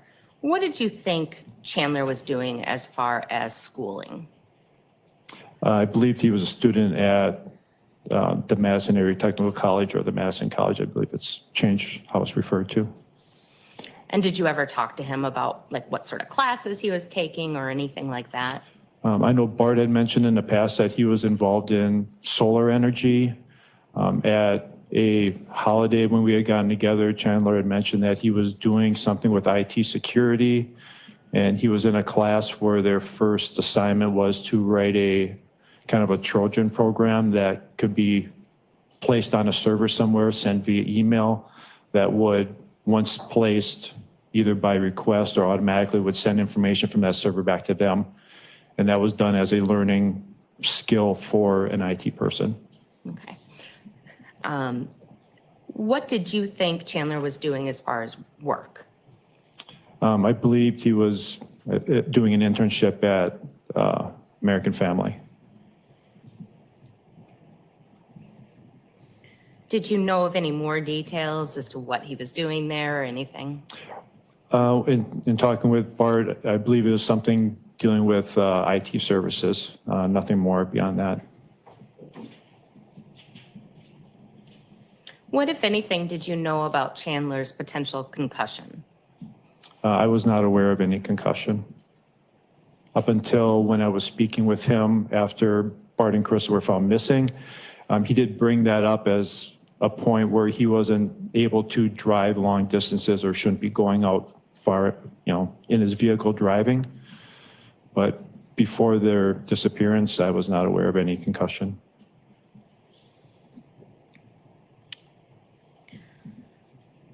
Have you ever went scuba diving with your nephew, Chandler? Yes. How many times? I'm a scuba instructor. I was able to talk my brother into having him and his two sons trained or certified in scuba diving. I think it was in September of 2019. They had come up to my house. I live in the outside of Appleton in the Hilbert area. They had done the online training. We did a pool session, and then we did an open water session. Actually, enough dives to get them certified as scuba divers. So in 2 locations, in a lake or some body of water and in the pool. Yes. So 2 times.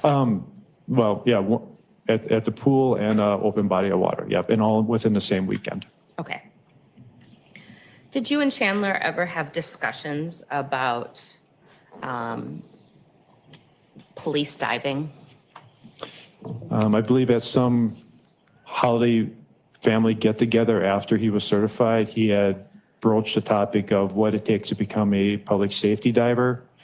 At that time, we discussed back and forth that it usually happens if you're part of a law enforcement agency or potentially on a fire department that has a dive team. And those were usually the 2 main ways of getting on a dive team. And then occasionally you'll find a civilian formed public safety dive team. And how would you know that information? I'm currently on the Calumet County dive team. I was on the Winnebago County dive team when I was working for the Menasha Police Department. I'm also a public safety diver instructor, so I work with numerous dive teams.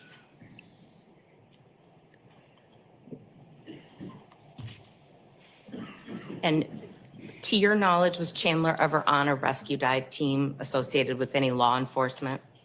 No, he was not. What about the DNR? Was he on anything to your knowledge concerning Not to my them? knowledge, no. Mr. Halderson, when was the last time you talked to your brother, Bart? It would have been the morning of July 1st. Is there any reason you remember that date?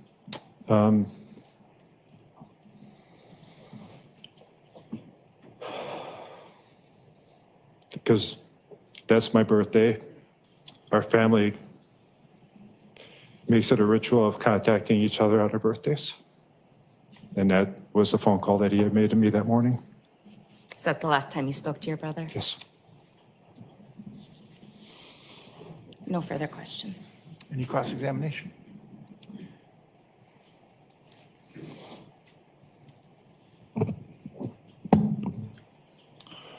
Good afternoon, Mr. Halderson. Do you need a glass of water or anything? We can take a break if you need something. I should be good for now. And I just have a couple questions for you. Thank you. To confirm, you said that you live outside, just outside of Appleton? I live in Hilbert, Wisconsin, yep. Okay, but not in Dane County, Wisconsin. No. How often would you say you did come over to Dane County to visit Bart and Krista? Yeah, it was not very frequently that we were down there. They were very COVID conscious. So when COVID was around, they had not been up by us. They had not hosted any events. I visited them last September of 2020, where Bart and I had gone out scuba diving at Devil's Lake. And before that was probably sometime in earlier 2019. How about just regular phone conversations with Bart or Krista? How often would you say you did that? Very rarely would I have a phone conversation with Krista.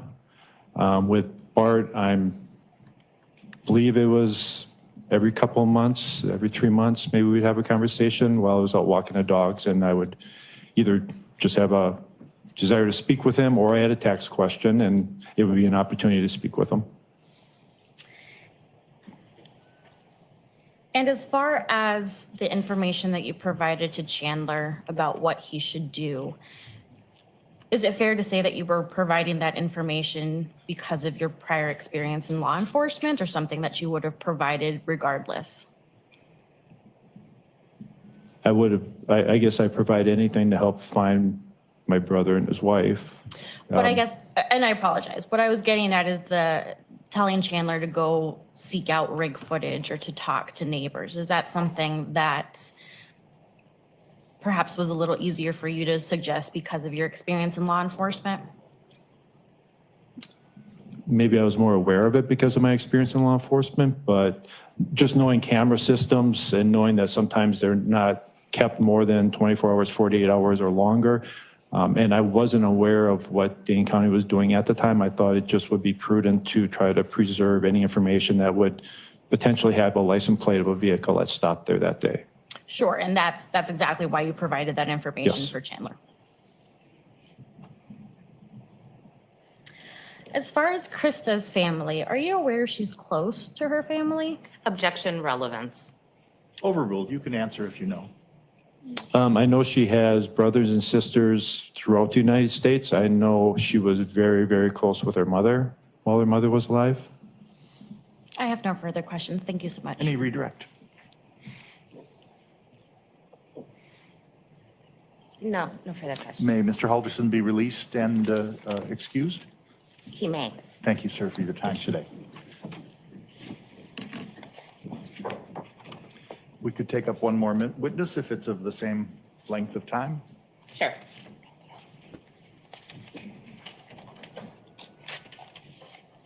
It's going to call Jay Gilbertson to the stand.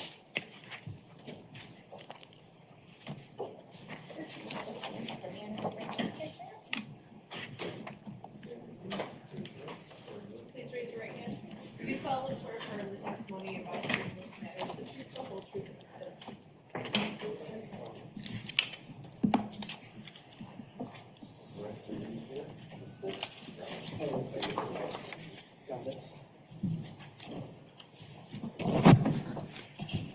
Sir, if you are willing and believe you can safely and responsibly testify without a mask, that would be our preference at this time.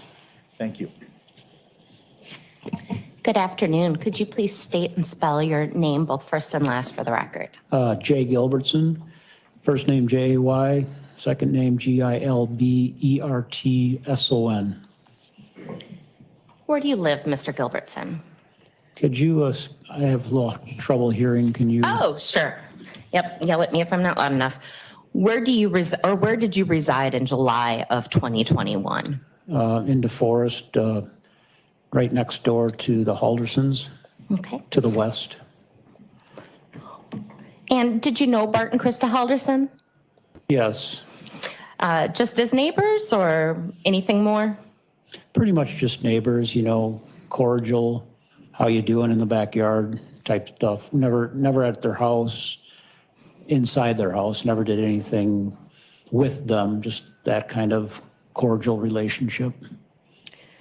Sure. Before the events of Bart and Krista going missing, did you know Chandler Halderson?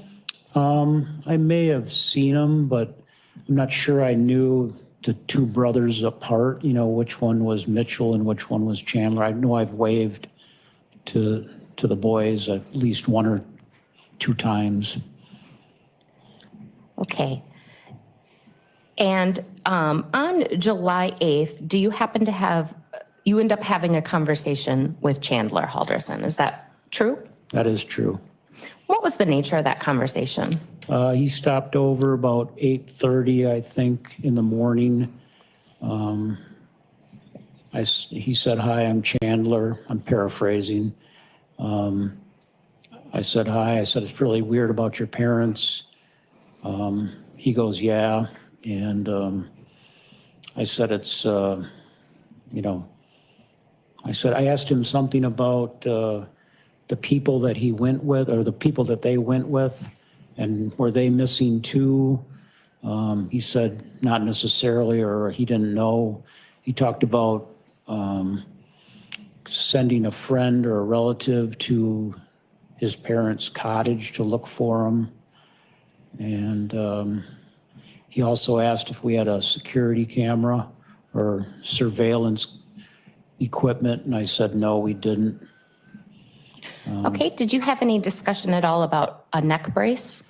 I did ask him, I said, "Are you the one that fell down and had a neck brace? or was that your brother? And he said, no, it was me. And I said, oh, don't have to wear it, I guess, or something like that. And was he wearing it on the 8th? No. And you said you had a discussion with him about the other couple. Did you mean the couple that supposedly had picked up Bart and Krista? Right. I said, well, have you heard from them? Are they missing too? And he said no, or not that he knows of, or something along those lines. And he said, said, well, if they're missing, how are your parents going to get back from the cabin, or something along those lines? And he said he didn't think they were with them or they were coming back, or it was kind of vague. Do you remember telling detectives in connection with this investigation that Chandler had told you that the other couple might have just continued on with their trip? Yes. Did that make any sense to you? No. I'd never seen Bart or Krista get in the car with anybody else. And what was Chandler Halderson's demeanor like during this conversation with you? I'm sorry, I couldn't hear that. Oh, I'm sorry. What was Mr. Halderson, Chandler's demeanor like during this conversation with you? It was a little, maybe not nervous, because I can't really tell. I'd only never spoke with him, but maybe a little nervous or detached, or not all the way tuned in. As soon as I said some other people might have surveillance cameras in the neighborhood, he said, well, he was going to go talk with them. And then he just left, turned around, and I said, I think we said something like, good luck. Okay, thank you. No further questions. Any cross-examination? Just to be clear, Mr. Gilbertson, you've never spoken with Chandler Halderson before that day, correct? I do not think so. Again, I don't know. I didn't really know the names of the two brothers. I might have said hi, but it was never a long conversation. And when you say you never saw Krista or Bart get into a car with other people, it's fair to say you're not watching them all the time, correct? No, absolutely not. Thank you. Any redirect? No. May this witness be excused and released from his subpoena? Yes. Sir, thank you for your time All today. done. Have a good rest of your day. Thank you. That takes us to a 90-minute mark, folks. So I think it's a good point to take our afternoon break, and we'll see you back here just before 3 o'clock. All right, for the jury.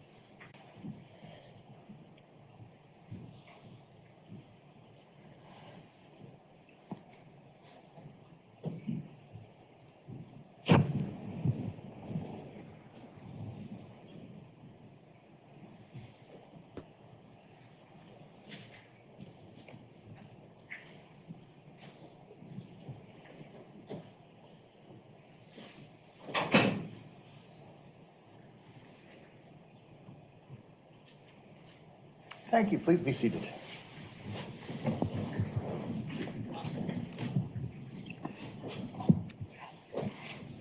State calls Lisa Murray. You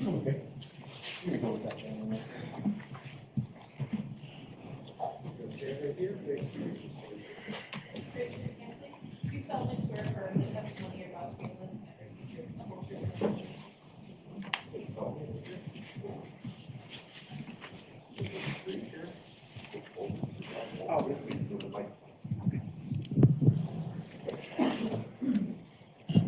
Good afternoon. If you can do so comfortably and responsibly, we would appreciate testimony without a mask on for purposes of a witness. Thank you so much. Go right ahead, Attorney Raymond. Good afternoon. Could you please state your first and last name for the record and spell both? Yes. Lisa, Lisa. Last name is Murray, Murray. And Ms. Murray, where did you live in July of 2021? At 4593 Oak Springs Circle in DeForest. And you have kind of an interesting history with the 4595 Oak Springs Circle address. What is that history? The 4595 Oak Springs address, or the Halderson home, used to be my mother's home. She purchased the home in 1982, lived there until she passed away in 2009. I lived there for 2 or 3 years, and then I owned the vacant lot next door and built a new house right next door. Okay. So fair to say you're very familiar with the neighborhood and with that home in particular? Correct. Did you know Bart and Krista Halderson? I did. How did you know them? Being neighbors, just cordial, in the yard, how are you? Just chit chat. Were you familiar with Chandler Halderson? I had met Chandler maybe once or twice. So you knew who he was, but not any particular intimate knowledge? Correct.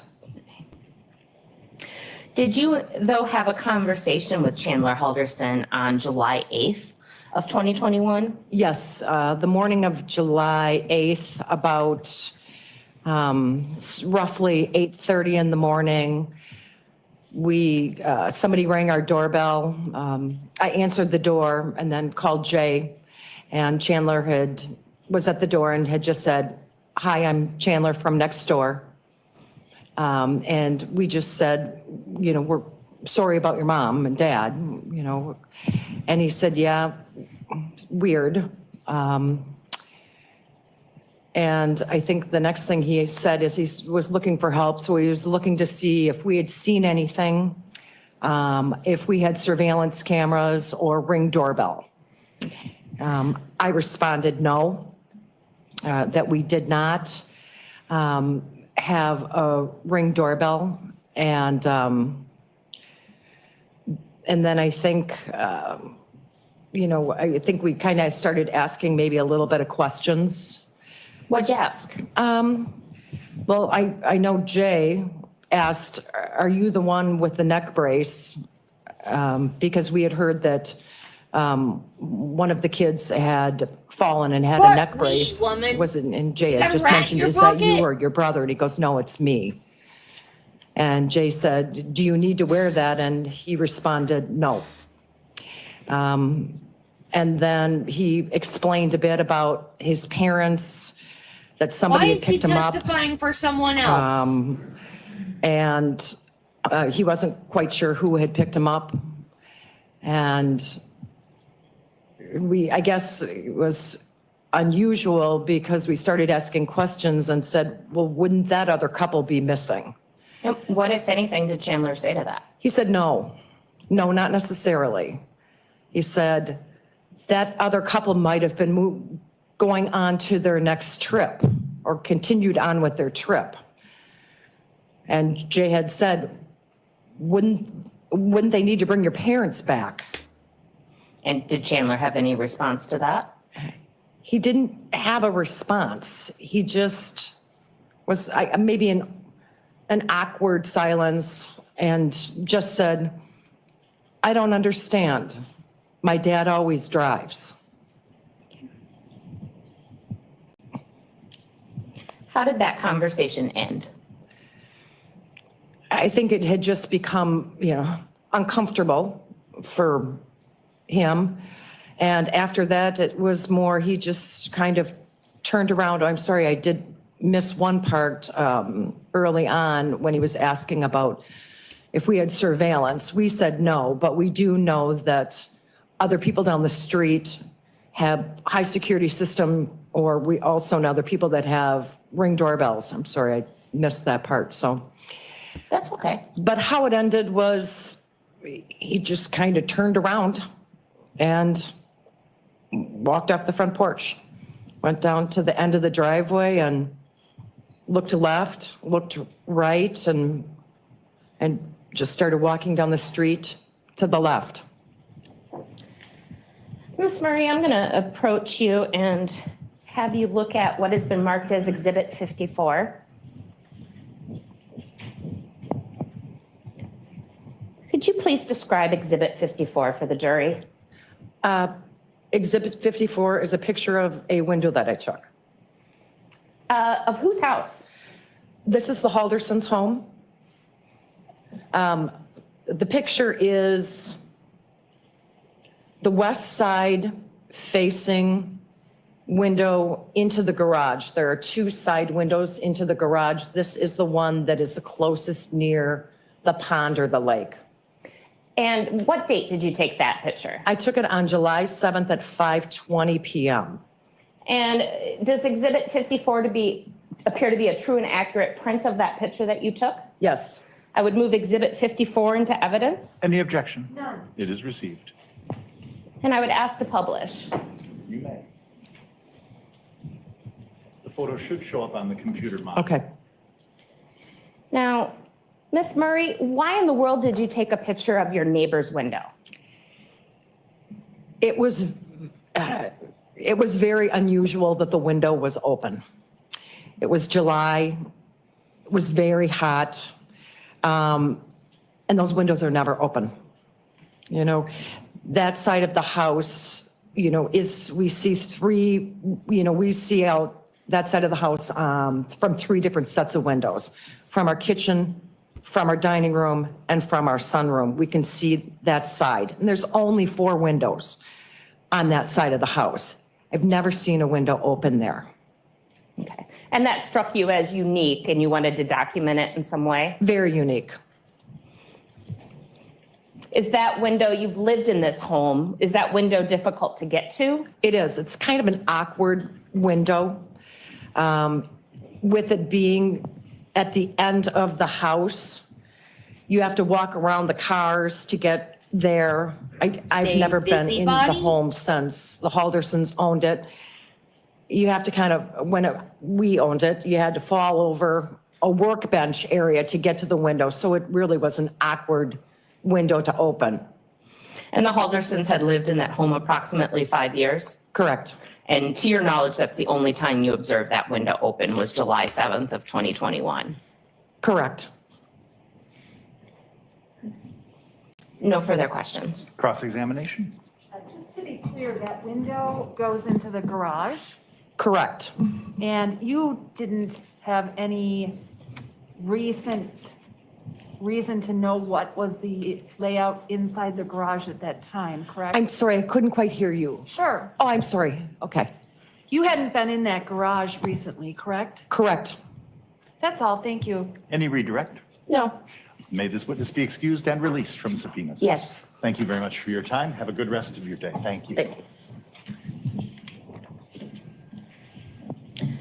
State calls Eric Novak to the stand. No, it's suspicious.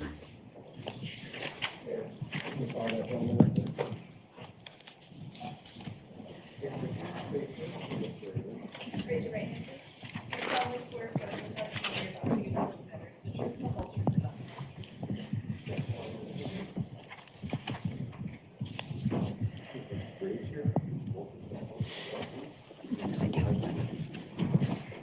Good afternoon, sir. If you are comfortable and believe you can do so safely, we would appreciate your testifying without a mask if you're able. Sure. Thank you very much. Judge, before we start, could we approach, please? Sure.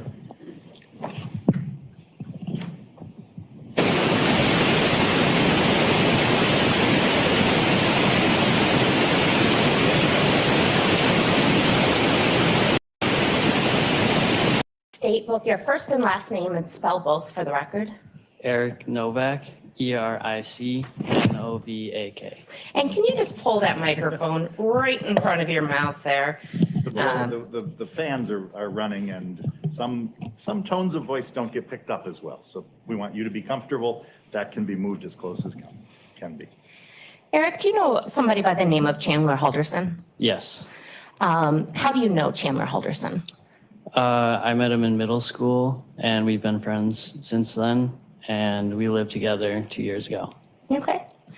I believe the court will probably direct everyone but the jury to remove their masks for a few seconds, but do you see Mr. Halderson in the courtroom today? Before answering, I would ask anyone who's not in the jury box to lower their mask as I count to 3. 1, 2, 3. Go ahead and replace your masks. Yes. Could you identify him by where he's seated and the color of his shirt? He's seated in that table, third from the right, and he's wearing a black suit. Thank you. At some point in time, did you learn, or from a news story or wherever, that Mr. Halderson's parents were missing? Yes, And did you reach out to Mr. Halderson? I did.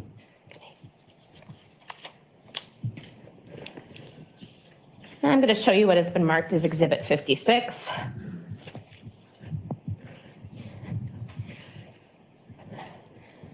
Is Exhibit 56, is it fair to say that is screenshots of messages between you and Chandler? Yes, And you call him Chaz? yes. I would move Exhibit 56 into evidence. Any objection? No objection. It is received.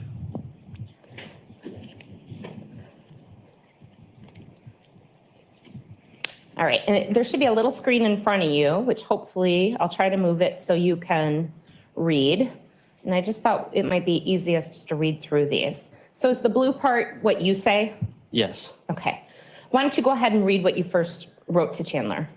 Hey Chaz, saw a post about your parents. Wanted to check up with you. If you need anything or I can do anything to help, happy to do it. And then Chaz responds, and you sent that message on July 8th at 10:55 a.m.? Yes. Okay. And it appears that Chandler responds, I appreciate it. I'm sorry, but I don't have a name to this number.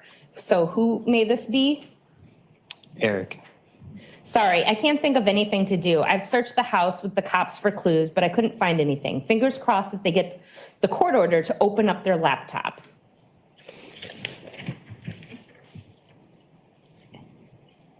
And then I believe They went up to the cabin, right? They haven't tried tracking their phones? we need a court order for that. Every time I call, it goes straight to voicemail. So I think the phones are off or out of range. Okay, hopefully they move on that. When were they supposed to be back? Monday, Tuesday. Have you been able to reach them at all since they left? They sent a text on Sunday, but I don't know when they made it because of the reception. I see. I'm not really sure what to do either. Or how to help. Or how to help. All right. And that was basically your conversation via text with Chandler? Yes. On July 8th? So I know you don't know a lot about this case, but during your friendship with Chandler, did you guys ever go swimming? Yes. Where'd you guys go swimming? We went up to a beach in Sauk City. Okay, I'm going to show you what has been marked as Exhibit 55. Could you please describe Exhibit 55? So on the right of the picture, that's kind of the area we would walk to. And then we'd swim over there and go to the sandbar in the middle. Okay. So you said over to the right. I don't think everyone can see that. Okay. Over to the right here is where you would walk to? Yes. Okay. And then you would swim to the sandbar in the middle? Yes. And does this picture, Exhibit 55, appear to be a true and accurate depiction of that area as far as you know it? As far as I know, yes. All right. I'd move Exhibit 55 into evidence. Any objection? No objection. It is received. No further questions. Any questions? No, thank you. May the witness be excused and released? He may be excused but not released. You are excused from any further testimony today, but you're still under subpoena to the state. Well, thank you very much. Have a good remainder of your day. Thank you. You too.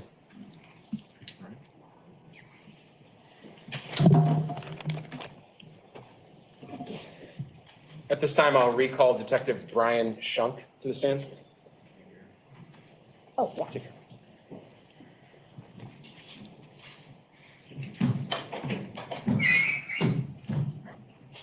Do you solemnly swear affirm the testimony you have to give in this matter is the truth, the whole truth, and nothing but the truth?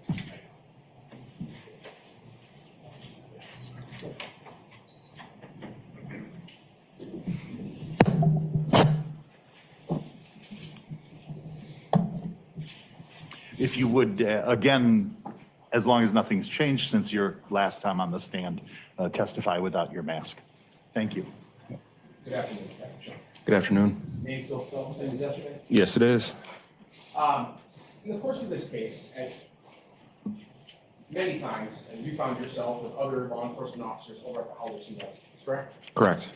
And at times, people were conducting varying levels of searches of that home. Is that fair to say? Yes. When you conduct a search of a home, when I say varying levels of searches, meaning some are more invasive or destructive than others, right? Definitely. Early on in this case, people were looking around the home, but maybe weren't being wholly invasive or wholly destructive at that time, correct? Yes. And for instance, you walked around the home at one point. Yes. Were you at that time with other detectives ripping out drawers and throwing things on the floor? No. What kind of search were you doing initially in the home?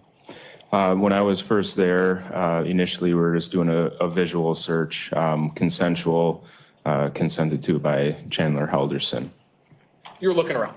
Yes. At some point later on in the investigation, a very thorough search was done by someone who specializes kind of in searching homes, right? Yes. Deputy Greg Leatherberry, who's going to testify in this case, correct? Correct.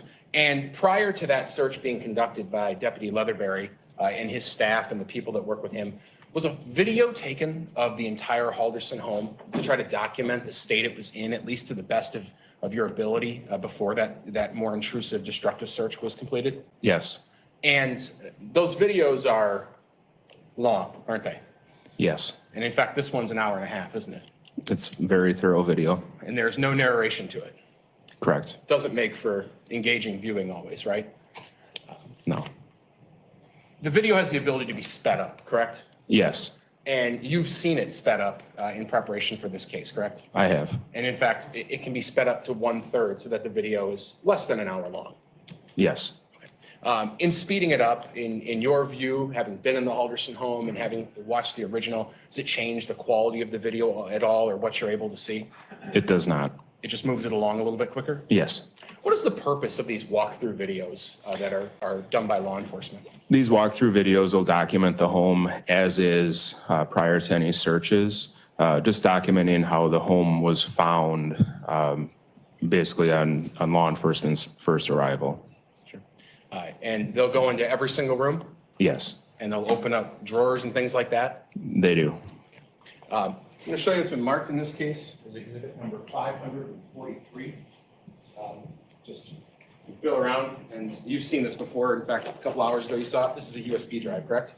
It feels like it, yes. Containing the video of the walkthrough in the home? Yes. Okay, I'll move exhibit 543 into evidence. Any objection? No objection. It is received. We'll get it queued up, and I'll move to publish it.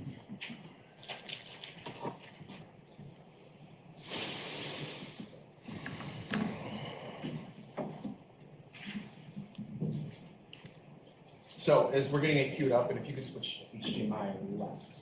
Thank you.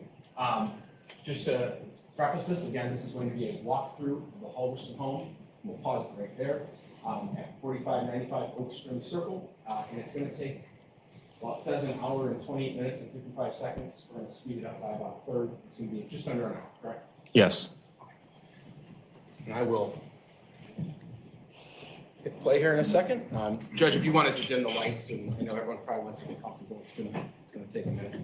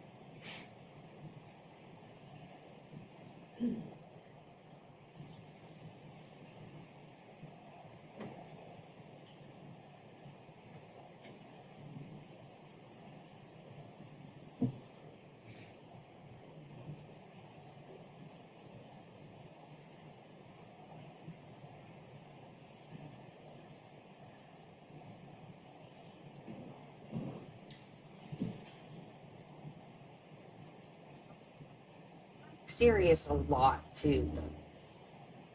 And I really hated it when he died.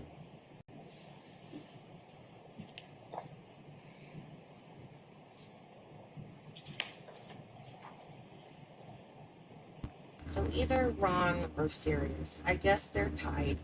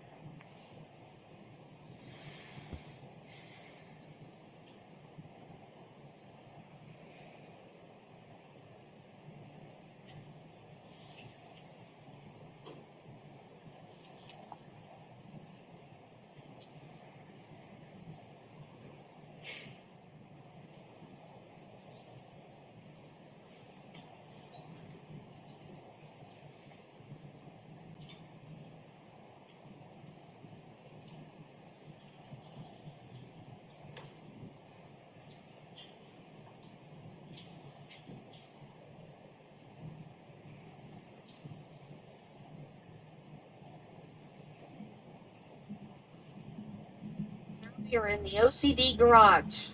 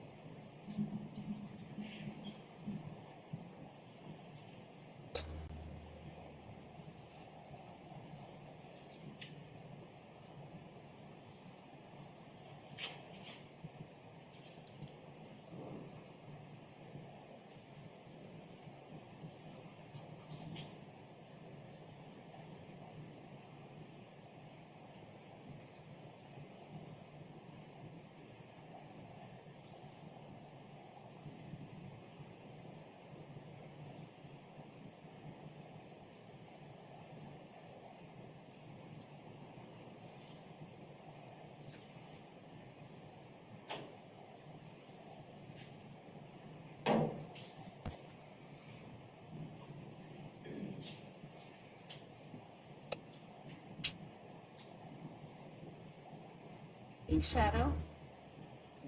Get up here. Get up here and entertain us. We're bored.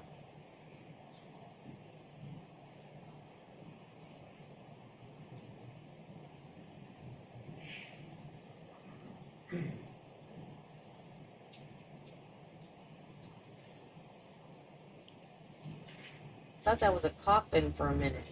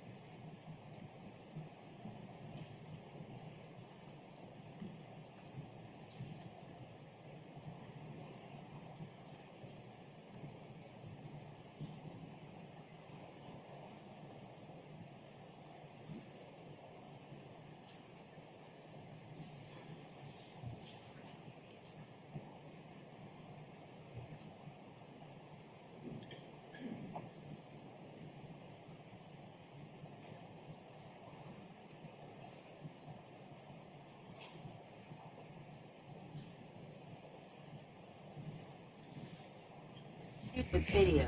Jeez.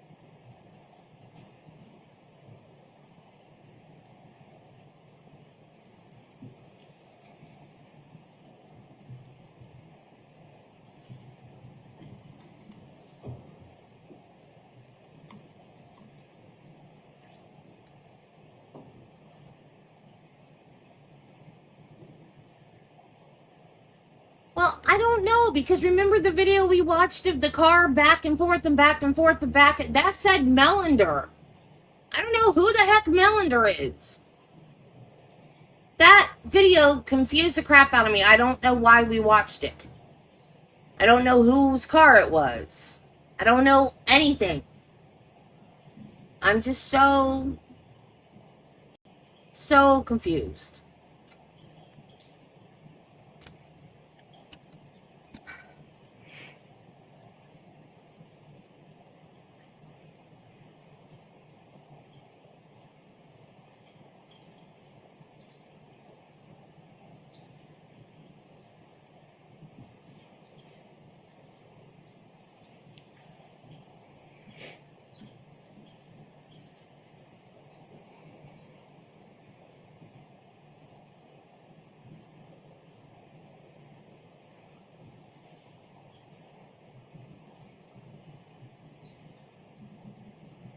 Hey, Marty, does that mean you're going to be driving? Me I'm gonna try to put her on 3.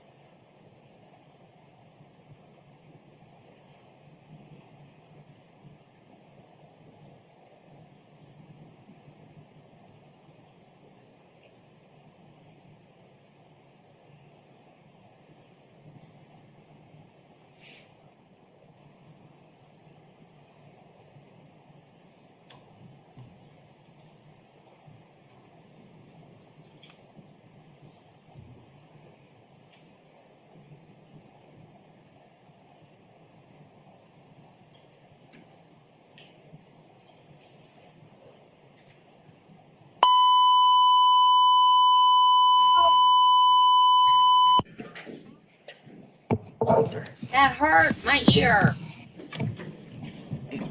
Detective, that was the walkthrough video, right? Yes.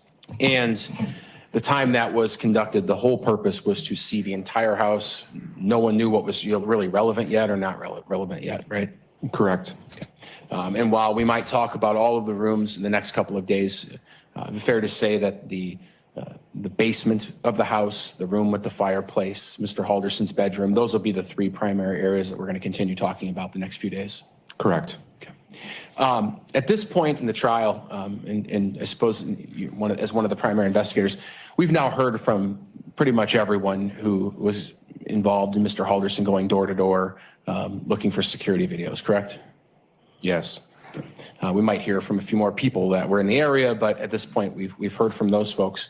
One of those folks, Mr. Linsmeyer, mentioned to Chandler that he should give the cops a call. In fact, you were one of the people who left a card and ultimately got some calls from Chandler, right? Yes. And we're going to hear about that later on in the trial? We will. Okay. Now, that home, the Halderson home, obviously there was a large amount of police presence there in early July of this year. At points, Chandler was there, and then at some point, I think we're all in agreement that he was arrested. In fact, you were one of the people in the room when he was arrested on the 8th in the afternoon or early evening, correct? Correct. From the 8th onward, so let's say July 8th when Chandler was arrested, all the way through August 4th, that house remained in the custody of the Dane County Sheriff's Department, correct? Yes. And it was guarded at all times, was it not? Definitely. Can you tell us just briefly what it means to guard a house, a crime scene guard? Yes. So our crime scene investigators will secure the home. They'll put up some type of evidence tape on the doorway to make sure that no one, snuck into the home. There'll be a deputy assigned to that location, to that crime scene, and they'll remain there for their entire shift. They won't leave unless they're relieved. So no bathroom breaks, no going to a restaurant. They are there guarding that home. Sure. So from the time of Mr. Halderson's arrest on July 8th all the way through August 4th, nearly a month, at 24 hours a day, 7 days a week, there was a Dane County Sheriff's deputy guarding that home. Yes. And they kept a log of everyone who came and went, correct? Correct. And that was turned over to my office and the defense. It's a normal part of the process in the court system? Yes. And people who entered that home, I think we may have saw people wearing booties when they passed by a mirror. People were outfitted with appropriate equipment to protect any biological evidence when they were coming and going. Yes. Okay. Including yourself at times. Correct. Okay. No further questions at this time. Cross-examination? No, thank you. I would just ask one clarifying point. The deputy in charge or assigned to guard the home, did they guard from the outside or the inside? No one's allowed inside the home except for the crime scene investigators at that time, so they are outside of the home. Thank you. Anything in follow-up to my question? No, thank you. Detective, you may return back to the table. Would this be a good point for us to break for the day? I think we've been staring at that snow showers message on the bottom right for a while, so I think that'd be a good idea. Very good. Ladies and gentlemen, at this point then, we will adjourn for the remainder of today. I don't think there's any bad weather this afternoon or tonight or tomorrow, so that should relieve us. However, it's supposed to be very cold tomorrow, so if you want to make any different plans other than leaving the building tomorrow, you'll still have plenty of time to do so. You also may wish to leave, or we'll take enough breaks tomorrow, because as I understand, the flow of the presentation that the state is providing tomorrow will be a day of more difficulty as far as the testimony and evidence which the state will need to present as we move into some of the things which were discussed in the opening statement, which haven't been brought out yet today or up to today in the testimony. Your notebooks stay here, and I charge you once again to not discuss anything about this case with anyone where you are headed to or who you are with between now and tomorrow morning, and to not look at any news reports, seek out any information on the internet or the print or digital media or television of any kind. And if you are subject to anyone trying to speak to you about the case, please ignore them or walk away or put a stop to that, and remain as you have been, diligent, until we see you tomorrow morning. Have a very good and restful evening. Thank you. Oh, and what time? Same time if we could. Same time. So we'll strive to start at 8:45 if everybody's here by 8:45. All right, for the jury.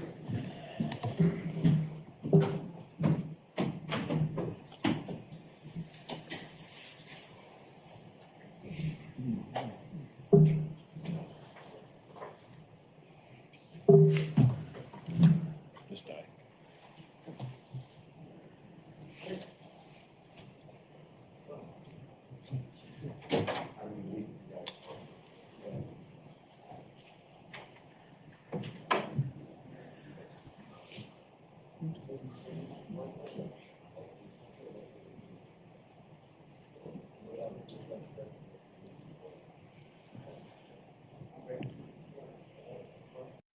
Build a website you love with Wix, where your words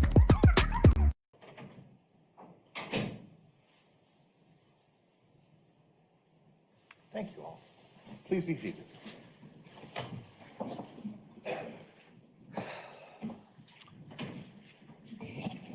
Attorney Raymond. Thank you. Chris, I'm going to approach you and show you a series of pictures of things found on your property and talk to you about those.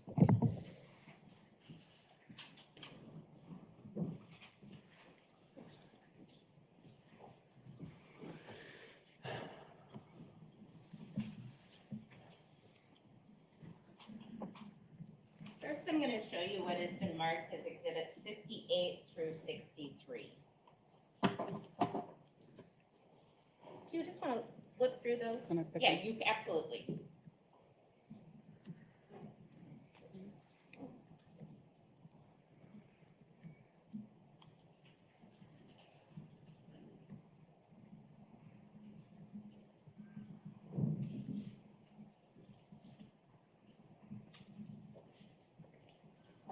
I'm just going to ask you a couple of questions here. And we're going to have testimony about this later, but Exhibit 58 is a garbage can found in the woods. Did you keep a Rubbermaid or a black rubber garbage can in your woods? No. And Exhibit 59, what is that a picture of? That's an old, I don't know if it's fuel oil or gas. It's for scrap. I just haven't took it to the salvage yard yet. Okay. Did you keep any tools in Exhibit 59? In there? Yes. No. What is picture 60? That's the entrance to my driveway, and I don't recognize the car. There's a bag, and that's where I keep my recycling and my trash. And that bag appears to be a Target bag? I think so. I'm not sure. And 61 is a close-up. Too, Marty. Right. And 62 and 63 are some items that were found in that Target bag. Did those items belong to your house? No. Did you throw those items away? No. And your father is 94, you said? Yes. Only other person that lives there? Right. Well, my brother, but he was at assisted living at the time. Okay. So your father, it would take great effort to go and throw anything away outside. No, he couldn't. State at this time would move exhibits 58 through 63 into evidence. Any objection? None. They are received. And I will ask you about these in a minute, but if you want to just look through those in the meantime, I'm going to publish 58 through 63 to the jury. And Ms. Lasai, the little screen in front of you will have what I'm showing the jury. What do I have to do? Thank you.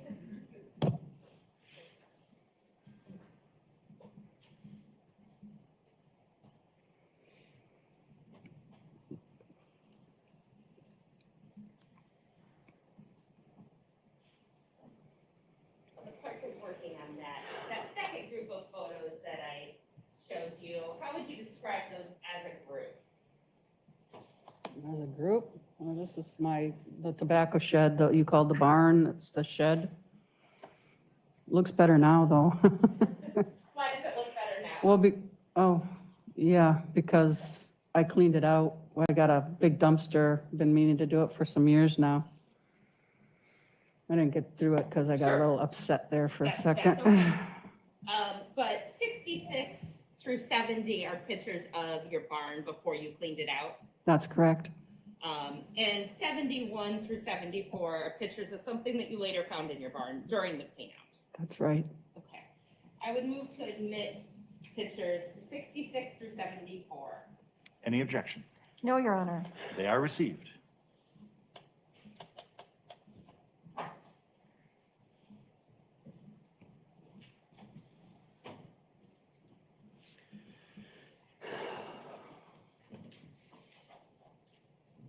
While you have identified the exhibits and testified about them, the ability to publish them to the jury requires the state to go through them with you again, but with the jury able to see those photos at this time.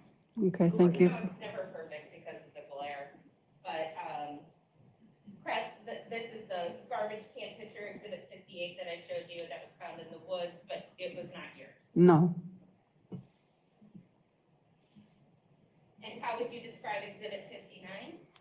It's an old fuel tank that's been sitting there for a while. We're going to take it to salvage and you have to cut a hole in there so that they know you don't fill it with concrete or something, so they want to look in there. Okay. And again, you didn't keep anything such as tools inside of it. No. And exhibit 60, is that a picture at the end of your driveway? Right. And is this where you keep the garbage cans? Yeah, that's where I put the trash and the recycling. Now, during the time of this, in the first week of July, did you have an experience of your garbage cans being moved? No, not that I'm aware of. I don't recall. I don't even know if I took trash out that week. Okay. So you do not recall a day when they may have been at the road and then somebody put them back? No, I'm not aware of that. That's okay. But that could have happened, just meaning because they'll say sometimes, like if the trash is out and she goes out, sometimes she'll put it back and I don't know about it. That could have happened. I don't know. Sure, fair enough. But there's a Target bag here. Do you normally keep your trash outside of your garbage cans? No, I would have put it in the trash. All right. And that's exhibit 60. Exhibit 61.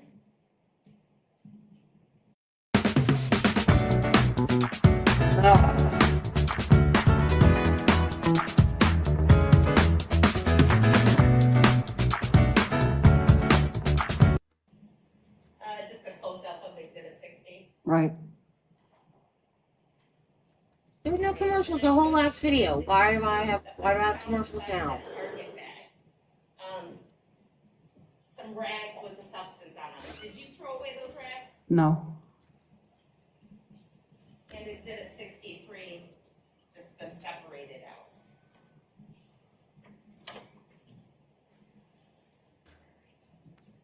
Moving on, exhibit 66. How would you describe exhibit 66?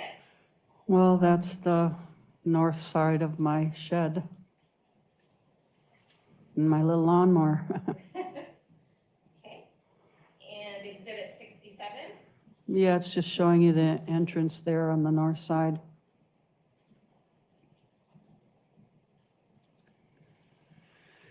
Exhibit 68. Yep, that's the messy shed.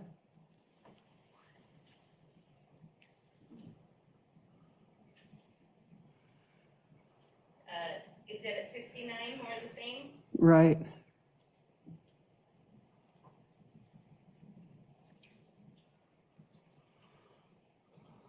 Exhibit 70, there's an item here along the back wall, kind of by some boards. Yeah, there's a bird bath there. Can you tell at all from this angle what was behind the bird bath? Well, there's a rifle there. And at some point, you discover a rifle in your barn. Yes. Do you keep guns in your barn? Not normally. My dad, sometimes he'd keep a pellet gun up there, but he hasn't been walking for a few years, so. So what did you do well, first off, when did you first see this gun? Well, I was organizing along the wall, like I say, I was cleaning out my shed and I wanted to go through these like garden tools because making sure I still use them. Were they broken? I was going to throw them away. So and then I was organizing, putting lumber where the lumber goes, the recycling where the recycling goes. And so I lifted up a board and I saw a barrel of a gun and I thought, right away I thought, what's my dad, what the heck has he got his pellet gun over here? So I picked it up by the barrel and looked at it, and I right away recognized it wasn't a gun that I'd ever saw or seen ever before. And just to be clear for the jury, this gun, before you lifted it up, was behind a board? Yes, it was behind us. There was like maybe 4 or 5 different boards there. Okay. So upon realizing you don't know where this gun came from, what do?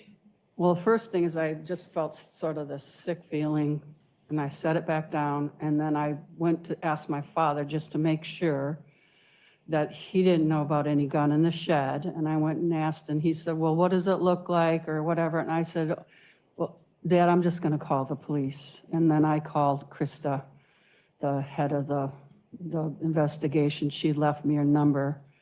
And I called her and spoke with her and told her what I'd found. And she told me that she was going to send somebody out. Okay, and do you remember roughly what month or? Oh, it was in the middle of October-ish because I wanted to clean out the shed earlier, but the police were there for so long. My raspberries started, so it was after the raspberries were done, which was sometime in the end of October-ish. Okay, all right, so it was a few months later. Yes. I'm going to show you Exhibit 71. Is that a picture of the gun that you found in your barn? That I thought we were done with Kind of a commercials glare. too, Marty. Oh, I'm sorry. It is. Yeah. It looks to be. Do you want to look at the actual photo? Yeah, that would be You can do that. helpful. But it looks similar.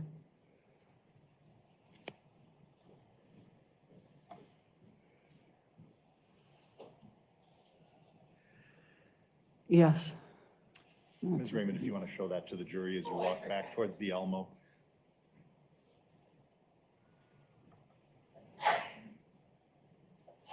Bless you.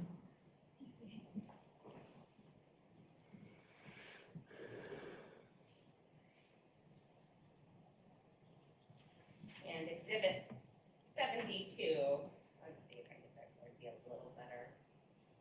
Is that just a close-up of the same? Yes. And then I actually will publish 73 and 74.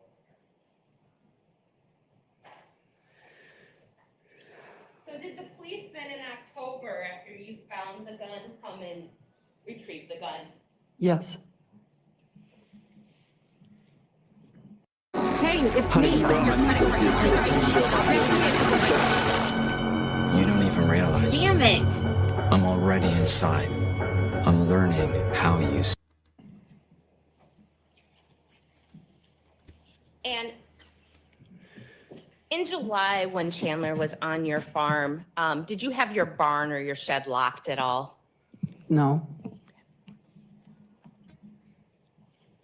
No further questions. Cross-examination.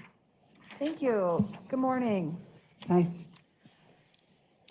Picking up where you just left off, do you ever lock or close up that shed or barn? I haven't for some years. When I used to go to Florida in the winter, I would close it and lock it, but I haven't been there for a while. So, no. And is it fair to say that before you got the garbage bin and did the major cleaning of the shed, you didn't know exactly every item that was in there, right? No, not every single item, no.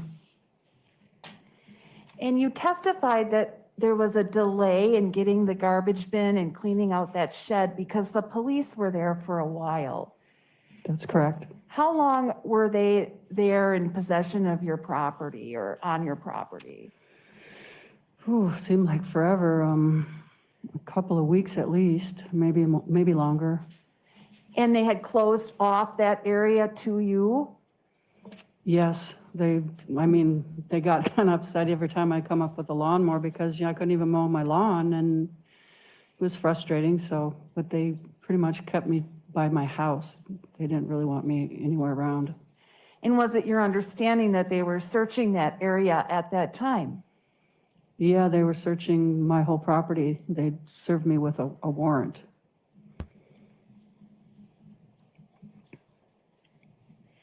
Now, moving back in time a little bit to 4th of July weekend, I think I heard you testified that Chandler Halderson was not acting like himself. Is that right? That's correct. And it was for that observation that you and Dulce might have thought, oh, is he doing some drugs? Is that right? Yeah, it was a question because we couldn't figure out why he seemed a little off. And you had never seen him like that before, right? No. And normally he's sort of a quiet, nerdy kid, right? Yeah, that's a good description. That's all the questions I have. Thank you. Any redirect? No, Your Honor. May Ms. Lasai be excused at this time? She's excused. But not released? Correct. That means that you're still under the subpoena with which you've been served, so you can't discuss your testimony with anyone, but you're excused unless recalled by the state at any time. You can stay in touch with them. Thank you very much. All right, thank you. Have a good rest of your day.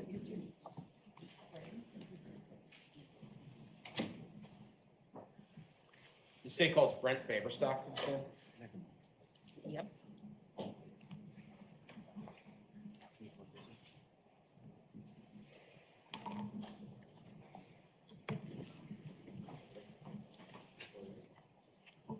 Do you solemnly swear or affirm the testimony you're about to give in this matter is the truth, the whole truth, and nothing but the truth?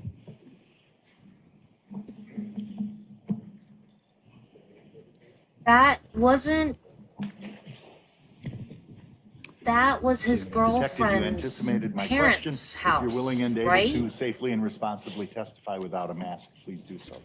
Thank you. Attorney Brown. Good afternoon. Please state and spell your name for the jury. It's Brent Baverstock, Brent Baverstock.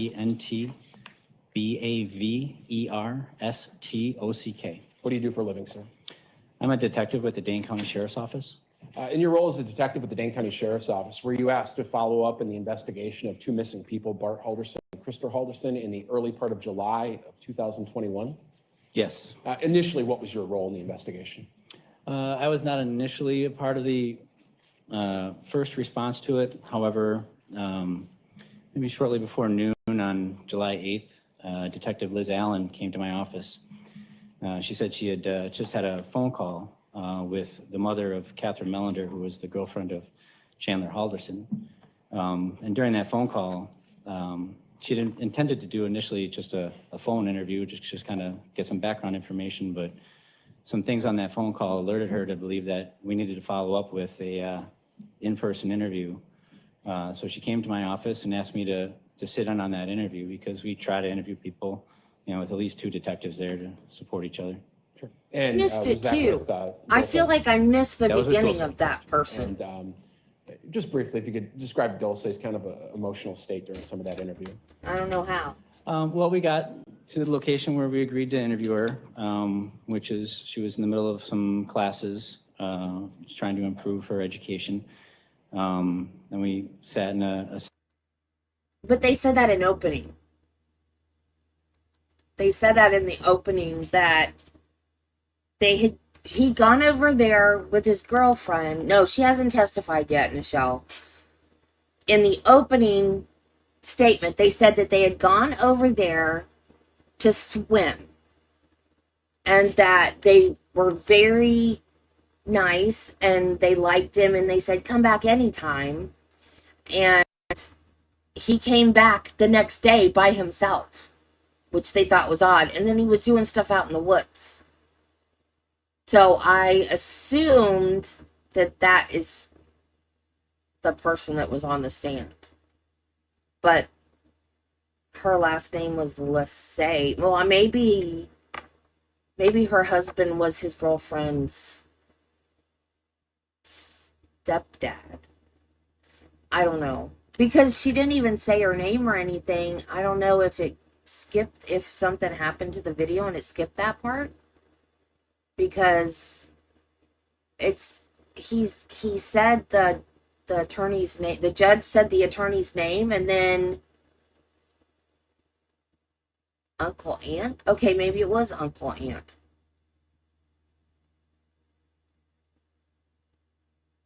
Okay, maybe I misunderstood, but he just said that his girlfriend's last name is Melander. So that's who the Melander people are. I'm still confused. I don't know. Am I supposed to know things? I just stream it for you guys. Am I supposed to know things too? Really? And apparently I'm supposed to be narrating, Marty. I'm supposed to narrate and know things. I have enough time streaming this. Well, I've been doing this for a year. Baby steps, people. Baby steps. I love how you guys have such confidence in me that you think I can do this like I know what I'm doing. Side little conference room, and she was emotionally distraught. She kind of had this look of fear and panic in her eyes. Okay. Now they've testified, so we're not going to talk much about that interview. But at some point, do you end up going to a farm that you thought might have been visited by Chandler Halderson over the 4th of July weekend and leading into the next week? Yeah, based upon our interviews with them, we determined we needed to get out to that farm right away and search it. Sure. I think it's been described as being near Cottage Grove, but kind of in a rural area of Dane County. That sound fair to you? Yes. The entire location of that farm, is that here in Dane County, Wisconsin? Yes, it is. And fairly remote? Yeah. Had you ever been there before? No. If you could describe the farm just in general to us. Sure. As we get older, a lot of times we feel certain doors closed to us. And what Purdue... Well, it's probably 30 to 40 acres. A lot of it is wooded. The house sits in a wooded area. There's a paved driveway that goes up from the road that kind of turns off to where the house is. And then if you kept going straight on that, it would turn into a gravel, and then up into the grassy area would be where like the back shed was, and the pool and the raspberries. Did you personally yourself walk out there with Kress or Dulce or anybody? Yes, I did. Who was with you?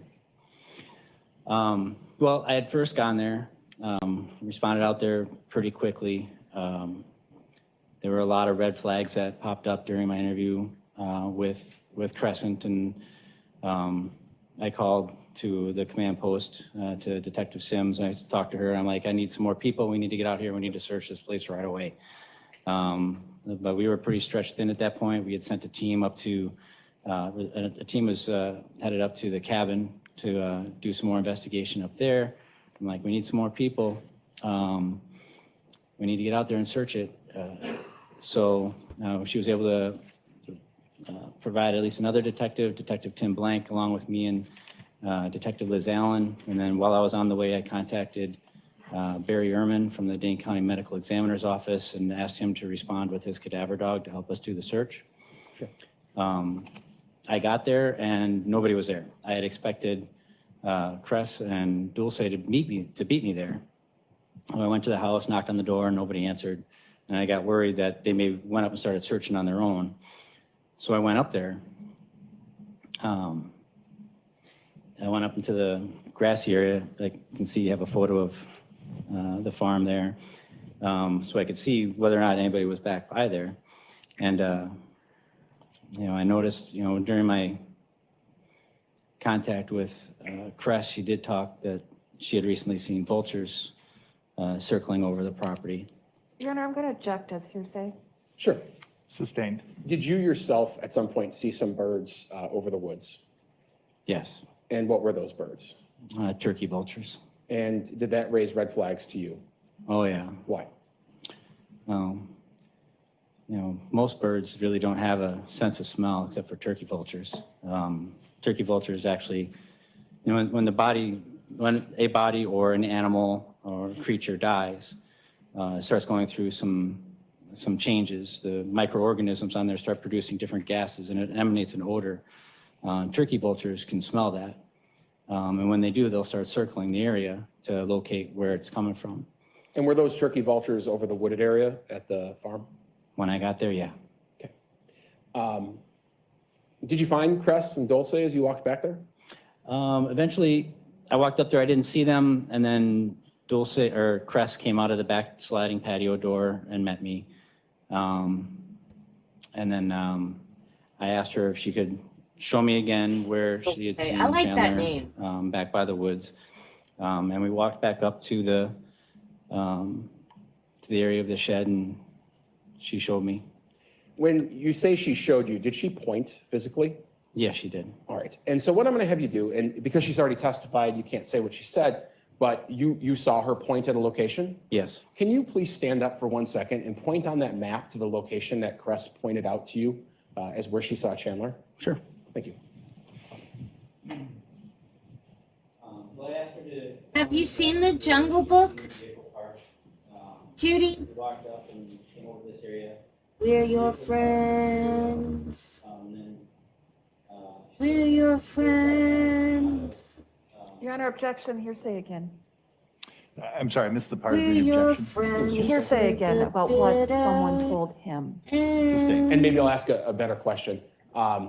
When she physically herself pointed at a location where she saw Chandler coming out of the woods, where was that location? Well, we were standing right about here. Okay. She pointed back towards this direction. Okay, physically put her hand up and pointed? Okay, thank you. You can take a seat. Do you want to describe that for the record, counsel? I will. I would say that the witness just pointed toward the wood line, approximately a foot below that barn, where the barn is. Counsel's nodding in agreement, so I think that's fair to say. At that point, what did you do? Well, my partners hadn't arrived yet, so I asked for Krista to go back and wait in the house, and I told her that my partners would be here soon and we'd start doing our search. We returned back to the driveway, and Detective Blank and Detective Allen had arrived shortly thereafter, and then we went back up to that area and we started looking around. So I'm going to ask you what you saw first. When you got down to that area, all these, I'll pause for a second. I apologize for maybe being sporadic there. All of these vehicles in the photograph, those are related to law enforcement and the investigation, correct? Correct. There were not a bunch of vehicles parked out there when you were there? No. Were there any vehicles parked out there other than law enforcement vehicles? There's one vehicle parked inside the shed, but not visible, I think, from that photograph. Understood. As you got over toward, let's say, that junk pile before the grass gets longer there, did you see any signs that a car had been over there? Yes. What did you see? Well, Detective Blank pointed it out first. He pointed over and he said, well, it looks like cars driven through the tall grass over here. I'm like, yeah, it does. So we went over there and we saw there were 2 tracks of the taller grass. The grass is probably about, waist high. You can see the 2 track marks that go back along the parallel with the wood line there. Okay.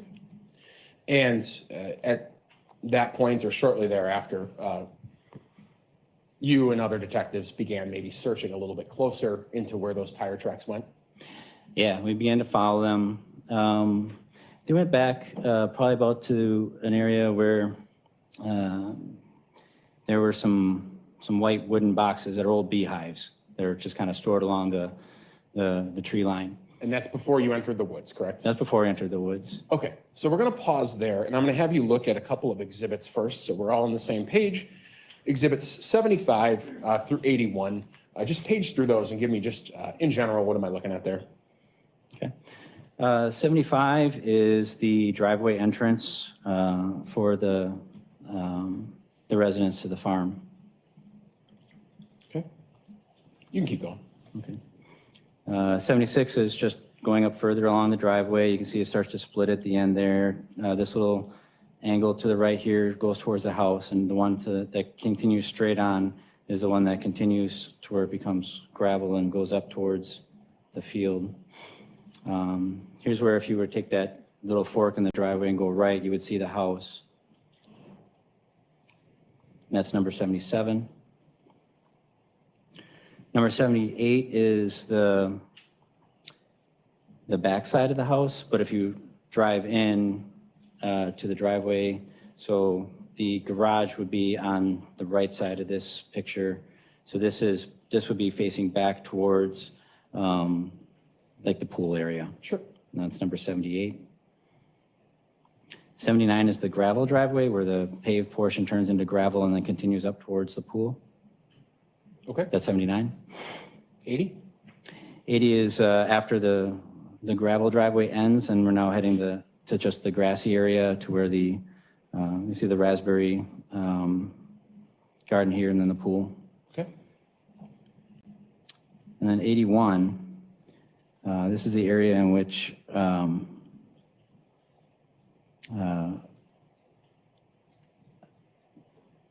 Crescent had pointed out to me that the vehicle had parked, and she actually noted out that these tire marks here in the grass. Your Honor, I'm going to object again as hearsay. Sustained. Sure.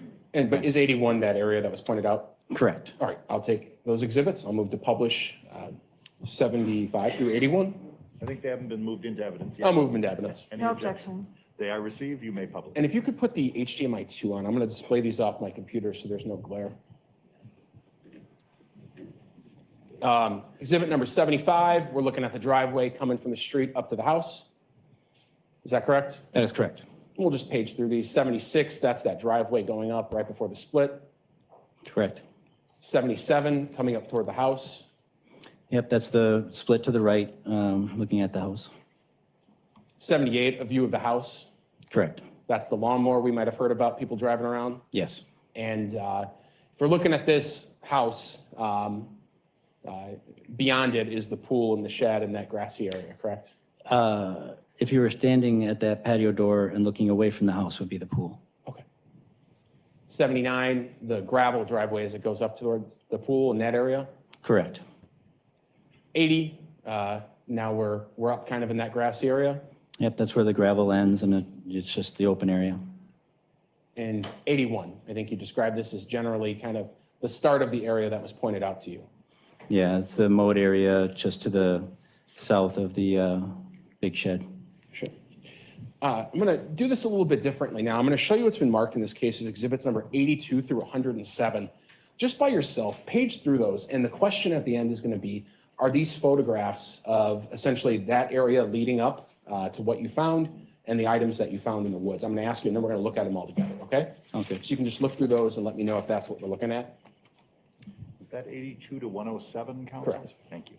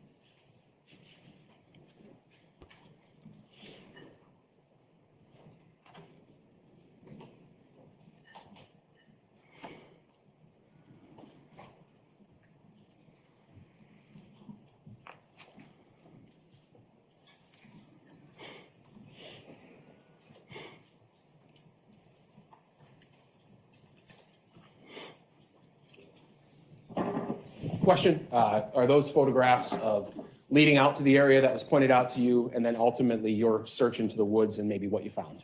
Yes, they are. Appear true and accurate to the best of your knowledge?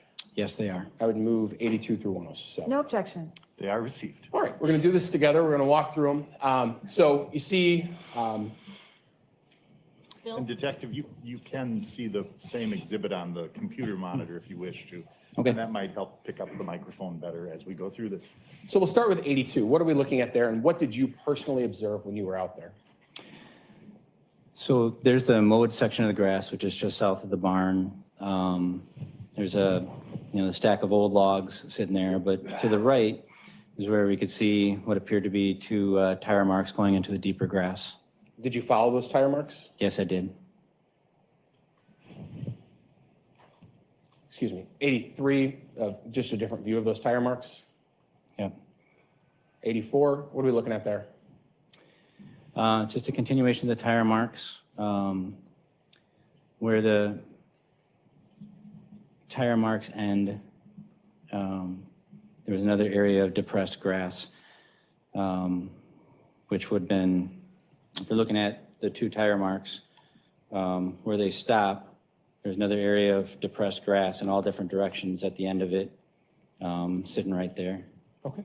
We'll go to 85. This is maybe looking more into the woods at this point? Yeah, so if you're standing near where all that grass was patted down at the end of the tire marks in the grass, you look over and you can see more of the grass is like pressed down, heading towards the woods. And was that, we're seeing it on a photograph, but I'll ask you, because you were out there, was it apparent to you that this was an area that had been walked through or trampled in some way by someone or something? Yes. And did you follow it? Yes, I did. Okay, and so you entered the woods right there? Correct. All right, we're gonna pause 1 second. On this big blow up, if you could just stand up for 1 second and point to the jury on exhibit number 57, where you cut into the woods. At the end of the mowed section here, two tire marks follow along the grass, and you can see like these white boxes, those are the old beehives. And then right after that, we're cuts into the woods. All right, for the record, the witness ran his hands essentially down the wood line from the junk pile to the beehives and then drug them into the woods. Okay. No objection. Very good.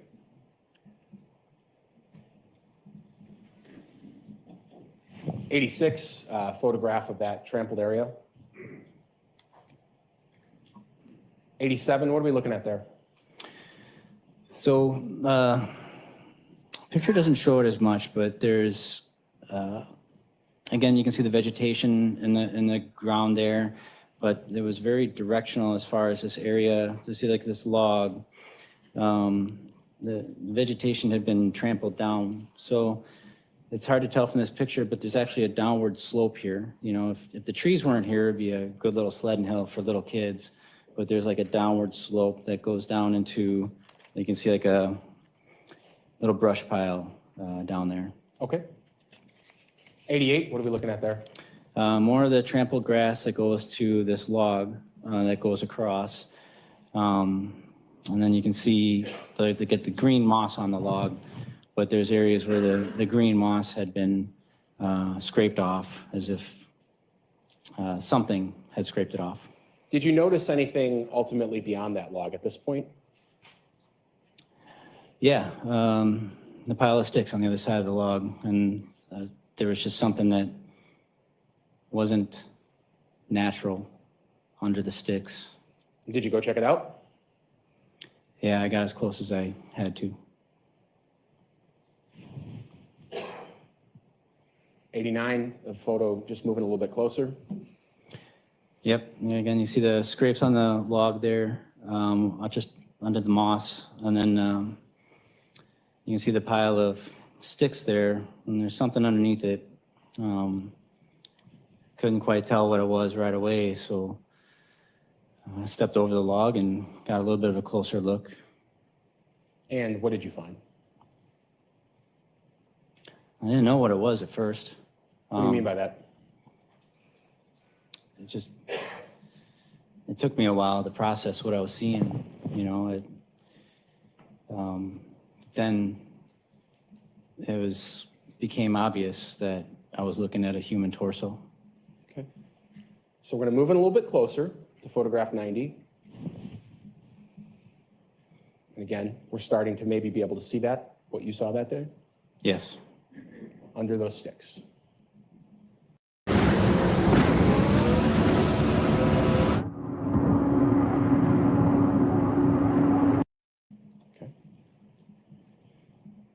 Going to 91, a different view of kind of looking through those sticks. Yeah, and this is about the view that I had. You could see the flesh-colored skin on the right, and the belt and pants, and a black rope attached to it. And you can see the rope coming out from the bottom of the stick pile. Okay, we're going to go to the next photo, which is 92. just a close-up of under those sticks? Yes. At this point, counsel, I will caution and remind the jurors that obviously at some point these photographs will become more explicit as necessary for the state's case in chief. And I just remind you to observe them for whatever length of time you believe is necessary as a juror to do your job. We have a green screen. If anyone needs a pause, we'll be happy to do that. And I know Attorney Brown or other counsel, if they're using any of these photos, will alert you every time the photo is going to change so that if you have diverted your gaze, you'll know to look back to see the next photo. Please continue. Thank you. Okay. We'll go to the next photo, 93. What are we looking at there? That's the rope that was attached to the body. Is the rope in the upper right-hand corner? No, it's all throughout the picture there. I don't know if you can see it from your Oh, angle, okay. but Thank you. it's all throughout the picture there. Thank you. We'll Kind go of to the coiled next up like a snake. photo, which is 94. Now, we're briefly going to turn away, but what is that? That's a garbage can. And where was that in relation to the torso? So in relation to, so this is back up closer to the top of the hill. Off to the right, out of picture, would be where the beehive boxes were. And that tarp was out there around the time you found the torso? Or that garbage can? The garbage can was there. The tarp was inside of it. Excuse me. And then, is this a close-up, exhibit number 95? Yes. Okay. Now, moving back, obviously, number 96, we're back to looking at that pile of sticks, correct? No, we're looking at a green Correct. screen. We're looking at the human torso underneath the No, we're looking pile at of a green sticks. screen. Was it a considerable pile of debris on top of the torso? If you could describe it any way you could. You know, it wasn't natural to, it looked like it had been accumulated and placed on top. There wasn't another pile of sticks nearby. Similarly, it was mostly a collection of dead wood that was placed on top. Okay. The next photo is number 97. Just looking at it from a different angle. Yeah, and there you can see the belt with the rope tied around the waist. Okay. So the rope was both off to the side and you saw it around the waist? Correct. Okay. Number 98. What am I looking at there? You're looking at the torso with, I believe that's going to be the most obvious sign would be like the right shoulder with the arm severed off, the head missing. Okay. We'll go to the next photo, which is 99. What are we looking at there? At the upper shoulders of the back of the torso. We'll go to the next photo, it's 100. What are we looking at there? You can see the back of the torso. Again, you see the belt and the pants, the rope tied around the waist. You see the back hair is pretty visible. Okay. Now, I know we're looking at these all at once, but I think you mentioned earlier on the way out to the property, knowing what you had heard, you'd already called Barry Ehrman, who's the director of the medical examiner's office. At some point, other people arrived during this search, right, from the medical examiner's office and things of that sort? Yes. Okay. And while we're looking at them all in one group, there was a removal of the debris at some points over the torso, kind of supervised by everyone who was out there, making sure it was done correctly. Correct. Okay. So the next photo, we're going to start to see what that looked like maybe after some of the debris was removed, okay? We're going to go to photograph 101. And just describe that if you could for the record. Again, it's the torso we found, however, all the branches have been removed from the top of it. Okay. Was that the position it was in after all the branches were removed? Yes. Okay. And I think you testified previously that the limbs were severed in the head. A couple different views of that exist in terms of photographs. So we're going to go to exhibit number 102. And is that a different view? Yes, it is.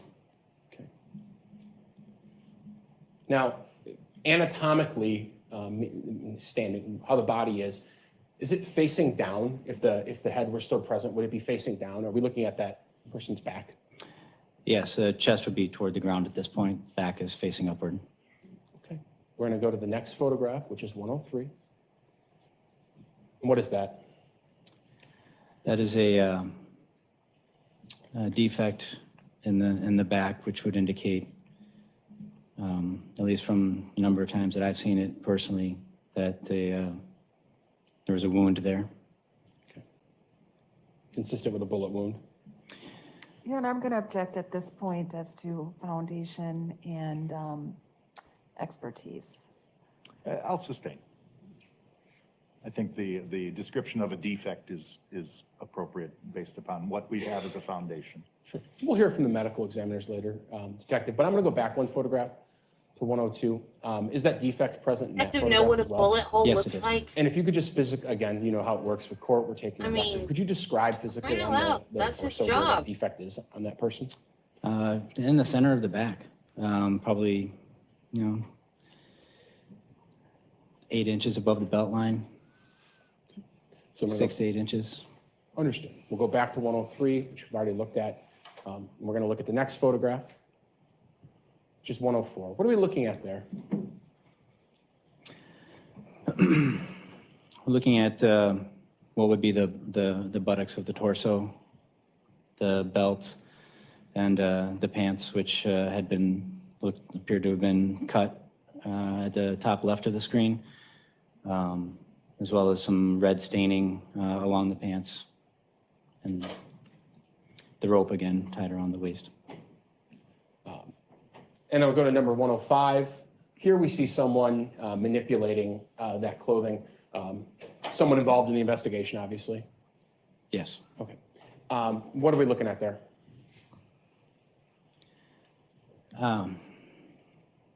We're looking at the upper portion of the pants where the what would be just underneath the back of the belt to where the pants meet, that the fabric had began to tear. Obviously, the torso needed to be removed from the area it was in and taken somewhere else. Yes. Okay. That was done by the medical examiner. Correct. Doctors came out and helped with that. Yes. In the process of doing that, part of what happens is the torso is moved from maybe where it is onto a bag or a sheet, or something of that sort, right, for transport? It would be placed into a sealed, in my experience, every time we've done it, it's always placed into what would be called a body bag. Sometimes different size bags are used, but yeah, it would be sure to preserve anything that was on it and to transport it. Okay. And that was done in this case? Yes. I'm going to show the next exhibit, 106. Is that the beginnings of that process of rolling the torso over and maybe onto a more sterile surface? Yes. Okay. And now we're looking at the front of that torso. Correct.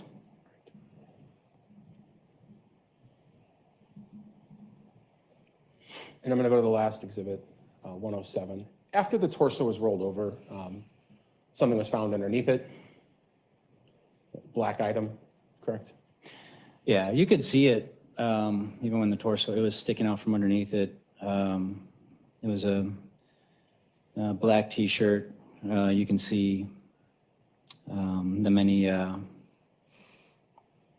maggots that were crawling around the shirt and around the wounds on the torso. Okay. Judge, can we shut this off? Thank you. Couple of questions about that. You said that there were some maggots and things of that sort. Were insects and the natural processes beginning to become a problem for that torso in your observation? Become a problem for the torso? In terms of the deterioration of the torso, were there insects and things of that sort around?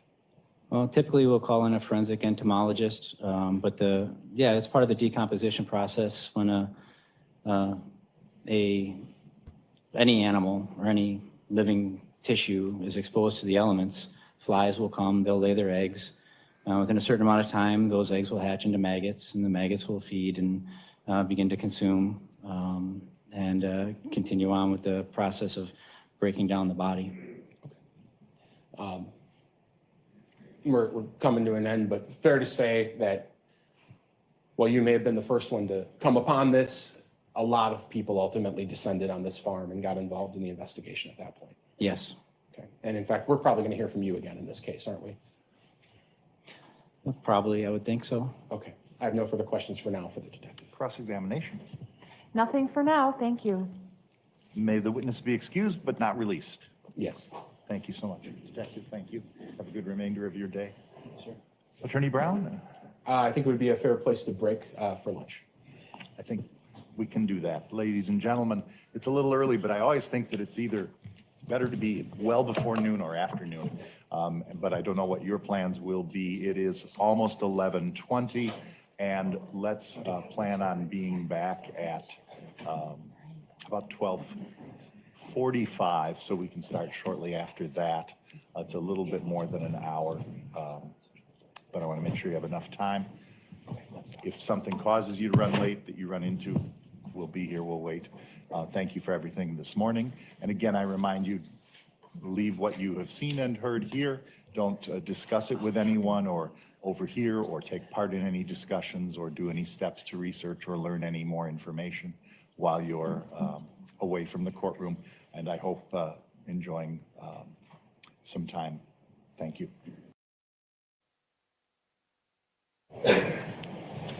We might go past 3, but this is going to be the last video today. Dulce Melander is supposed to be the first up.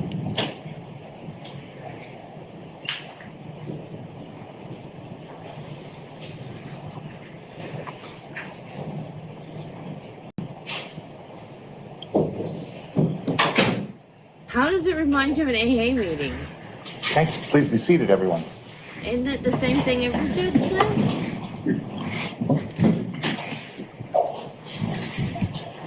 Good morning, folks. Thanks again for being so prompt. I appreciate it very much.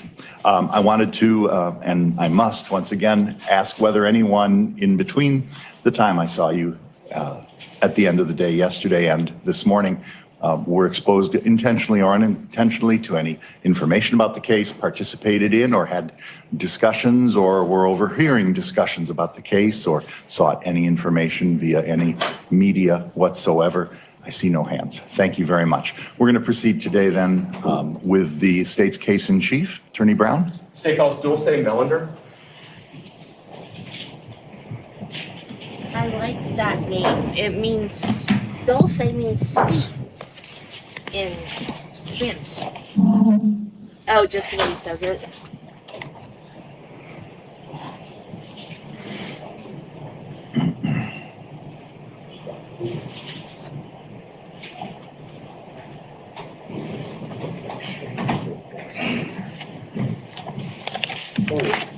Stand right here. Please, sir. Do you solemnly swear affirm the testimony you're about to give in this matter is the truth, the whole truth, and nothing but the truth?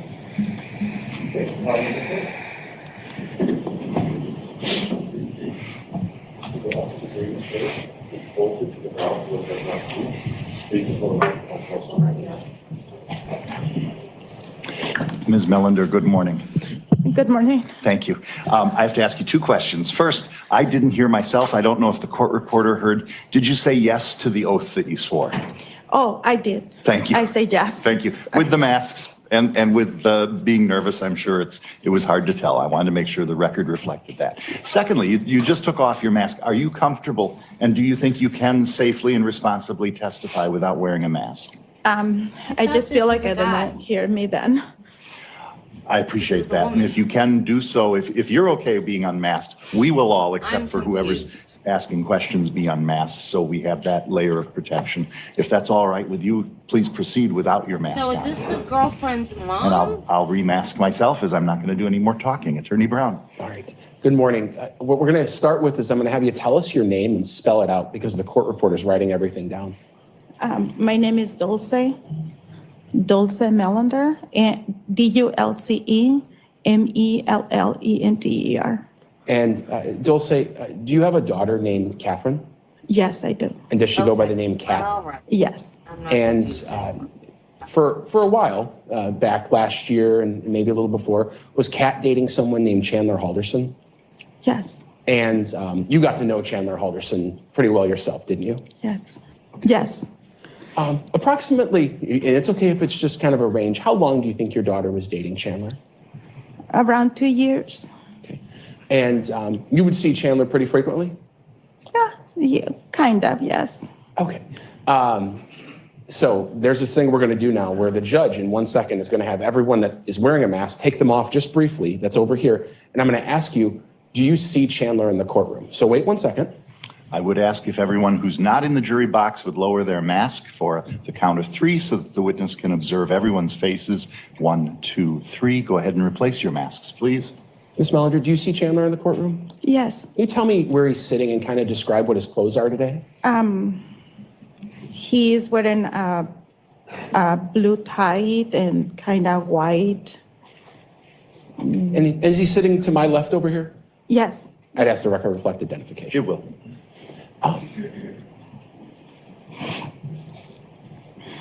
Your daughter, in the course of dating Chandler, sometimes stayed with you and sometimes she had her own apartment, right? Yes. Okay. And what types of things would you do where you would see Chandler while they were dating? He will cook, we will cook, or we will be order Glad it wasn't just me. B-Dubs, Buffalo Wild Wings? Yes, yes. Okay. And would you see him every day or every week or a couple times a month?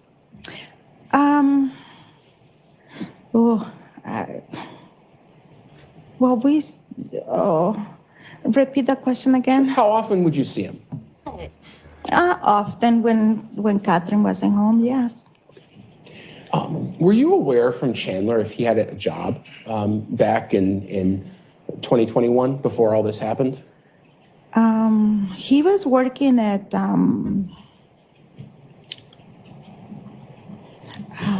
what is the name of that?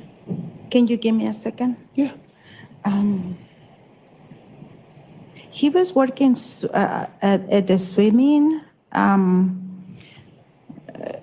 I think it was the DNR or yeah. Do you know what he was doing for them? Well, he's a good swimmer, so he wasn't called to, I don't know, to rescue, to see something in the waters. I really, but it was something with the DNR, I remember. He would get called to do rescues and things like that? Yes. Very, I think it was very, yeah. At some point, did Chandler get another job that you were aware of? Oh, yes. I took, yes. Tell me about what job was that? That was the American Family Insurance. And what sticks out to you about remembering about Chandler working at American Family Insurance? Well, I took him out to eat because he got the job. But he was, he had people, a group of people, they were putting on for him. Yes. So you took him out to eat when he got the job? Yes. Where did you go to eat? Oh, Mexican Rositas.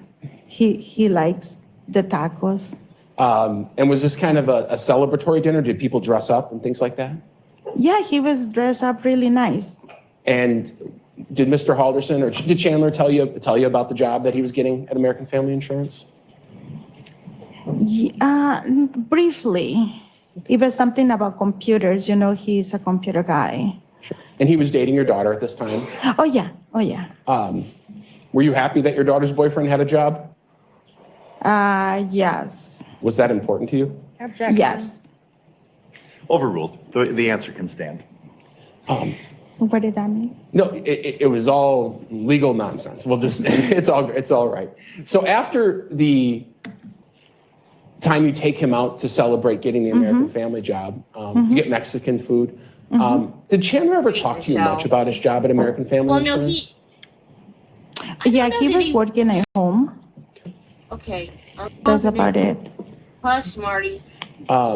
Did you know anything about exactly what he was doing? Yes, computers. Did you know? Yes. Did he really do like the diver rescue thing? I don't know. That might have been real. The job, though, was not. He wasn't doing the dive rescue? Okay. I know for sure he wasn't doing the insurance thing. But I didn't know about the dive rescue, so for sure not. And he was not going to college. I didn't know about the dive rescue, though. I didn't know if that was real or not. So, no. None of it. Sorry, go ahead. Go ahead. I think it was just computers and also I think it was just computers. Thinking back to that dinner where you were celebrating him getting the job at American Family, if you had to give us kind of an approximate time, do you know when that was?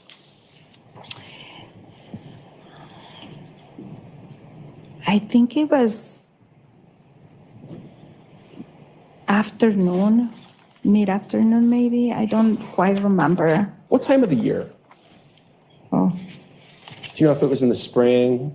Do you remember at all? It's okay if you don't. no, I don't remember. Who all went to that dinner? Just him and I. Oh, okay. You two together. Yes. Okay. I asked him weird. to meet me there. Whose idea was it to go out? Mine. And because he had gotten the job? Yes. And you paid for dinner, I would imagine? Yes. Yes. Isn't that So kind of other than weird? knowing he worked on some computer stuff and for American Family, did you know anything else about that job, really? Well, he wanted to do the solar panels, but I don't know. I don't know.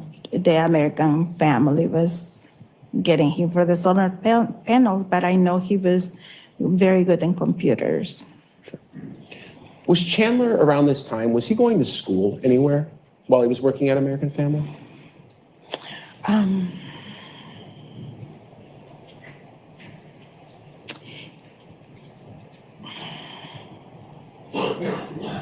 He was having, he was doing a credit because he was going to UW. So he was needed a credit to go to the UW, I think, because Catherine's, I think. Did Chandler talk to you much about going to school and what classes he was taking? No. It was one class that he needed to graduate. He was about to graduate. I think so. Going Not a trick into kind of the question, late ladies. Just spring of last year, answer so what you May, know. and then into June, and maybe the summer, and into July, just before everything started, that bad happened, did Chandler get a new job somewhere else in the country? Your Honor? Yes. I'm sorry. Yeah, but can we that's the approach real motive, quick? Michelle. Okay. That's the We're going to motive. have a conversation that nobody else can hear, so we use this white noise.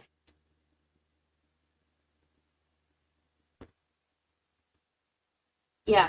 So his dad realized that something wasn't right, and That's hand sanitizer, though. We're not going to drink that. Yeah. Here, no, we have a bottle of water, Judge, right here. so they make these look like water bottles. I know. We got to get rid of that. so Someone's his dad taking the sanitizer. his dad tried to set up an interview with someone from the college, and Chandler faked an email from the college. About getting another job somewhere else in the country sometime this past year. So Chandler faked an email address, like as if it was someone from the college, and set up a meeting. So the dad was going to this fake interview with someone from the college to discuss Chandler's school. And I think the dad knew that it wasn't the real thing. And so Chandler killed him rather than let him go to the meeting and realize that he wasn't going to school and that he was lying about everything. Yes. And where was that job? In Florida. Do you know what he would be doing or where he'd be working? He was supposed to get samples, but I don't know of what. But But he was going to Florida. Florida? Yeah. Did he tell you what company it was? You know the very pricey cars? Tesla? It's a very pricey car. I don't know the name of the car. Is it, what type of car is it? Oh, like $50,000 car. Is it Tesla? Tesla, yes. Is it one of those? But I think Tesla has another company that is from Tesla. I don't remember the name. I'm sorry. Did Chandler share with you personally? And I know he shared a lot with your daughter, but I'm asking kind of what you knew just from Chandler. Did he share with you any details about what this job was or what he'd be doing? He was going to get those samples, and he also was working for the solar panels too, because I think it has something to do. It's kind of an engineering job or something like that. Yeah. The job in Florida was? Yes. Yes. Did he tell you personally, if he'd be making more money or less money? Did he talk about money at all about that job? But he says that he will be have a good job. It will good money. Yeah. Did Chandler ever talk to you about where he was going to live down there? Where he had gotten a house or anything like that? It was an apartment that he showed me. How did he show you? In his cell phone. Did he say if you had a car or anything like that? Yes. Yes. Tell me what you knew about that from Chandler. Well, Catherine has my car. And I say that, Catherine, if you guys need a car, take my car. And the three of us, we were talking about the car in the apartment. And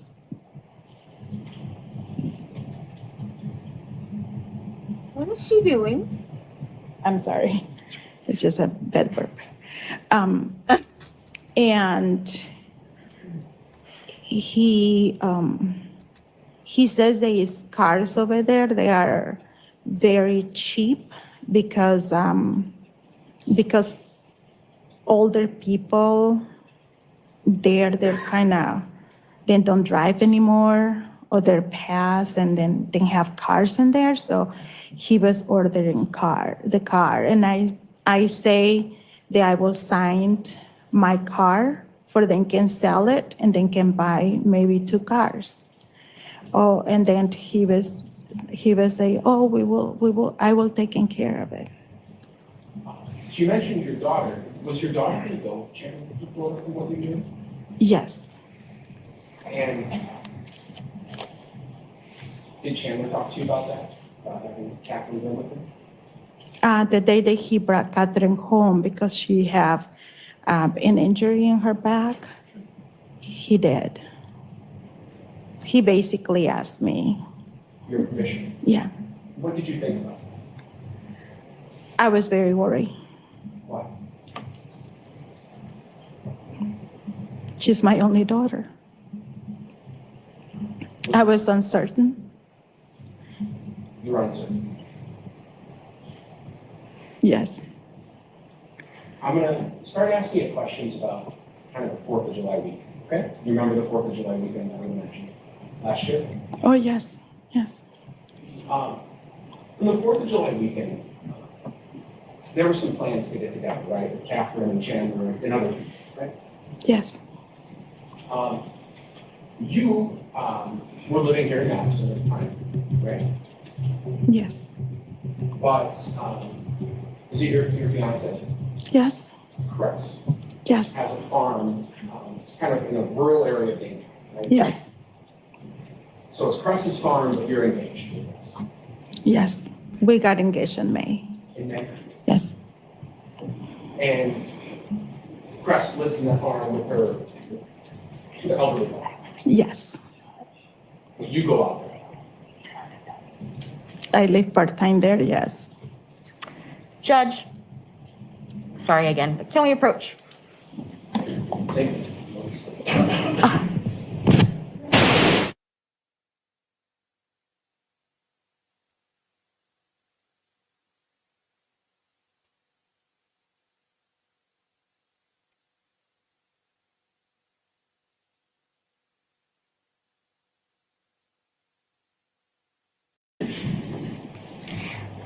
So tell me about what the plan was on the 4th of July. Well, we have a swimming pool, and we ask if they want to swim, they can swim, or just eat, and yeah. Where were you going to have this get together? Oh, at the farm. Yeah. Can you tell the jury a little bit about what does it look like? Do I have to face them? You can face me.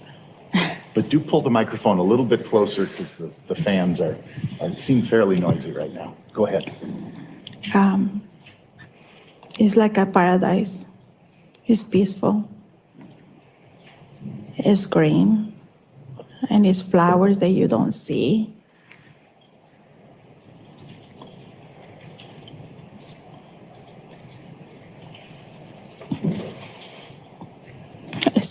It's just beautiful.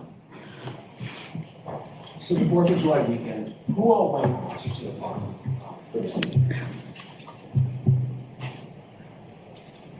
Chandler, Catherine, James, one of James' friend, Chris, Michael, and Papa, and me. Did Chandler talk at all at the 4th of July get together about having suffered any sort of injuries lately, head injuries or things of that sort? I beg your pardon? Did Chandler ever tell you around that time about suffering any sort of concussion or head injury? Oh, we knew. I knew that he had a concussion. Yeah, he fell. And was Chandler acting the same or differently than usual on the 4th of July festival? He was kind of okay, quiet. But yeah, he was sitting at the table with the other kids. So. What types of things did you do that day? We ate, and we were waiting that the kids will be going and use the pool, and then went and used the pool actually.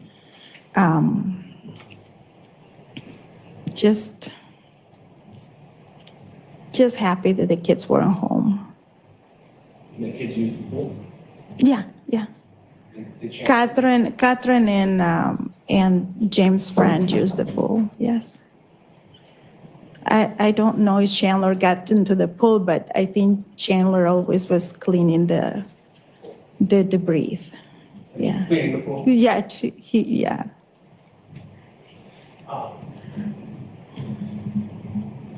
The next day, do you know if Chandler went back to the farm on July 5th, which would be a Monday? Yes. And how did you become aware that Chandler went back to the farm? Because Catherine texted me. Did you then go off to the farm? I fly to the farm, yes. Why do you fly to the farm? Why so fast?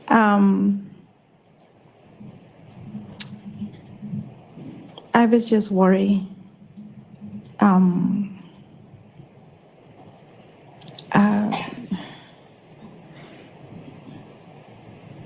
Can I have 1 minute?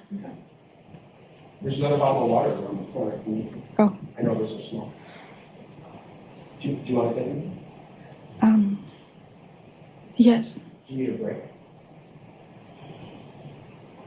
Yes. Do you think that you need more than just a few moments outside of the courtroom? Just a few minutes. Okay. Right now. I'll go ahead and excuse the witness. Don't talk about your testimony with anyone, but you can go back to where Ms. Brown is in the vestibule. Go right this way. You forgot your mask. I'll grab it.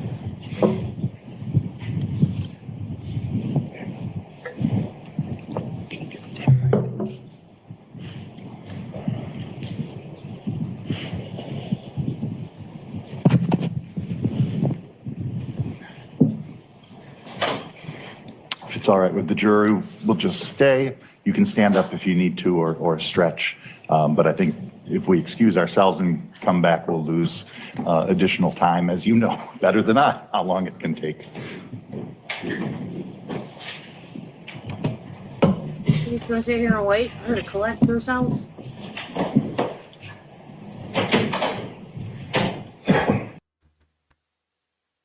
So sometimes Oh, went too far. Sure. In the pool. to go to the pool, yeah, she just put her shorts to go to the pool and no tub. So I was worried that he might. Wait a minute. Prior to that day, when you found out that Chandler was maybe going out there by himself, prior to that day, to go to the pool, yeah. So sometimes it's a big farm, so sometimes she just like to be with just no tub. Sure. In the so sometimes. Okay. There we go. That Chandler can wait by the driveway because my fiance sometimes is a big farm, so sometimes she just like to be with just no tub. Sure. In the pool. To go to the pool, yeah, she just put her shorts to go to the pool and no tub. So I was worried that he might. Prior to that day, when you found out that Chandler was maybe going out there by himself, are you aware if Chandler had gone out to the farm much before by himself, alone, without Kat?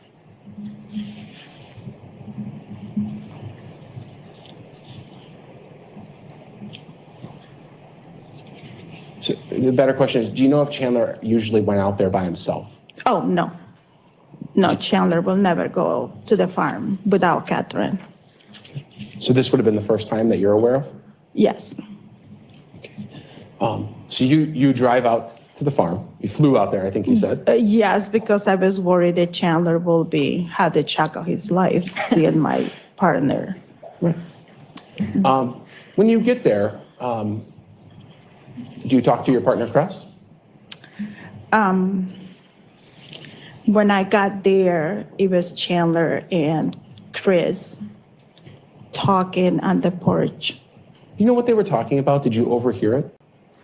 But I opened the door and Chandler looked like sad, kind of sleepy, like, those, like, I don't know, he did not look okay to me. But I didn't hear what they were talking until Chris says there was some news. Okay. There was some news. Do you know what the news was? Did you hear Chandler talk about it? What was that news? That he didn't get a job. Which job? The one in Florida.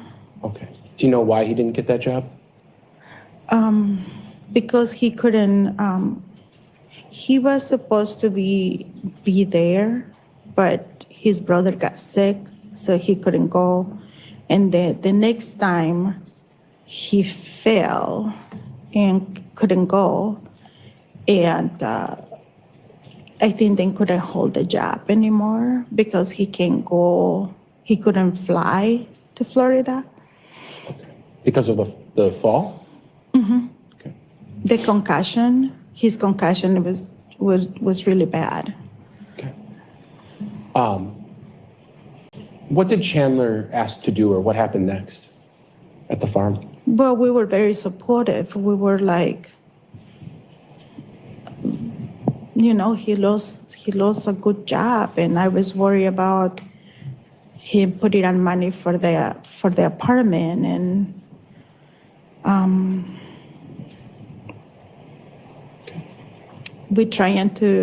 Chris and I were trying to find out how can we help him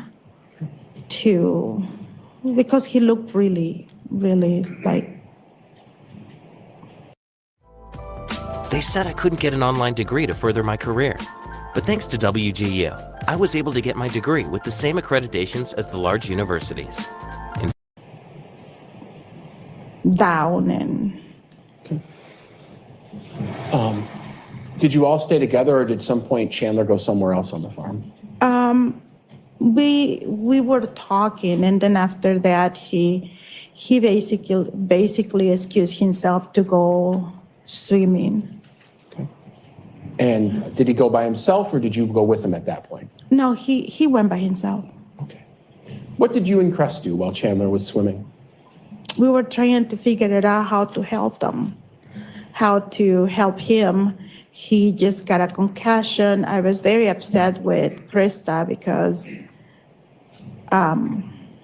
why she wasn't to taking him that day. He has a doctor's appointment.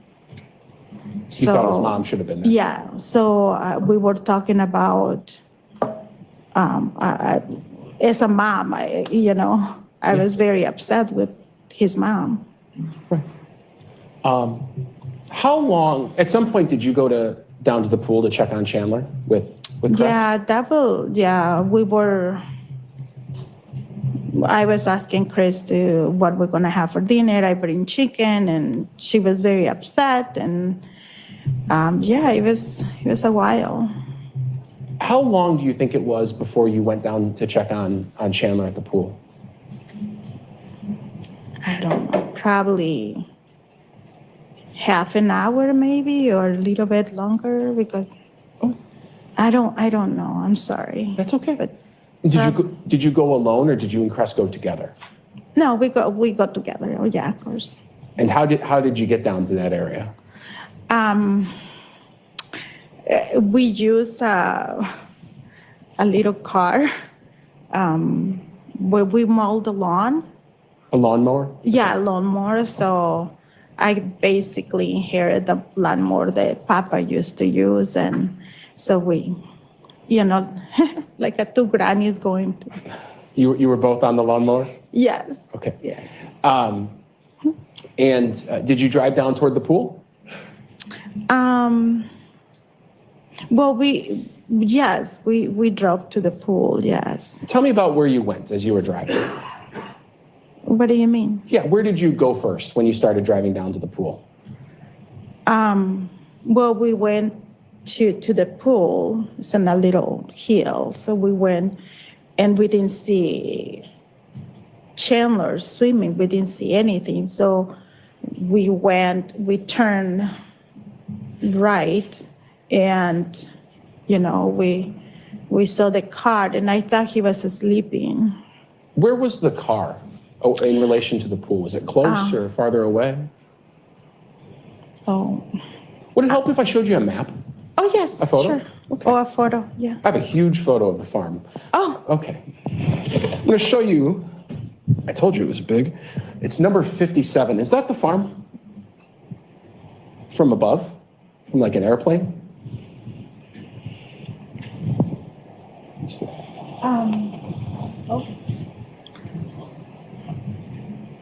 Yes, that is the shed. Yeah, so the house, you cannot see it because it's a lot of trees. Sure. But can I point it? Yeah, so here's what I'll do. Does this look to be like what the farm would have looked like back in July, except for all of these police cars that are kind of involved? But otherwise, is this what the farm looked like? Yes. All right, I'll move 57 into evidence. Any objections? No objection. It is received. It may be published. All right, so I'm going to move this a little bit closer to you, okay? Okay. And you can stand up if you'd like. How about if you could you point, where's the driveway meet the road? Where's the entrance to the farm? Right over here. Follow it all the way down, and right there? All right, I'll hold on to this. Over here. And where's the house? Can you point to that? Oh, right here. You can kind of see the roof. Yes. That is the house. This is the other shed. And where's the pool that we're talking about? Okay. Now, if you could, kind of standing off to the side so these folks can see you, if you could point to maybe just take your finger and trace the way that you drove down to the pool on that lawnmower. We always drove this way. Okay. And the pool is here. Where did you say you saw Chandler's car? About right here. Okay. And you said you thought he was sleeping? Yeah, the back of the car, the trunk was open, so I thought he was sleeping. And did you drive your lawnmower? Did you folks drive over by that car to look in? Mm-hmm. And what did you see?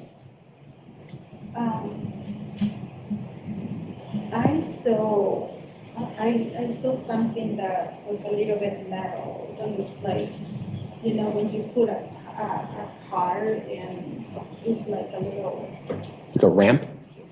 Yeah, like a little ramp. Okay. Like a gray kind of. Bill, you want to move the mic? It's really difficult to hear. Sure. Yep. How about you take a seat real quick, and we'll keep asking And questions. while we're moving, let me just reflect for the record that if you think of the upper half of the picture and the middle of the upper half, the witness indicated that the road from the access road to the driveway to the house is in the upper middle portion of the half. You can see a small amount of roadway. She traced her finger through the woods, demonstrating that the house is within the wooded area in that upper quadrant, identified the swimming pool as a round shape, and indicated that the driving with herself and Kress on the lawnmower was from the area approximately where the house was down to the back of the shed, and indicated that the vehicle of Mr. Halderson was lower into the lower half of the picture, approximately where you can see some unidentified objects that don't appear to be cars. Is that accurate, counsel? That's fair. Well, why don't you, if you could, one more time, point to where Mr. Halderson's car was when you drove down there? That's the part I couldn't see as clearly. It was right over here. All right. And so we'll just say that is approximately 3 inches below the barn on the photograph. Okay. And in between the cars and the other items, if you were to split that distance kind of at an intersection between a line south if you view north as the top of the picture of the barn, intersecting with a line between those white cars and the other objects. That's fine. All right, you can take a seat. Any problem with that description, counsel? No. All right, thank you. And we have to do that because we're typing out the court record. So when we point to things, the judge will describe what they are sometimes. So you saw the car, you said the back was open, and you saw maybe a ramp type thing. Did you see Chandler in that car? No. Sorry. No, you're fine. No. I'm sorry. There we go. Sorry. No. Chandler wasn't in the car? No. At that time, when you're looking at the car, did you see where Chandler was right then? No. Did you know where Chandler was? No. What did you and Kress do? But she was upset. And I said, well, I'm going to object at this point. I'm sorry, object to? Possible hearsay that may come out. I'm sorry, hold on, I can't hear you. Possible hearsay that may come out. What? I'm sorry. Attorney Brown will rephrase the question to make sure he's asking what you thought or said. Sure. And you know Kress is going to testify next, right? Oh, yeah. In this case. So the jury is only going to hear from you now and then Kress next. So anything she said, we'll hear from her. But what did you and Kress do at that time? Not what was said, but what did you do? We went to the pool. Okay. You jumped in the pool? Yeah. Okay. Was it just you and Kress in the pool? Yeah. Mm-hmm. At some point while you were in the pool, did you see Chandler or figure out where Chandler was? No, he was coming to the pool. Okay. You saw him? Mm-hmm. Yeah. If you could, I'm going to have you stand up and point to where did you see Chandler coming from the first time you saw him while you were in the pool? Around here. Okay. All right. The pool is right here, so he was walking. Okay. And did you see where he'd come from before that? Okay. I'll note the witness just pointed to the right of the barn, essentially. That's fine. Thank you. That does appear to be accurate. Counsel for the defense agrees. Perfect. We have the what you pointed to reflected accurately in the record. Thank you. Okay. What did Chandler do? You saw him coming. Where did he go, or what did he do? He asked if he can get in the pool with us. And what did you say? I was like, I was like, no. No. But I say it myself, no. Why?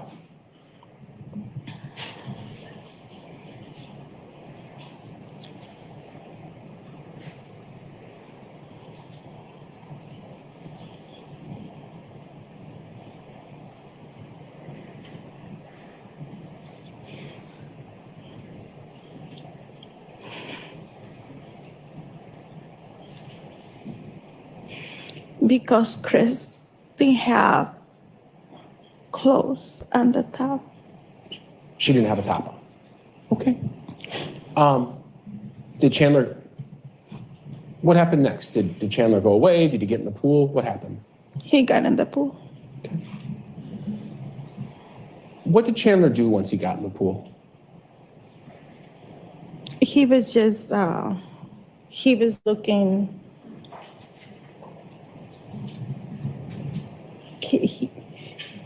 he was looking to the horizon. This game has gotten out of control. All the money, the unpredictability. It's time we instate a commission. Okay. And was he in the water? Yes. What was he doing in the water physically? Was he moving around? Was he swimming? He was like going underwater and, putting on water on his body and, So you're making those motions on your arm, and this is one of those weird things because we have to type down everything that's happening. How would you describe what he was doing when you put your hands on your arms? Like he was, putting on water. When you put water and. Okay. So staring off kind of through that field toward the horizon and. Yes, because Chris is behind me and I put my body to kind of shield her but Chandler was looking to the horizon. Okay. And then he turned around and then he was getting more underwater and he was like underwater like. Okay. Was he saying anything? Not much. The water was nice and warm. Why did she have her top off if he was there? Did you or Cress ask Chandler where he had been? Objection to the form of the question. Sustained. You can rephrase. Did Chandler tell you where he had been? No, I thought he went for a walk. As he wasn't in the car, he was walking. That's what I thought. That's what I said to Chris. Now I'm gonna ask you a question. If you don't remember, that's okay. But when Chandler was walking toward the pool and right before he got in, did he still have all his clothes on or did he have some of his clothes off?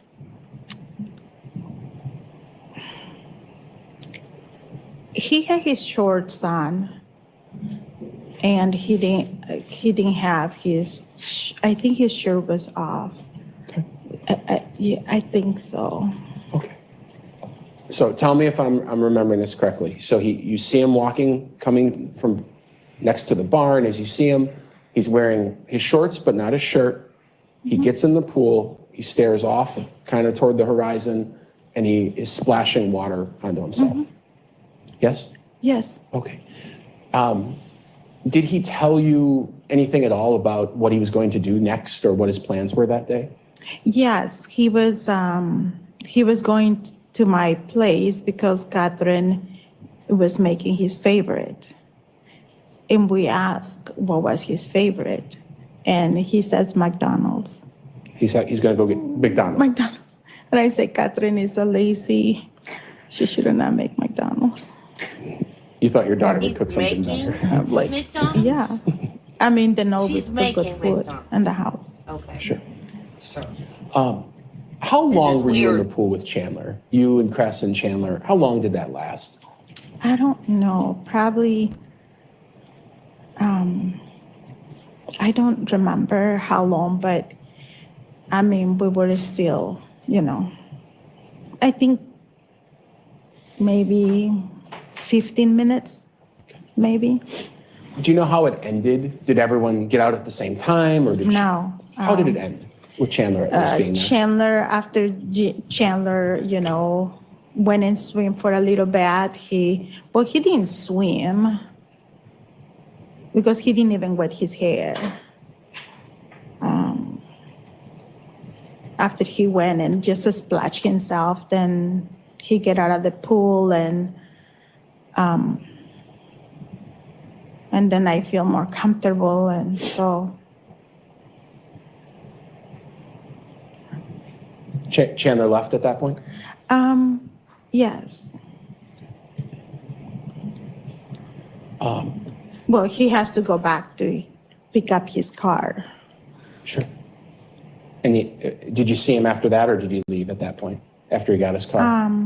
No, he just went, got his car, and then drove off, and we just waved him. We was very happy that he came, Their which drinks aren't was $1 strange. anymore. It's strange because Catherine wasn't with him, but.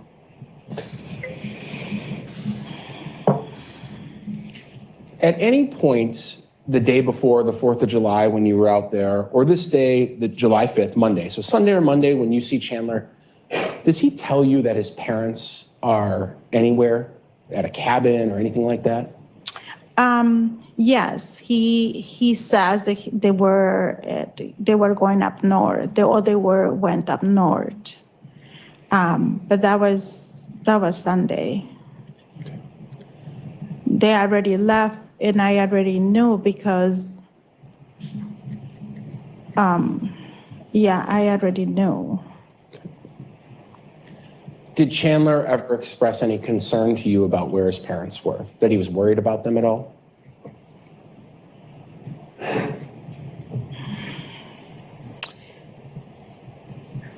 He looked worried, yeah.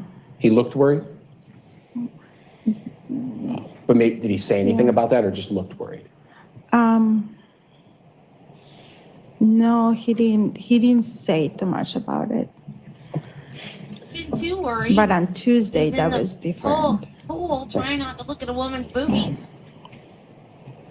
And we're going to go there in 1 second, but one more question about the July 4th and July 5th when you Not see where I Chandler out live, at the we farm. can't. Would you describe the way he was acting, his behavior? anymore. Objection, leading. We'll hear the full question. Would you describe his behavior or the way he was acting? Was that normal for Chandler? Was it different than usual? It was a little bit different. Okay. What do you On mean? that Sunday? Yeah, let's talk about Sunday or even Yes. Monday the next day. What do you mean by different? I don't know why, but can't. Sunday when he was kind of okay, and with the kids, because the kids sit down in the same table, and they were interacting, but for some reason Chandler was a little bit more quiet in a way. But he was, and he looked kind of also sleepy.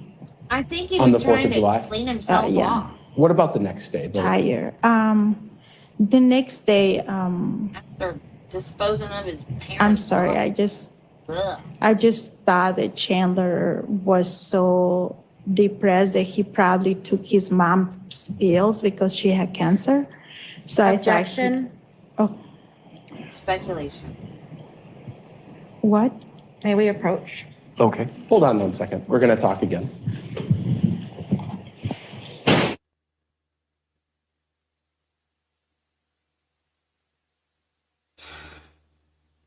I think he got in the pool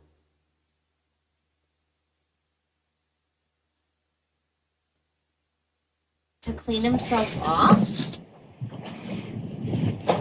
I'm going to ask the question a different way. Sometimes when we do that, I'll rephrase the question, meaning I'll ask it a different way. You've talked to police a lot in this case, right? And told them what happened? Right.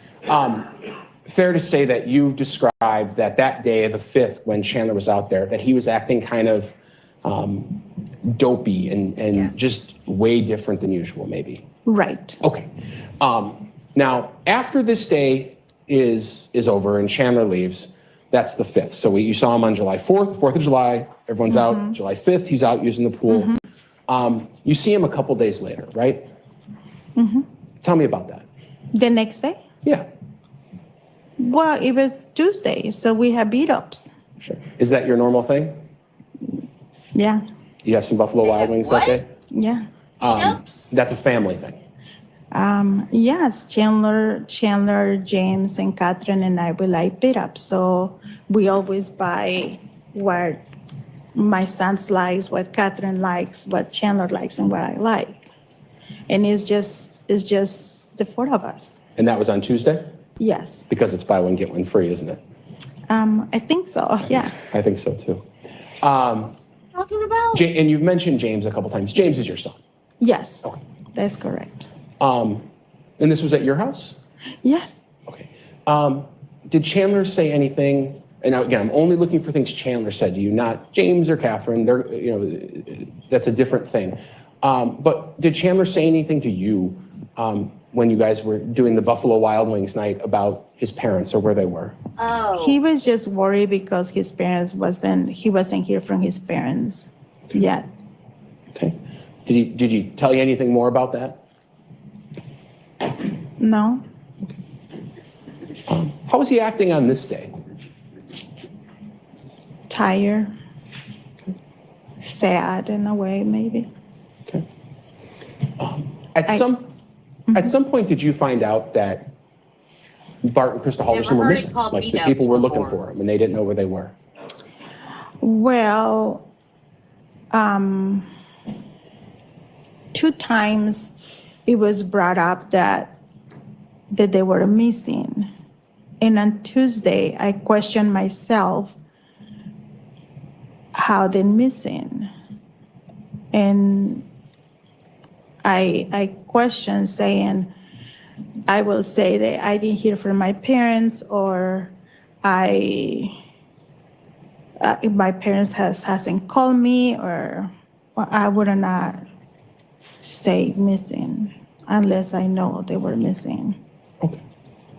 And I know other people may have, but did you personally talk to Chandler about filing a police report or what to do about his parents missing, like what actions he should take? No. Did you know Bart and Krista Halderson very well yourself? I thought you were saying beat-ups No. too. I just know what Chandler told me. Okay. Yeah. And Catherine, of course. Sure. Yeah. Okay. I'm going to take a break now for just 1 second. So if you want to get a drink of water, but it'll just be about 30 seconds, okay?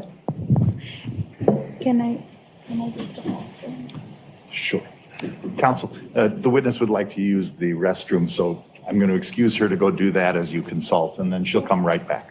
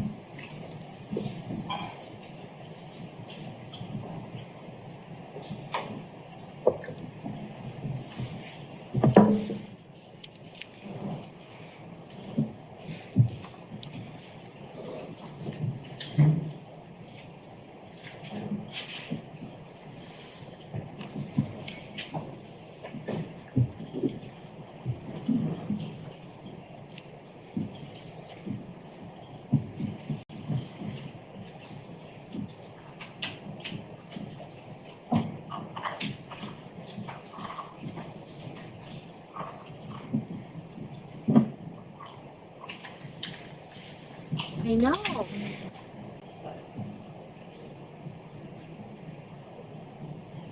She said B-dubs, which is short for Buffalo Wild Wings.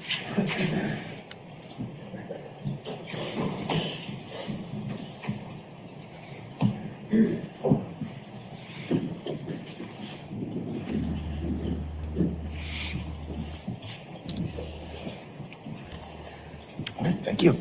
Attorney Brown? No further questions. All right. Attorney Vera, do the defense wish to engage in cross-examination at this time? Yes, thank you. Would you prefer if I call you Dulce or Ms. Belanger? Dulce. Okay. I promise I'm not as scary as I make it seem right now. Sometimes I just have to tell Bill not to do things, and that's what we're doing, okay? So I just have a couple questions for you.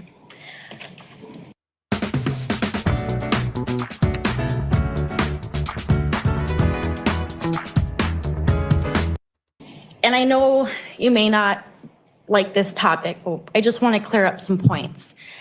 When you were talking about Cress in the farm and in the pool, she was topless, correct? Yes. And it makes you uncomfortable, correct? Talking about it. Very. So when we saw you, that was just you being uncomfortable about Cress being topless and Chandler having to see that, correct? Both. Both the fact that she was topless and the fact that Chandler had to see. No, that the fact that she was topless and that Chandler came in the pool. Gotcha. Okay. But as far as Chandler making you feel uncomfortable, that's not something that you were feeling personally. It was just the situation with Cress being topless. And let me ask it this way. That day in the pool on the 5th, it was just a weird situation. Is that fair? It was very weird, the whole thing. The whole thing, yeah. Yeah. Chandler was acting dopey. I think that's what the DA used. Yes, but also I know Chandler that he is very polite, so I was like kind of surprised how there he went in the pool when Chris was topless, and he made me uncomfortable for that. And that makes total sense. I would react that way too. Now, as far as your interactions with Chandler go, you mentioned that you took him out to dinner. It wasn't dinner. It was more like lunch. I think I say it was midday. Okay. Yeah. Okay, so you took him out for lunch and it was just you and him, right? Yes. Yeah. Was that the first time you had interactions with Chandler where it was just you and him? Yes.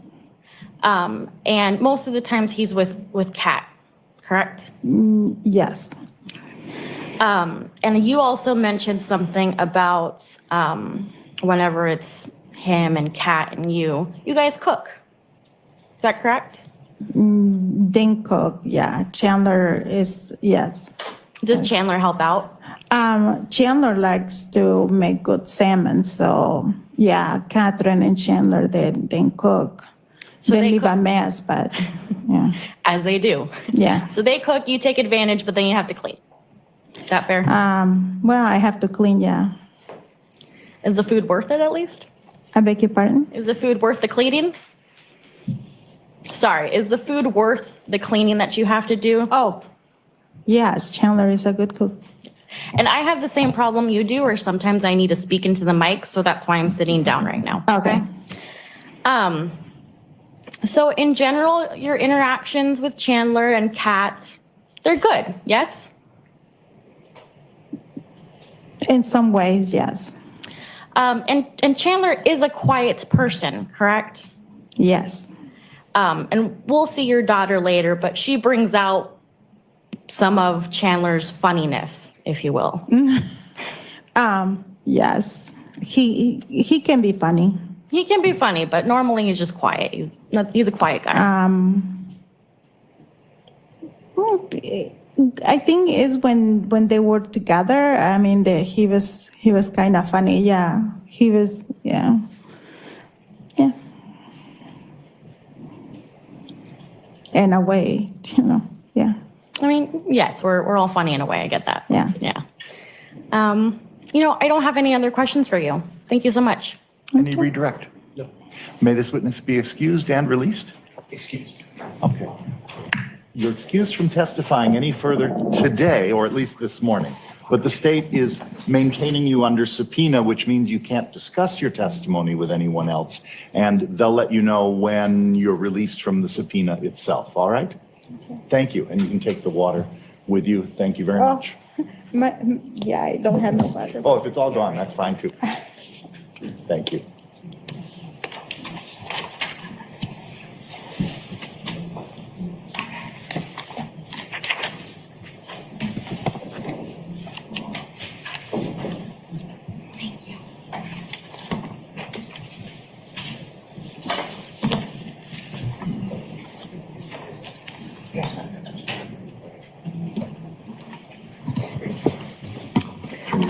State of Wisconsin calls Crescent LaSalle.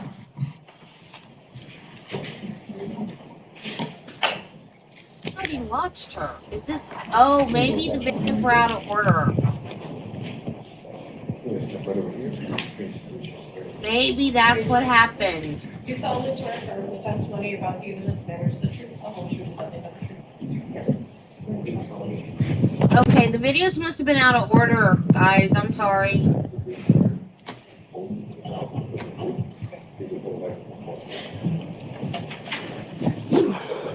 Good morning. Morning. If you believe you can do so safely and responsibly, testifying without a mask would be our preference. Would that be something you could feel that you could do today? No.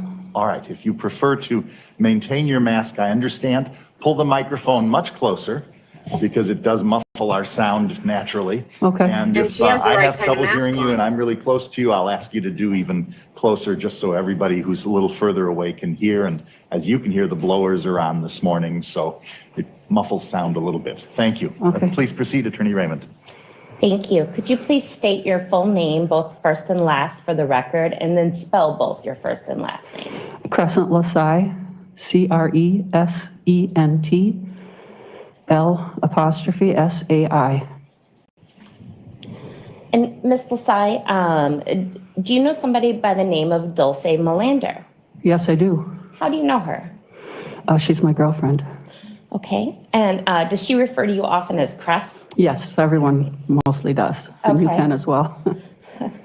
And do you know somebody by the name of Catherine Melander? Yes, I do. How do you know her? I know her through Dulce. She's her daughter. And through Catherine or Kat, did you become acquainted with somebody by the name of Chandler Halderson? Yes. And I'd ask, the judge will probably ask everyone to remove their masks, besides you and the jury. But could you see Mr. Halderson Chandler in the courtroom today? Yes, I do. As you look at the faces, I'll ask everyone not in the jury box to lower their mask and then replace their mask, please. Go ahead and answer the question if you could. Yes. Could you just let us know where he's seated and perhaps the color of his shirt? Well, he's sitting over across the room over there. He's got a blue tie on. Okay, I'd ask the record to reflect that the witness has identified the defendant. It shall. What sort of relationship did you have with Chandler in June or so of 2021? This year? Yes. Well, last year technically because it's January, but yes. True, yeah. Well, I didn't spend a whole lot of time with Chandler. I to know him through Catherine mostly. Most Sure. of the times I saw him were either get-togethers or through her. Okay. And roughly, where do you live? In Cottage Grove, in the town. In a rural part of Cottage Grove? Yes. And just while I approach you, I'm gonna put my mask on. Thank you. Nobody's ever complained I was quiet. I'm gonna show you what's been marked and received as Exhibit 57. Is this an overhead picture of your property in Cottage Grove? Yes, it is. Okay. So your house, you can barely see the roof right there. Is that correct? That's correct. It's in the wooded area. Okay. And that's like the top half, almost right in the middle of Exhibit 57. And this is a barn or a shed? Yeah, it's an old tobacco shed. Okay. And right here, this is a pool? Yes. Okay. And all of this wooded area, is that your property? Yes. And there's more property over here that's not shown. True. That's correct. What is on that property? You mean the part that's unseen? Yeah.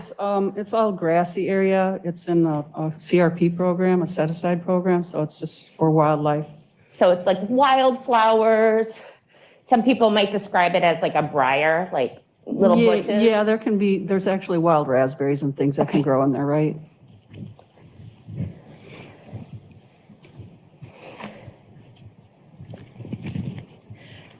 Before July 4th weekend, how many times approximately had Chandler been out to your property?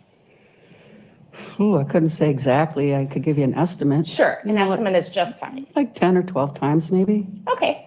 And did he ever come out there prior to the July 4th weekend by himself, or was he always with somebody else? He always was with someone else. He'd never come out there alone before that I'm aware of. Okay. And generally, I assume that was his girlfriend, Kat? Yeah, she was always with him. Okay. Not always. And prior to July 4th weekend, what understanding did you have as far as what Chandler did for a living? Well, what I understood is he'd gotten a job at American Family. He was working there as far as I knew. And did you have any understanding as if he was attending school or not? I knew he had been in school, but I didn't know if he was going to school recently, but I knew he was in school. He was getting ready to graduate. Okay. Do you see Chandler Halderson over the July 4th weekend? Yes. And what day did you see him? On Sunday. So July 4th itself? Yes. How did Mr. Halderson behave on that day? Well, he kind of seemed a little lot not like himself. Can you describe that? What do you mean by that? He just seemed kind of off, like kind of weird, actually. Okay. I mean, I remember asking him how he felt, because he just kind of seemed. Okay. You asked him how he felt. What did you remember how he responded? Yeah, he just said, "Oh, I'm doing okay, or I'm doing the best that I can," and because he had an accident, he fell down the stairs or something. So I thought maybe it was because of the accident that he was acting off. Sure. Was he displaying any physical symptoms on July 4th? Not that I saw, no. Okay. Was he wearing a neck brace at all on July 4th when you saw him? No. Did he act in any way that he seemed like disabled? Did he have any trouble walking or anything like that? No, I didn't notice that. Okay. Did you have any one-on-one conversations with Chandler on July 4th? Yes. Tell me about that. Well, shortly after he was done eating, the kids were sitting at the table in my family room, and they had gotten up, and I was kind of walking towards the kitchen, and he approached me and asked me if he could have my phone number, my personal phone number, because he wanted to know if he could come and use the pool. Okay. Did you give him your number? Yeah, I gave him my cell number, and I also gave him my landline. Okay. Because I don't always answer my cell phone, and I don't have voicemail on my cell phone. Okay. Did you guys have any further discussion on that day? I don't recall. Okay. So obviously prior to July 4th, he didn't have your number to your knowledge. Not to my knowledge. I didn't give it to him. Okay. And in all fairness, when you hung out with Chandler prior to July 4th, it was always with other people. Yes. Namely, Dulce and her family. Correct. Okay. As of July 4th, did you have any knowledge about the whereabouts of Chandler's parents? No, I didn't even know their names. Did you know whether or not, had you heard any stories or anything about them being missing at this point? No. Okay. Let's fast forward to the next day, Monday, July 5th. Did you have any interactions with Chandler on Monday, July 5th? Yes. What's the first interaction you had with Chandler on that day? The first interaction was I opened up my window. I live in a 2-story, and I saw a car in my driveway. I came in from outside to get a drink of water, and I saw a car, and I didn't recognize the car. And someone was standing in my driveway, and it was Chandler. So I opened the window because he was kind of standing, holding his phone and looking around. And so I opened the window, and I asked him if he was okay. And he said, yeah. And I said, are you here to use the pool? And he said, yeah, would that be all right? And I said, yeah, sure. Were you expecting Chandler that day? No. Okay.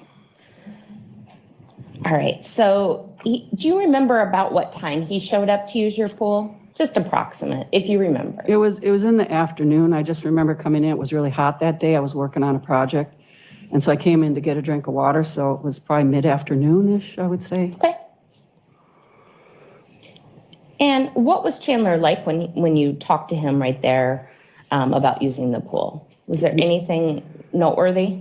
You mean when he was in the driveway? Yeah. Well, he just looked a little kind of spaced out a little bit, Sure. That's why I was kind of, because he kept looking around and holding his phone and, And like I said, I was just a little startled because I'm like, who's here, Sure. Your property's pretty remote. Yeah, it is. And your property, just to clear things up, is in Dane County, Wisconsin? Correct. Okay. So what happened after you told Chandler he could use the pool? Well, he drove up, because if you come, I live on a hill, and when you come to the driveway, it's kind of in the middle of the hill, and so you have to drive further up the hill to where the pool is. So he drove up there. Okay. Did you see at this time when he was going to use the pool, did you see at this time where he parked? No, I did not see where he had parked at that time. Okay.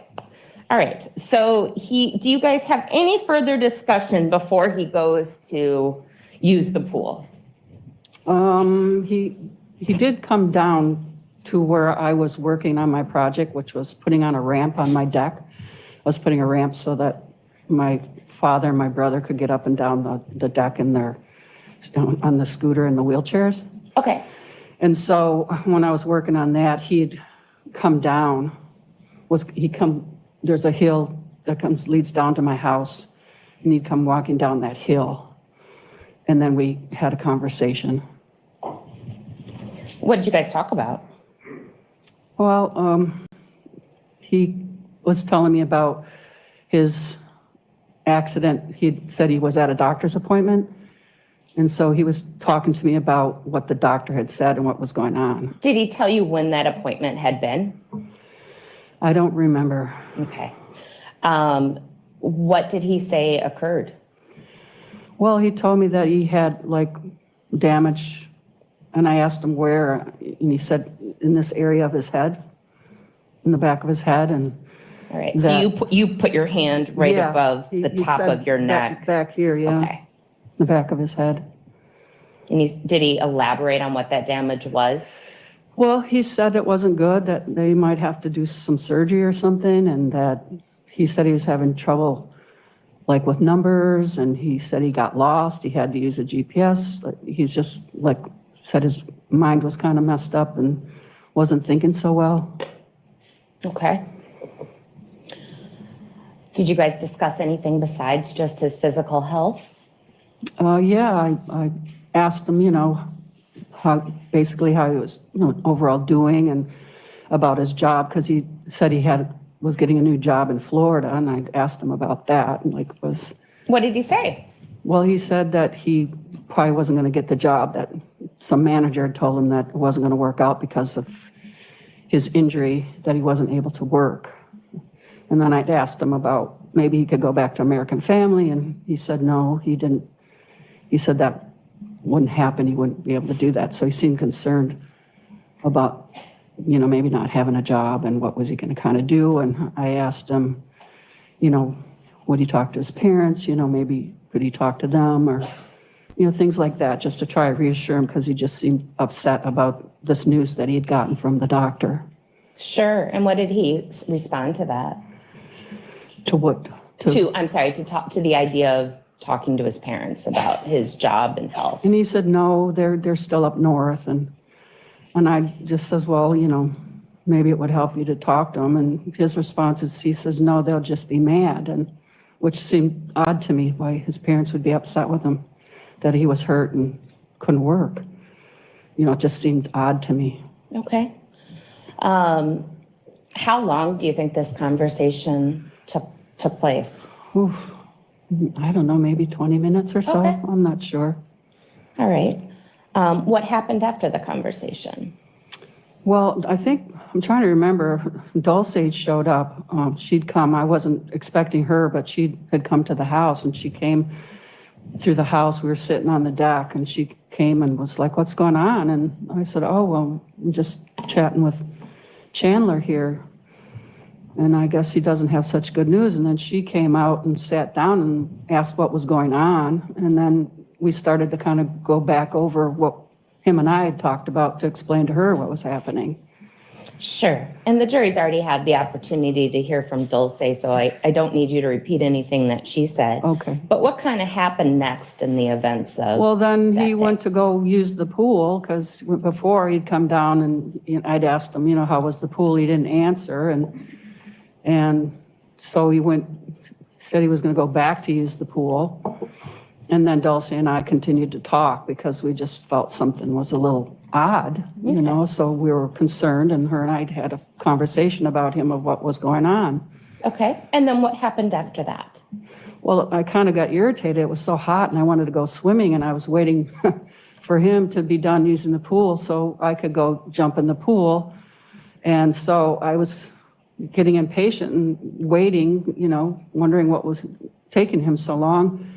So I said, look, I'm going to go get in the pool. I'm done. You know, I'm hot and I'm tired and I want to go cool off. And she said, okay. So she went to go get her suit. And then her and I have this little riding lawnmower. And so we got on the riding lawnmower to go up to tell him, hey, we're going to go swimming now.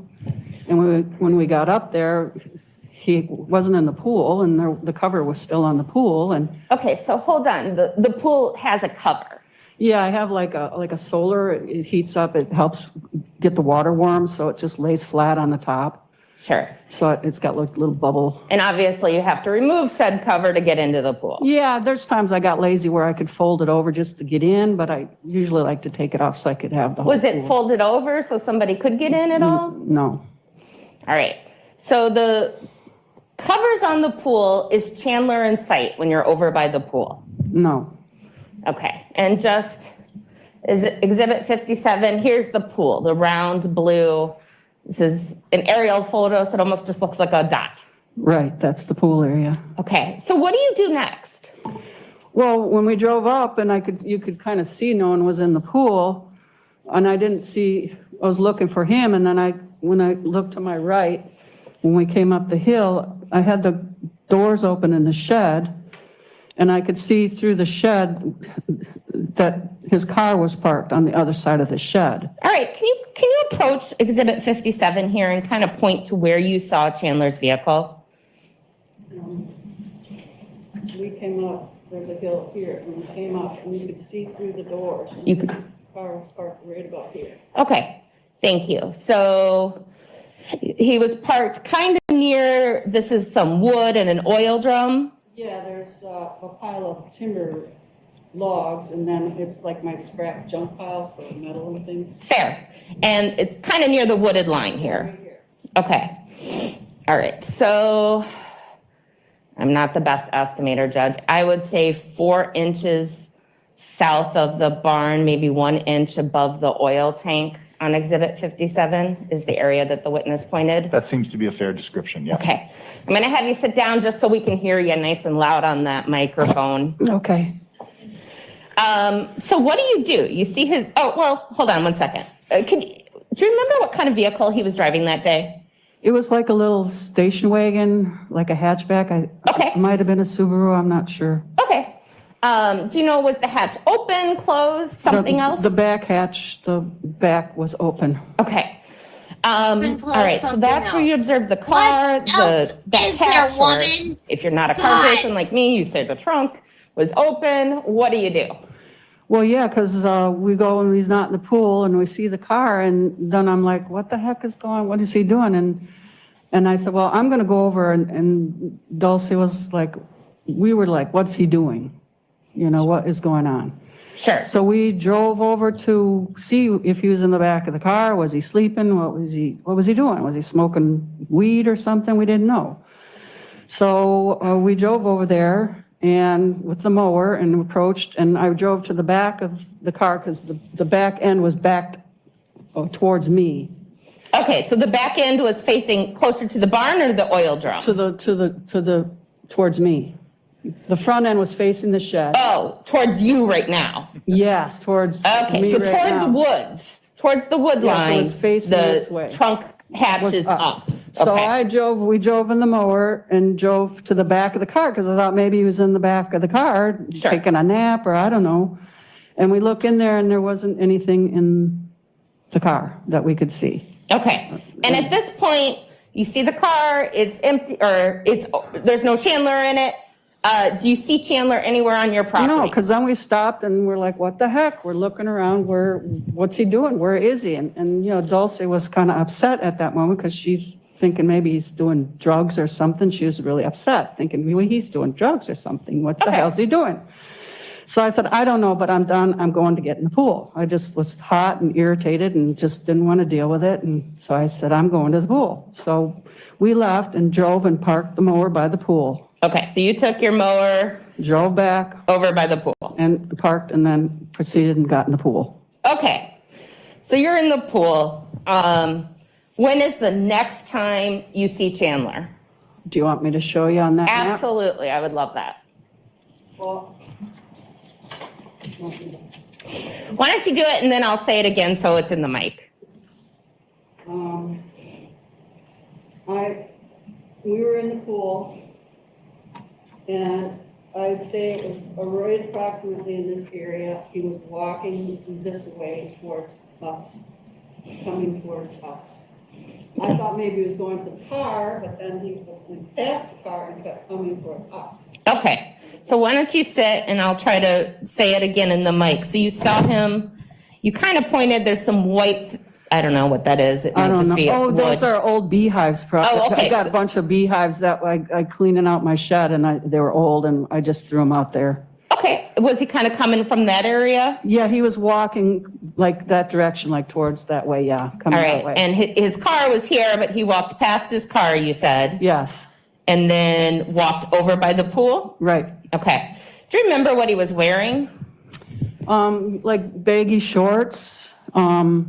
He had a shirt on, I thought, before, and when he came back, he didn't have a shirt. So when he was approaching the pool, coming out of the wooded area, no shirt? Right. Okay.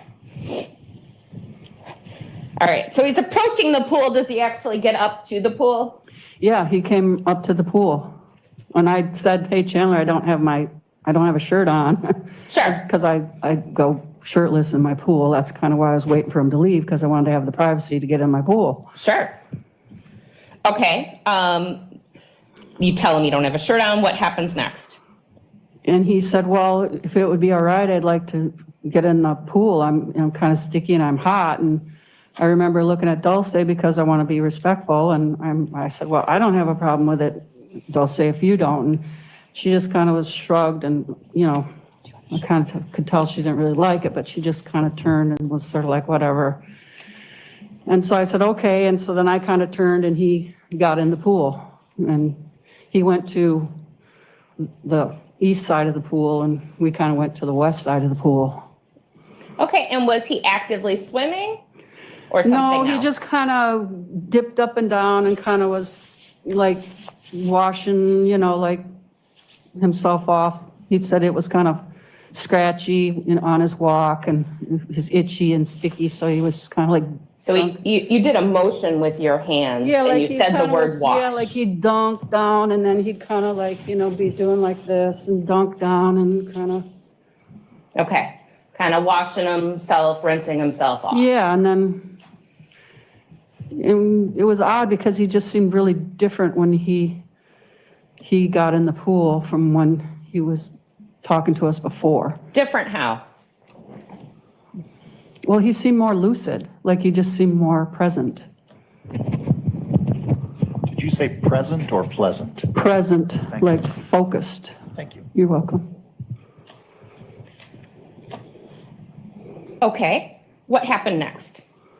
Well, then Dulce was starting to ask him questions because I think she was concerned maybe he was doing some drugs, and I think she just wanted to sort of see if he was. So she started asking him questions and things like that to see how he would respond. Because while he was gone and we were in the pool, that's what she spoke to me mostly about, is what's going on with him. I'm worried. I don't know why he's acting this way.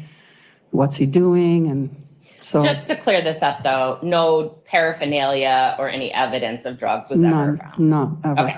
And he admitted, that was one of the questions. She says, if you're doing drugs, Chandler, I'm telling you right now, that's a deal breaker. And if you ever come, and he said, I will never, ever bring drugs to the house, or I don't do drugs. That's hearsay. I just wanted to clear that. Yeah, she confronted him about that. All of that is hearsay. What happens next? Well, we just started talking, she was worried, where was he going to stay? Because he thought he lost his job. And she was offered to say he could stay maybe at her house in town for a while if he needed to. Pardon me, I have to interrupt here. This is all hearsay. Agreed. I'll go ahead and ask to rephrase the question, and those last responses fall in that category. Outside of specifics of the conversation, how long was Chandler in the pool? Oh, maybe 15 minutes-ish, roughly. All right. And at some point, does he get out of the pool first, or do you? He got out first. He said he was in a hurry. He had to go, that Catherine was getting dinner or something. And so he was like on a mission and had to let's go. And he got out and went to the car and drove off. Okay. And his car that he went to was over there by the oil tank near the wood line? Right. All right. I just want to back up here a second. You said at first, when you first talked with him on the deck when you were working on a project with Dulce, he then left to supposedly go swimming, and then you didn't see him until he walked out of the wood line later. About what was the time gap between the time he said, I'm going to go to the pool, and the time he actually went to the pool? The first time or the second time? Or all together? Altogether. So the time you were on the deck working on your project. And he showed up until the time he left? From the time he left you the deck area until you saw him walk out of the wooded area. About what was the time frame in there? I'm guesstimating, maybe 45 minutes, an hour-ish, maybe. Okay. Yeah, it's a guesstimate. Okay. It was a while. To me, it seemed forever because I wanted to get in the pool. Sure. So it just seemed like a long time. And then after he got out of the pool, he got into his vehicle and drove away. Yeah. Now, later that day, did you find out that he actually had attempted to contact you prior to coming to your property? Yeah, later, I remember seeing the message was blinking on my landline. And so I pressed it, and then a name came up, and I didn't know I didn't recognize the name, and then I heard Chandler's voice. So he had left me a message, but I didn't realize it until after he'd come and gone, and I listened to it later. So he left you a message or a voicemail? Yeah, and saying he wanted to come and could he come and use the pool? And did you turn that message or voicemail over to the Dane County Sheriff's Office? Yes, I did. And did you turn over a true and accurate copy of that message? Yes, it's still on there right now. Okay. I would at this time move Exhibit 64 into evidence. No objection. It is received. Here's the And I would ask to publish the message to the jury. You may.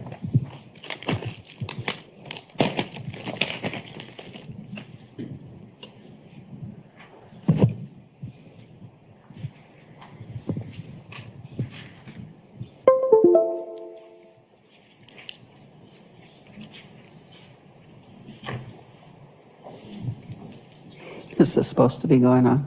Okay. The screen in front of you shows what the jury's seeing. Oh. No? All right, thank you. That's right there. Hi, Chris. This is Chandler. I just got back with some pretty terrible news from my doctor. So I was wondering if I could come by. Just, I don't know, take a couple laps to the pool or hang out. Something. I'm not having the most ideal day, I suppose. So call me back, 920-838-4549. Thank you. Bye. Monday, 4:25 p.m. And this was message 116. Yeah. Okay.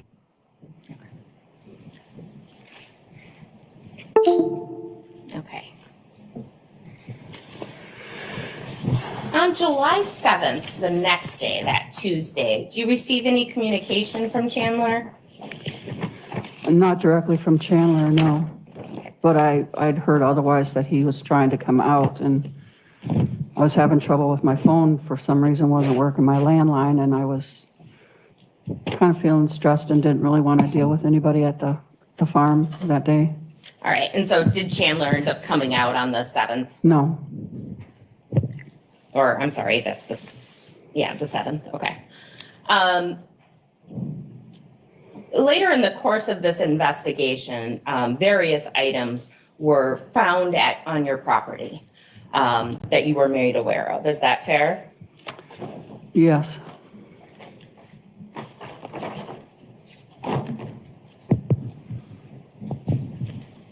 Okay. Do you guys want to go back and Let me listen to the inquire, rest of her counsel. testimony? I think the Since we Build a website you listened love to it. with Wix. For your words, Since we listened to it out of order.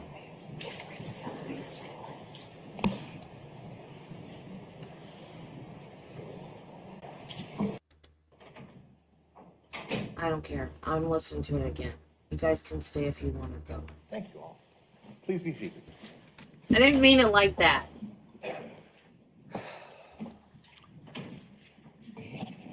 Attorney Raymond. Thank you. I didn't mean it like that. Cress, I'm going to approach you and show you a series of pictures of things found on your property and talk to you about those. That was rude. I didn't mean it rude. I have a headache.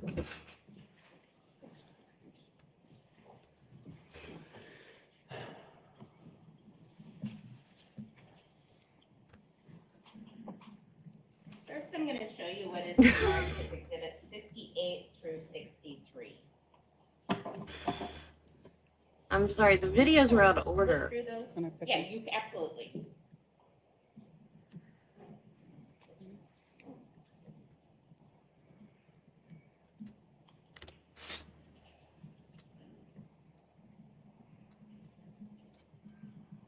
Now we have our foundation. We know who she is.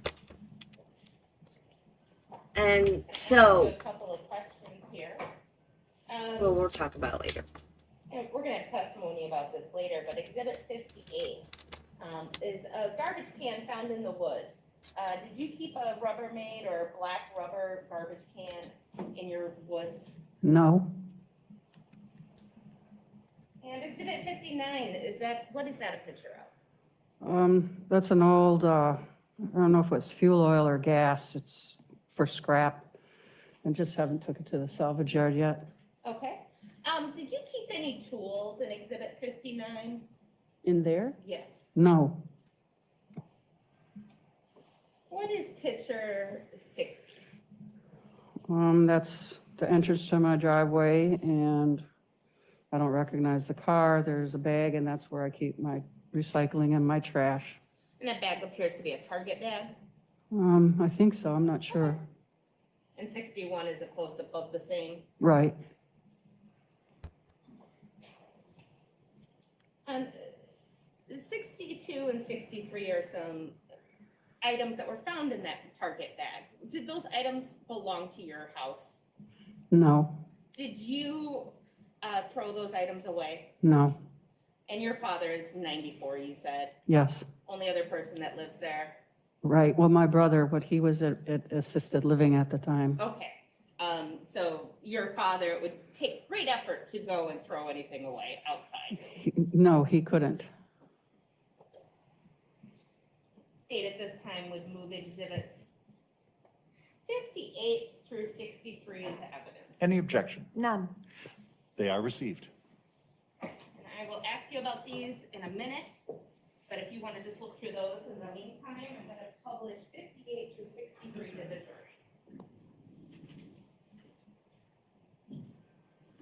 And Ms. Lasai, the little screen in front of you will have what I'm showing the jury. What do I have to do? Thank you.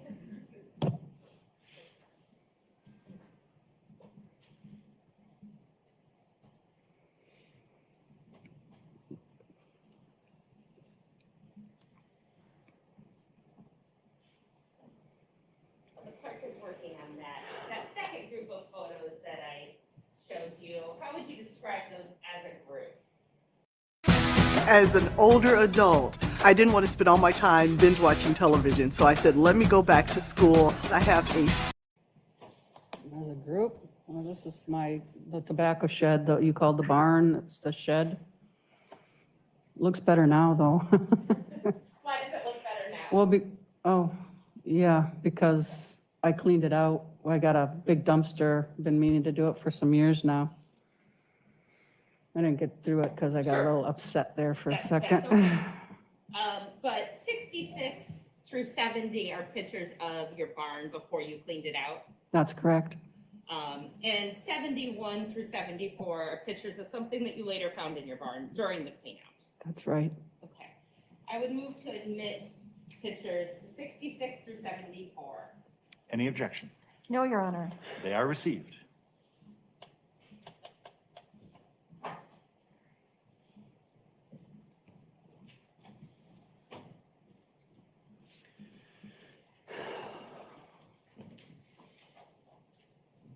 While you have identified the exhibits and testified about them, the ability to publish them to the jury requires the state to go through them with you again, but with the jury able to see those photos at this time.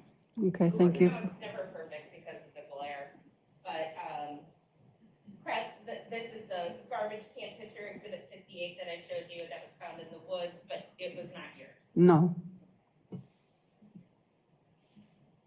And how would you describe exhibit 59? It's an old fuel tank that's been sitting there for a while.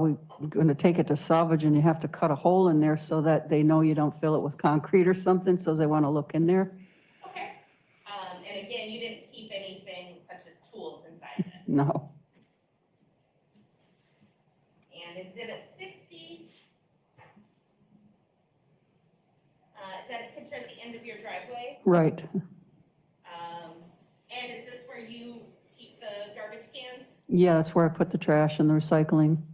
Now, during the time of this, in the first week of July, did you have an experience of your garbage cans being moved? No, not that I'm aware of. I don't recall. I don't even know if I took trash out that week. Okay. So you do not recall a day when they may have been at the road and then somebody put them back? No, I'm not aware of that. That's okay. But that could have happened, just meaning because they'll say sometimes, like if the trash is out and she goes out, sometimes she'll put it back and I don't know about it. That could have happened. I don't know. Sure, fair enough. But there's a Target bag here normally keep your trash outside of your garbage cans? No, I would have put it in the trash. And that's exhibit 60. Exhibit 61. Just a close-up of exhibit 60. Right. All right, and then I showed you exhibit 62, stuff that was found inside of that carpet bag. Some rags with the substance on them. Did you throw away those rags? No. And exhibit 63, just been separated out.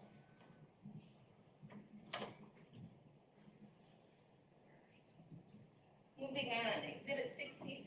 How would you describe exhibit 66? Well, that's the north side of my shed. And my little lawnmower. Okay. And exhibit 67? Yeah, it's just showing you the entrance there on the north side.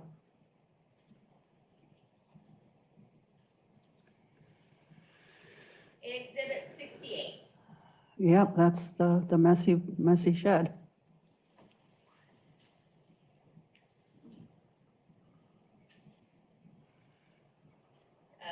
Exhibit 69, more the same? Right.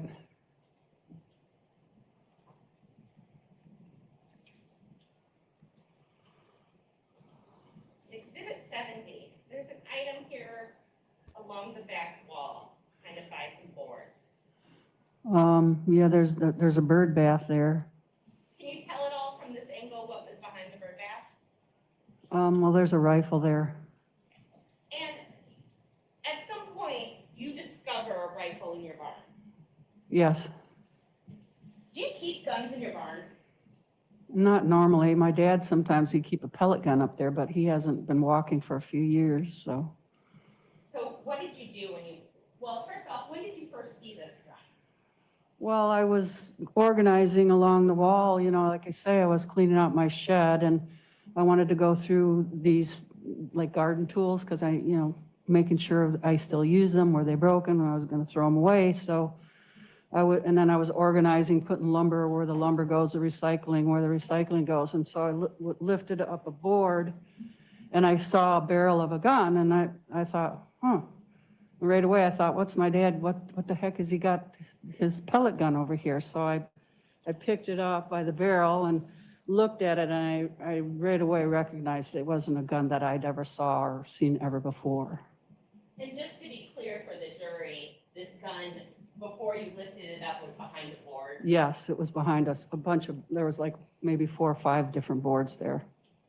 The countdown is on. Your contractors will soon be asking for their 1099s, and your employees, they need W-2s. This year, skip the stress. Go to your... Ugh.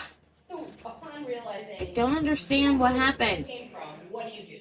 Well, the first thing is I just felt sort of this sick feeling, and I set it back down, and then I went to ask my father just to make sure that he didn't know about any gun in the shed. And I went and asked, and he said, well, what does it look like or whatever? And I said, well, Dad, I'm just going to call the police. And then I called Krista, the head of the investigation. She left me her number. And I called her and spoke with her and told her what I'd found. And she told me that she was going to send somebody out. Okay, and do you remember roughly what month or? Oh, it was in the middle of October-ish because I wanted to clean out the shed earlier, but the police were there for so long. My raspberries started, so it was after the raspberries were done, which was sometime in the end of October-ish. Okay, all right, so it was a few months later. Yes. I'm going to show you exhibit 71.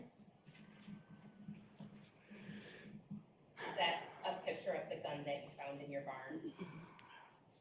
It's kind of a glare. Oh, I'm sorry. It is. Yeah. It looks to be. Do you want to look at the actual photo? Yeah, that would be You can do that. helpful. But it looks similar. Get that out. The overhead just makes it clear. White for you. Yes.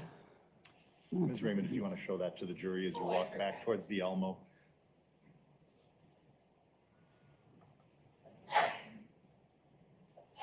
Bless you.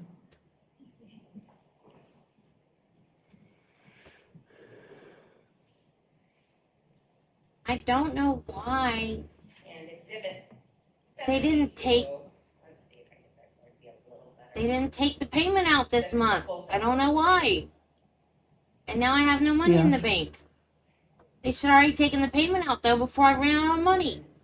I actually will publish 73 and 74.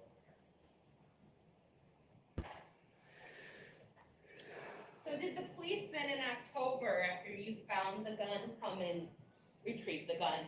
Yes.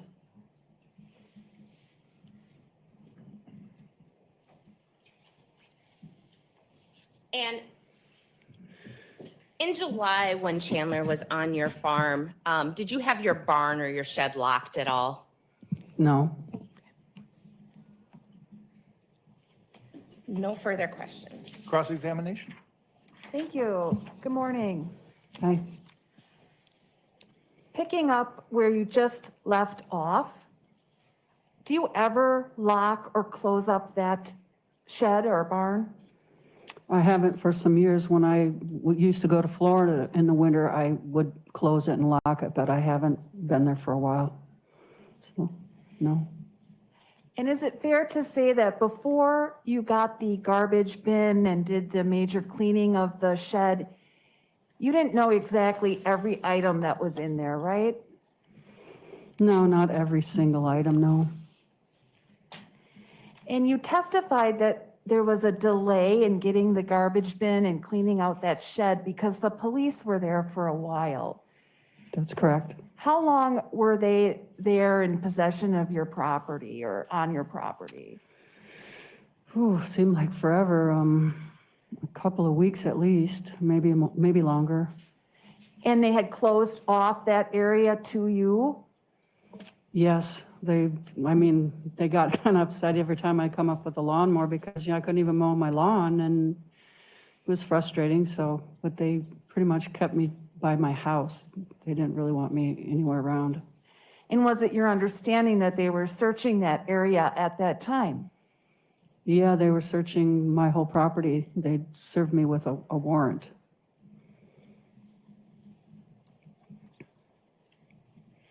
Now, moving back in time a little bit to 4th of July weekend, I think I heard you testified that Chandler Halderson was not acting like himself. Is that right? That's correct.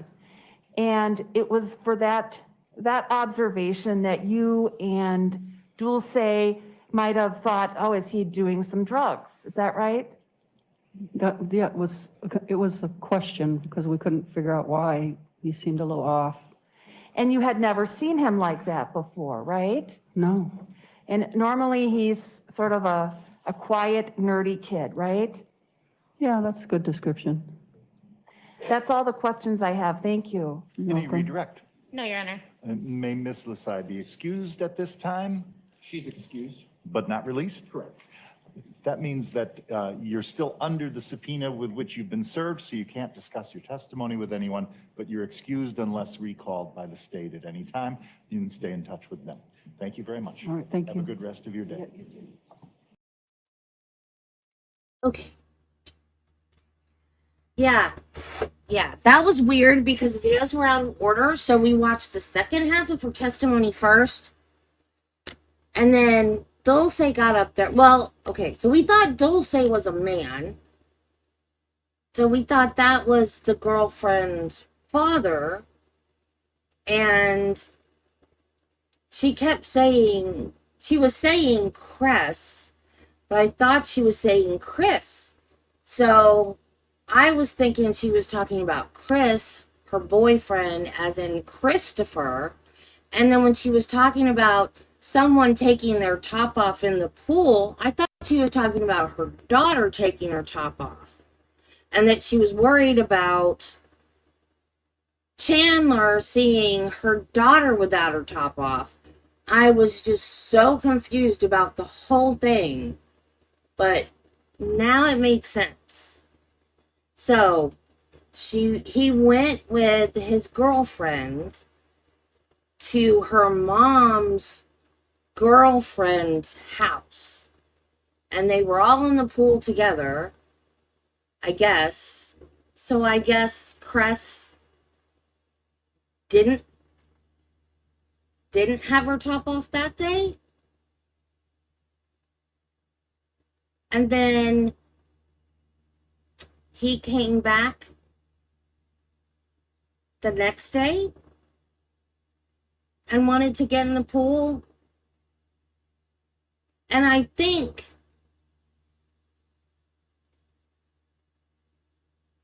Dulce, it's kind of hard. She was flighty and nervous, and also you got the language barrier and the accent. I think she said she thought no when he asked if he could get in the pool. I think she said that's what she thought. I don't think she said it. I think she said she was thinking no. I don't think it was her daughter that took off her top. I think it was Cress that took off her top.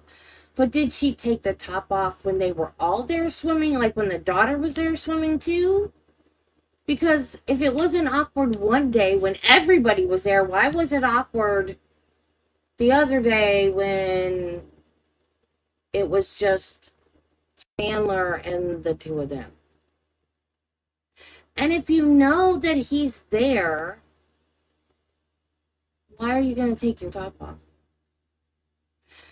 Yeah, she said no, but I think she said that she thought no.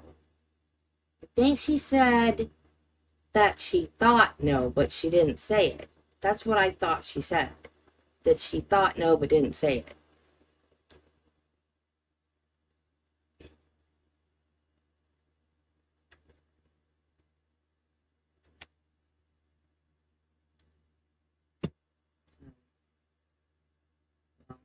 At any rate, she didn't want him looking at her girlfriend's boobies. The woman looks like Gary Busey, but I don't know. From what I've heard, it doesn't matter. Guys like boobies. They'll look at them anyways, no matter what the face looks like. I'm sure Marty can confirm.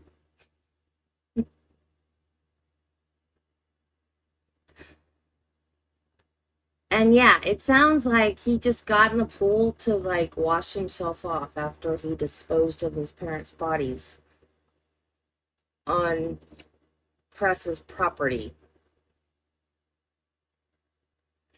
So he went there under the guise of telling her, I'm bummed because I didn't get the job because of my concussion. Concussions aren't permanent, y'all. You get them, you rest and you take care of them and you do what the doctor says and you recuperate and they go away. You don't have, you might have some lingering symptoms, but eventually, unless you have unless they're so bad you have permanent brain damage. But he didn't have a brain injury. He fell down the stairs.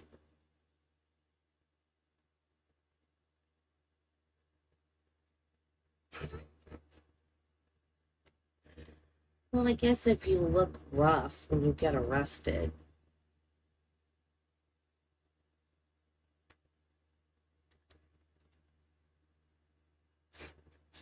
Huh? I said his name. Huh?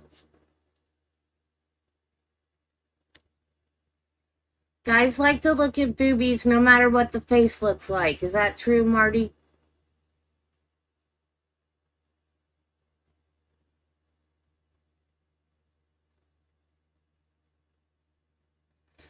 I thought so too, because we didn't know that she had a girlfriend.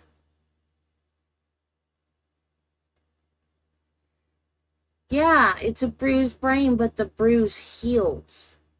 I'm talking about if it's a permanent, like a chunk of the brain gets, like if your brain gets crushed and a chunk part of your brain gets torn out or something like that, then that's permanent. If it's a bruise, it's temporary.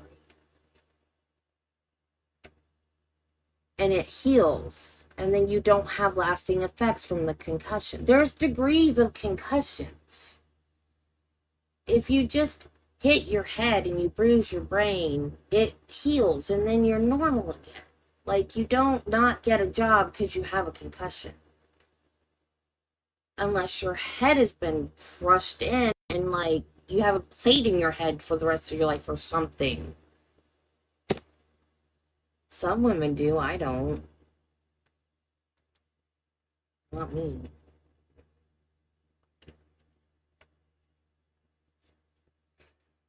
Yeah, because I thought, because the way they said in opening statements, it sounded like they had gone to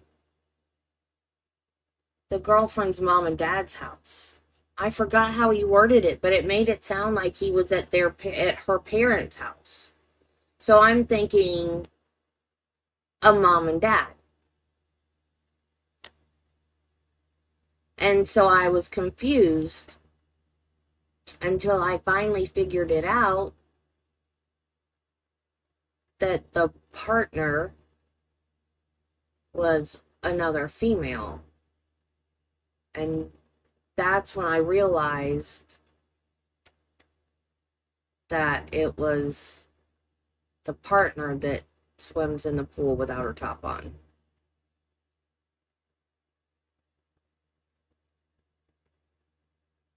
I think he was using that.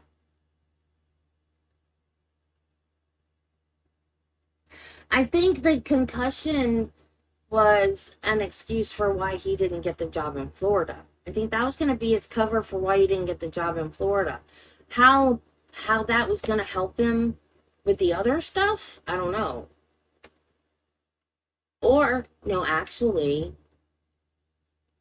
a concussion would have been a better alibi for why he did that. Because you can say, if you have a brain injury, you could say it made me do something I wouldn't have normally done.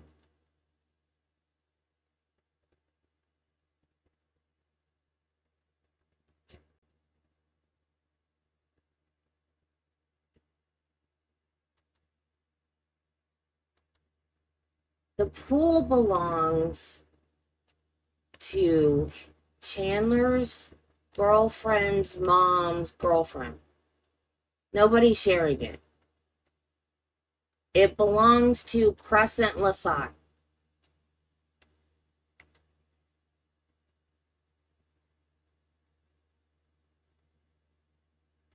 Crescent Lasai is the girlfriend of Chandler's girlfriend's mom. So they went over there to visit them, and they all got in the pool together. So the pool belongs to Crescent Lasai. It's her pool. So they just went over there to visit and had like a pool party or whatever.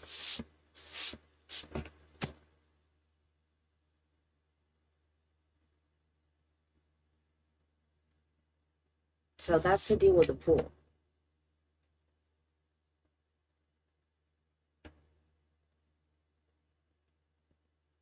Yeah, it's her pool.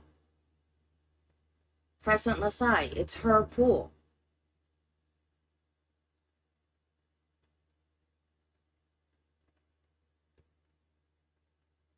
It's her house.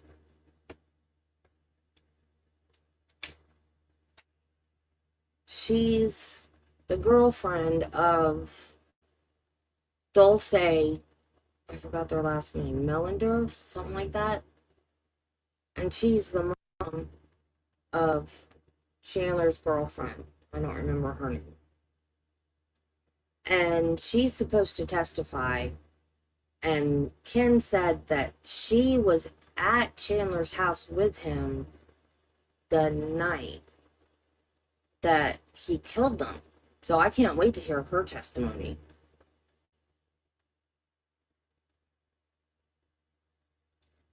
No, it's her pool. She takes her top off when she swims in her pool. That's how she swims in her pool. It's just weird that she takes her top off to swim in her pool when somebody else is there. No, Dulce's daughter didn't do it. It was just her girlfriend that did it. Just Dulce's girlfriend did it. That's the way she swims in her pool. We misunderstood because we watched the testimony out of order.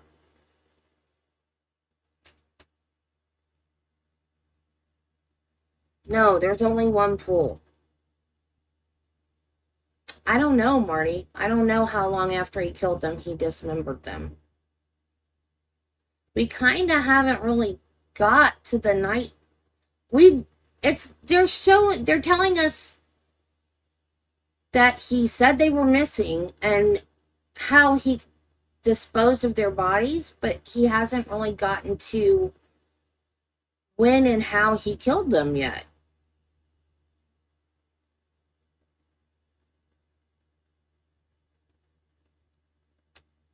So, no, we misunderstood because the testimony was out of order, because the videos were out of order, and I accidentally played them out of order.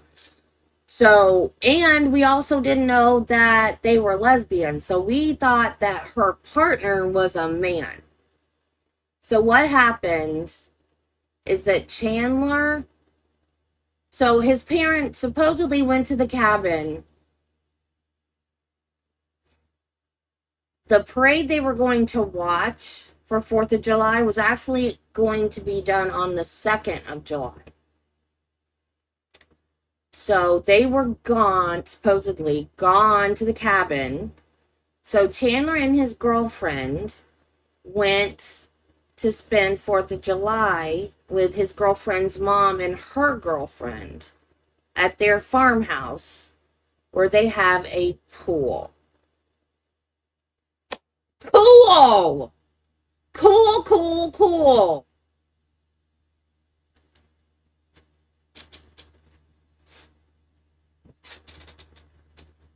So,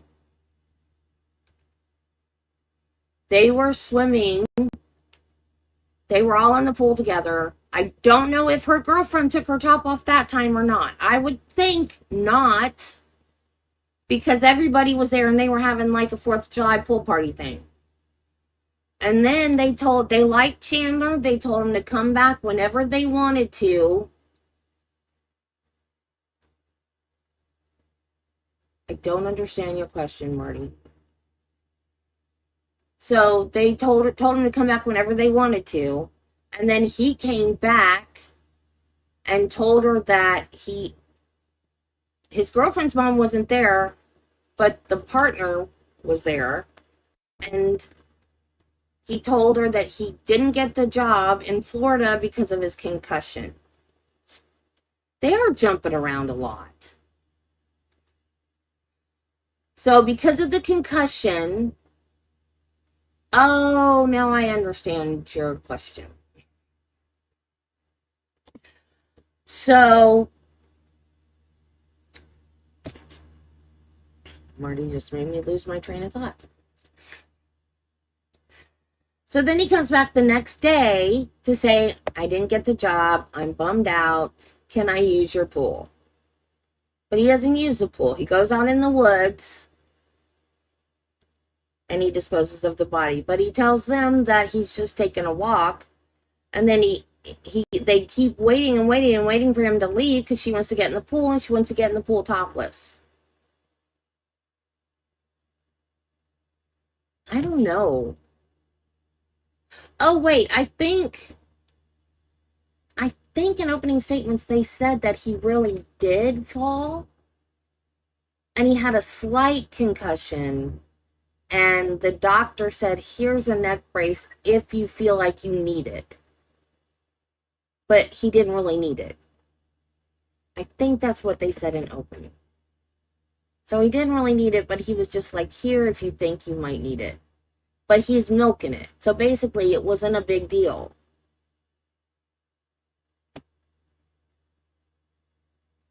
But yeah, I think they're jumping around too much. I think, like, okay, so we know that his dad was shot in the back. But when they asked the detective that, and he said it was a bullet hole, the defense attorney objected, and the judge sustained it. He's a detective. I think he knows what a bullet hole looks like.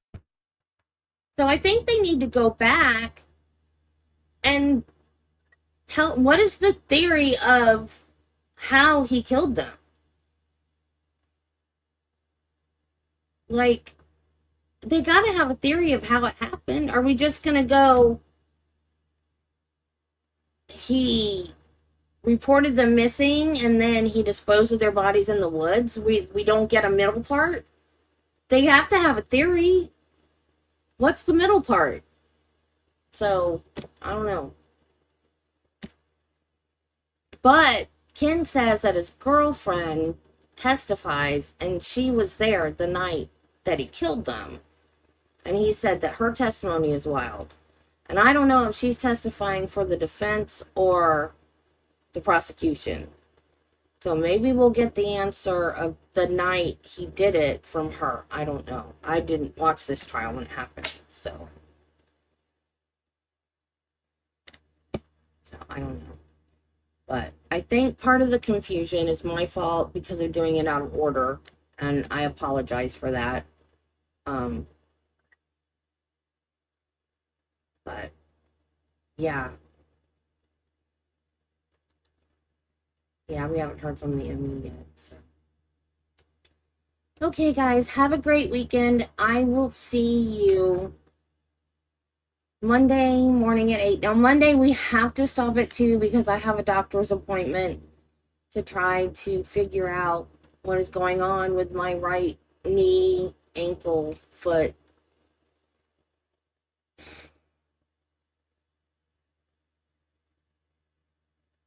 And this headache has got to go away. That's coming from my neck. I don't need anything else to go wrong, dang it. And I need to get a dang tripod. They make tripods for iPads now, which I didn't know that. But I don't know if I want to use my iPhone or my iPad. But the camera's pretty good, huh? It looks pretty good. I just hate looking this way. Because, am I, like, straight? Does it look normal? I can't tell, because I can't see what... It's weird. It's just weird. I don't like it, guys. I don't like it. I don't like it. Okay, and my earbuds didn't die today. I only put the one in, though. Okay, guys. I will see you Monday. Have a wonderful weekend. Remember, be kind to people, love your family, and Jesus loves you, and so do I. Oh, I have good news. I talked to Jill a while ago, and the oncologist thinks that they can wipe out her dad's cancer with 4 radiation treatments. Just 4 radiation treatments, and they think they can wipe it out. So keep her and her dad in your prayers.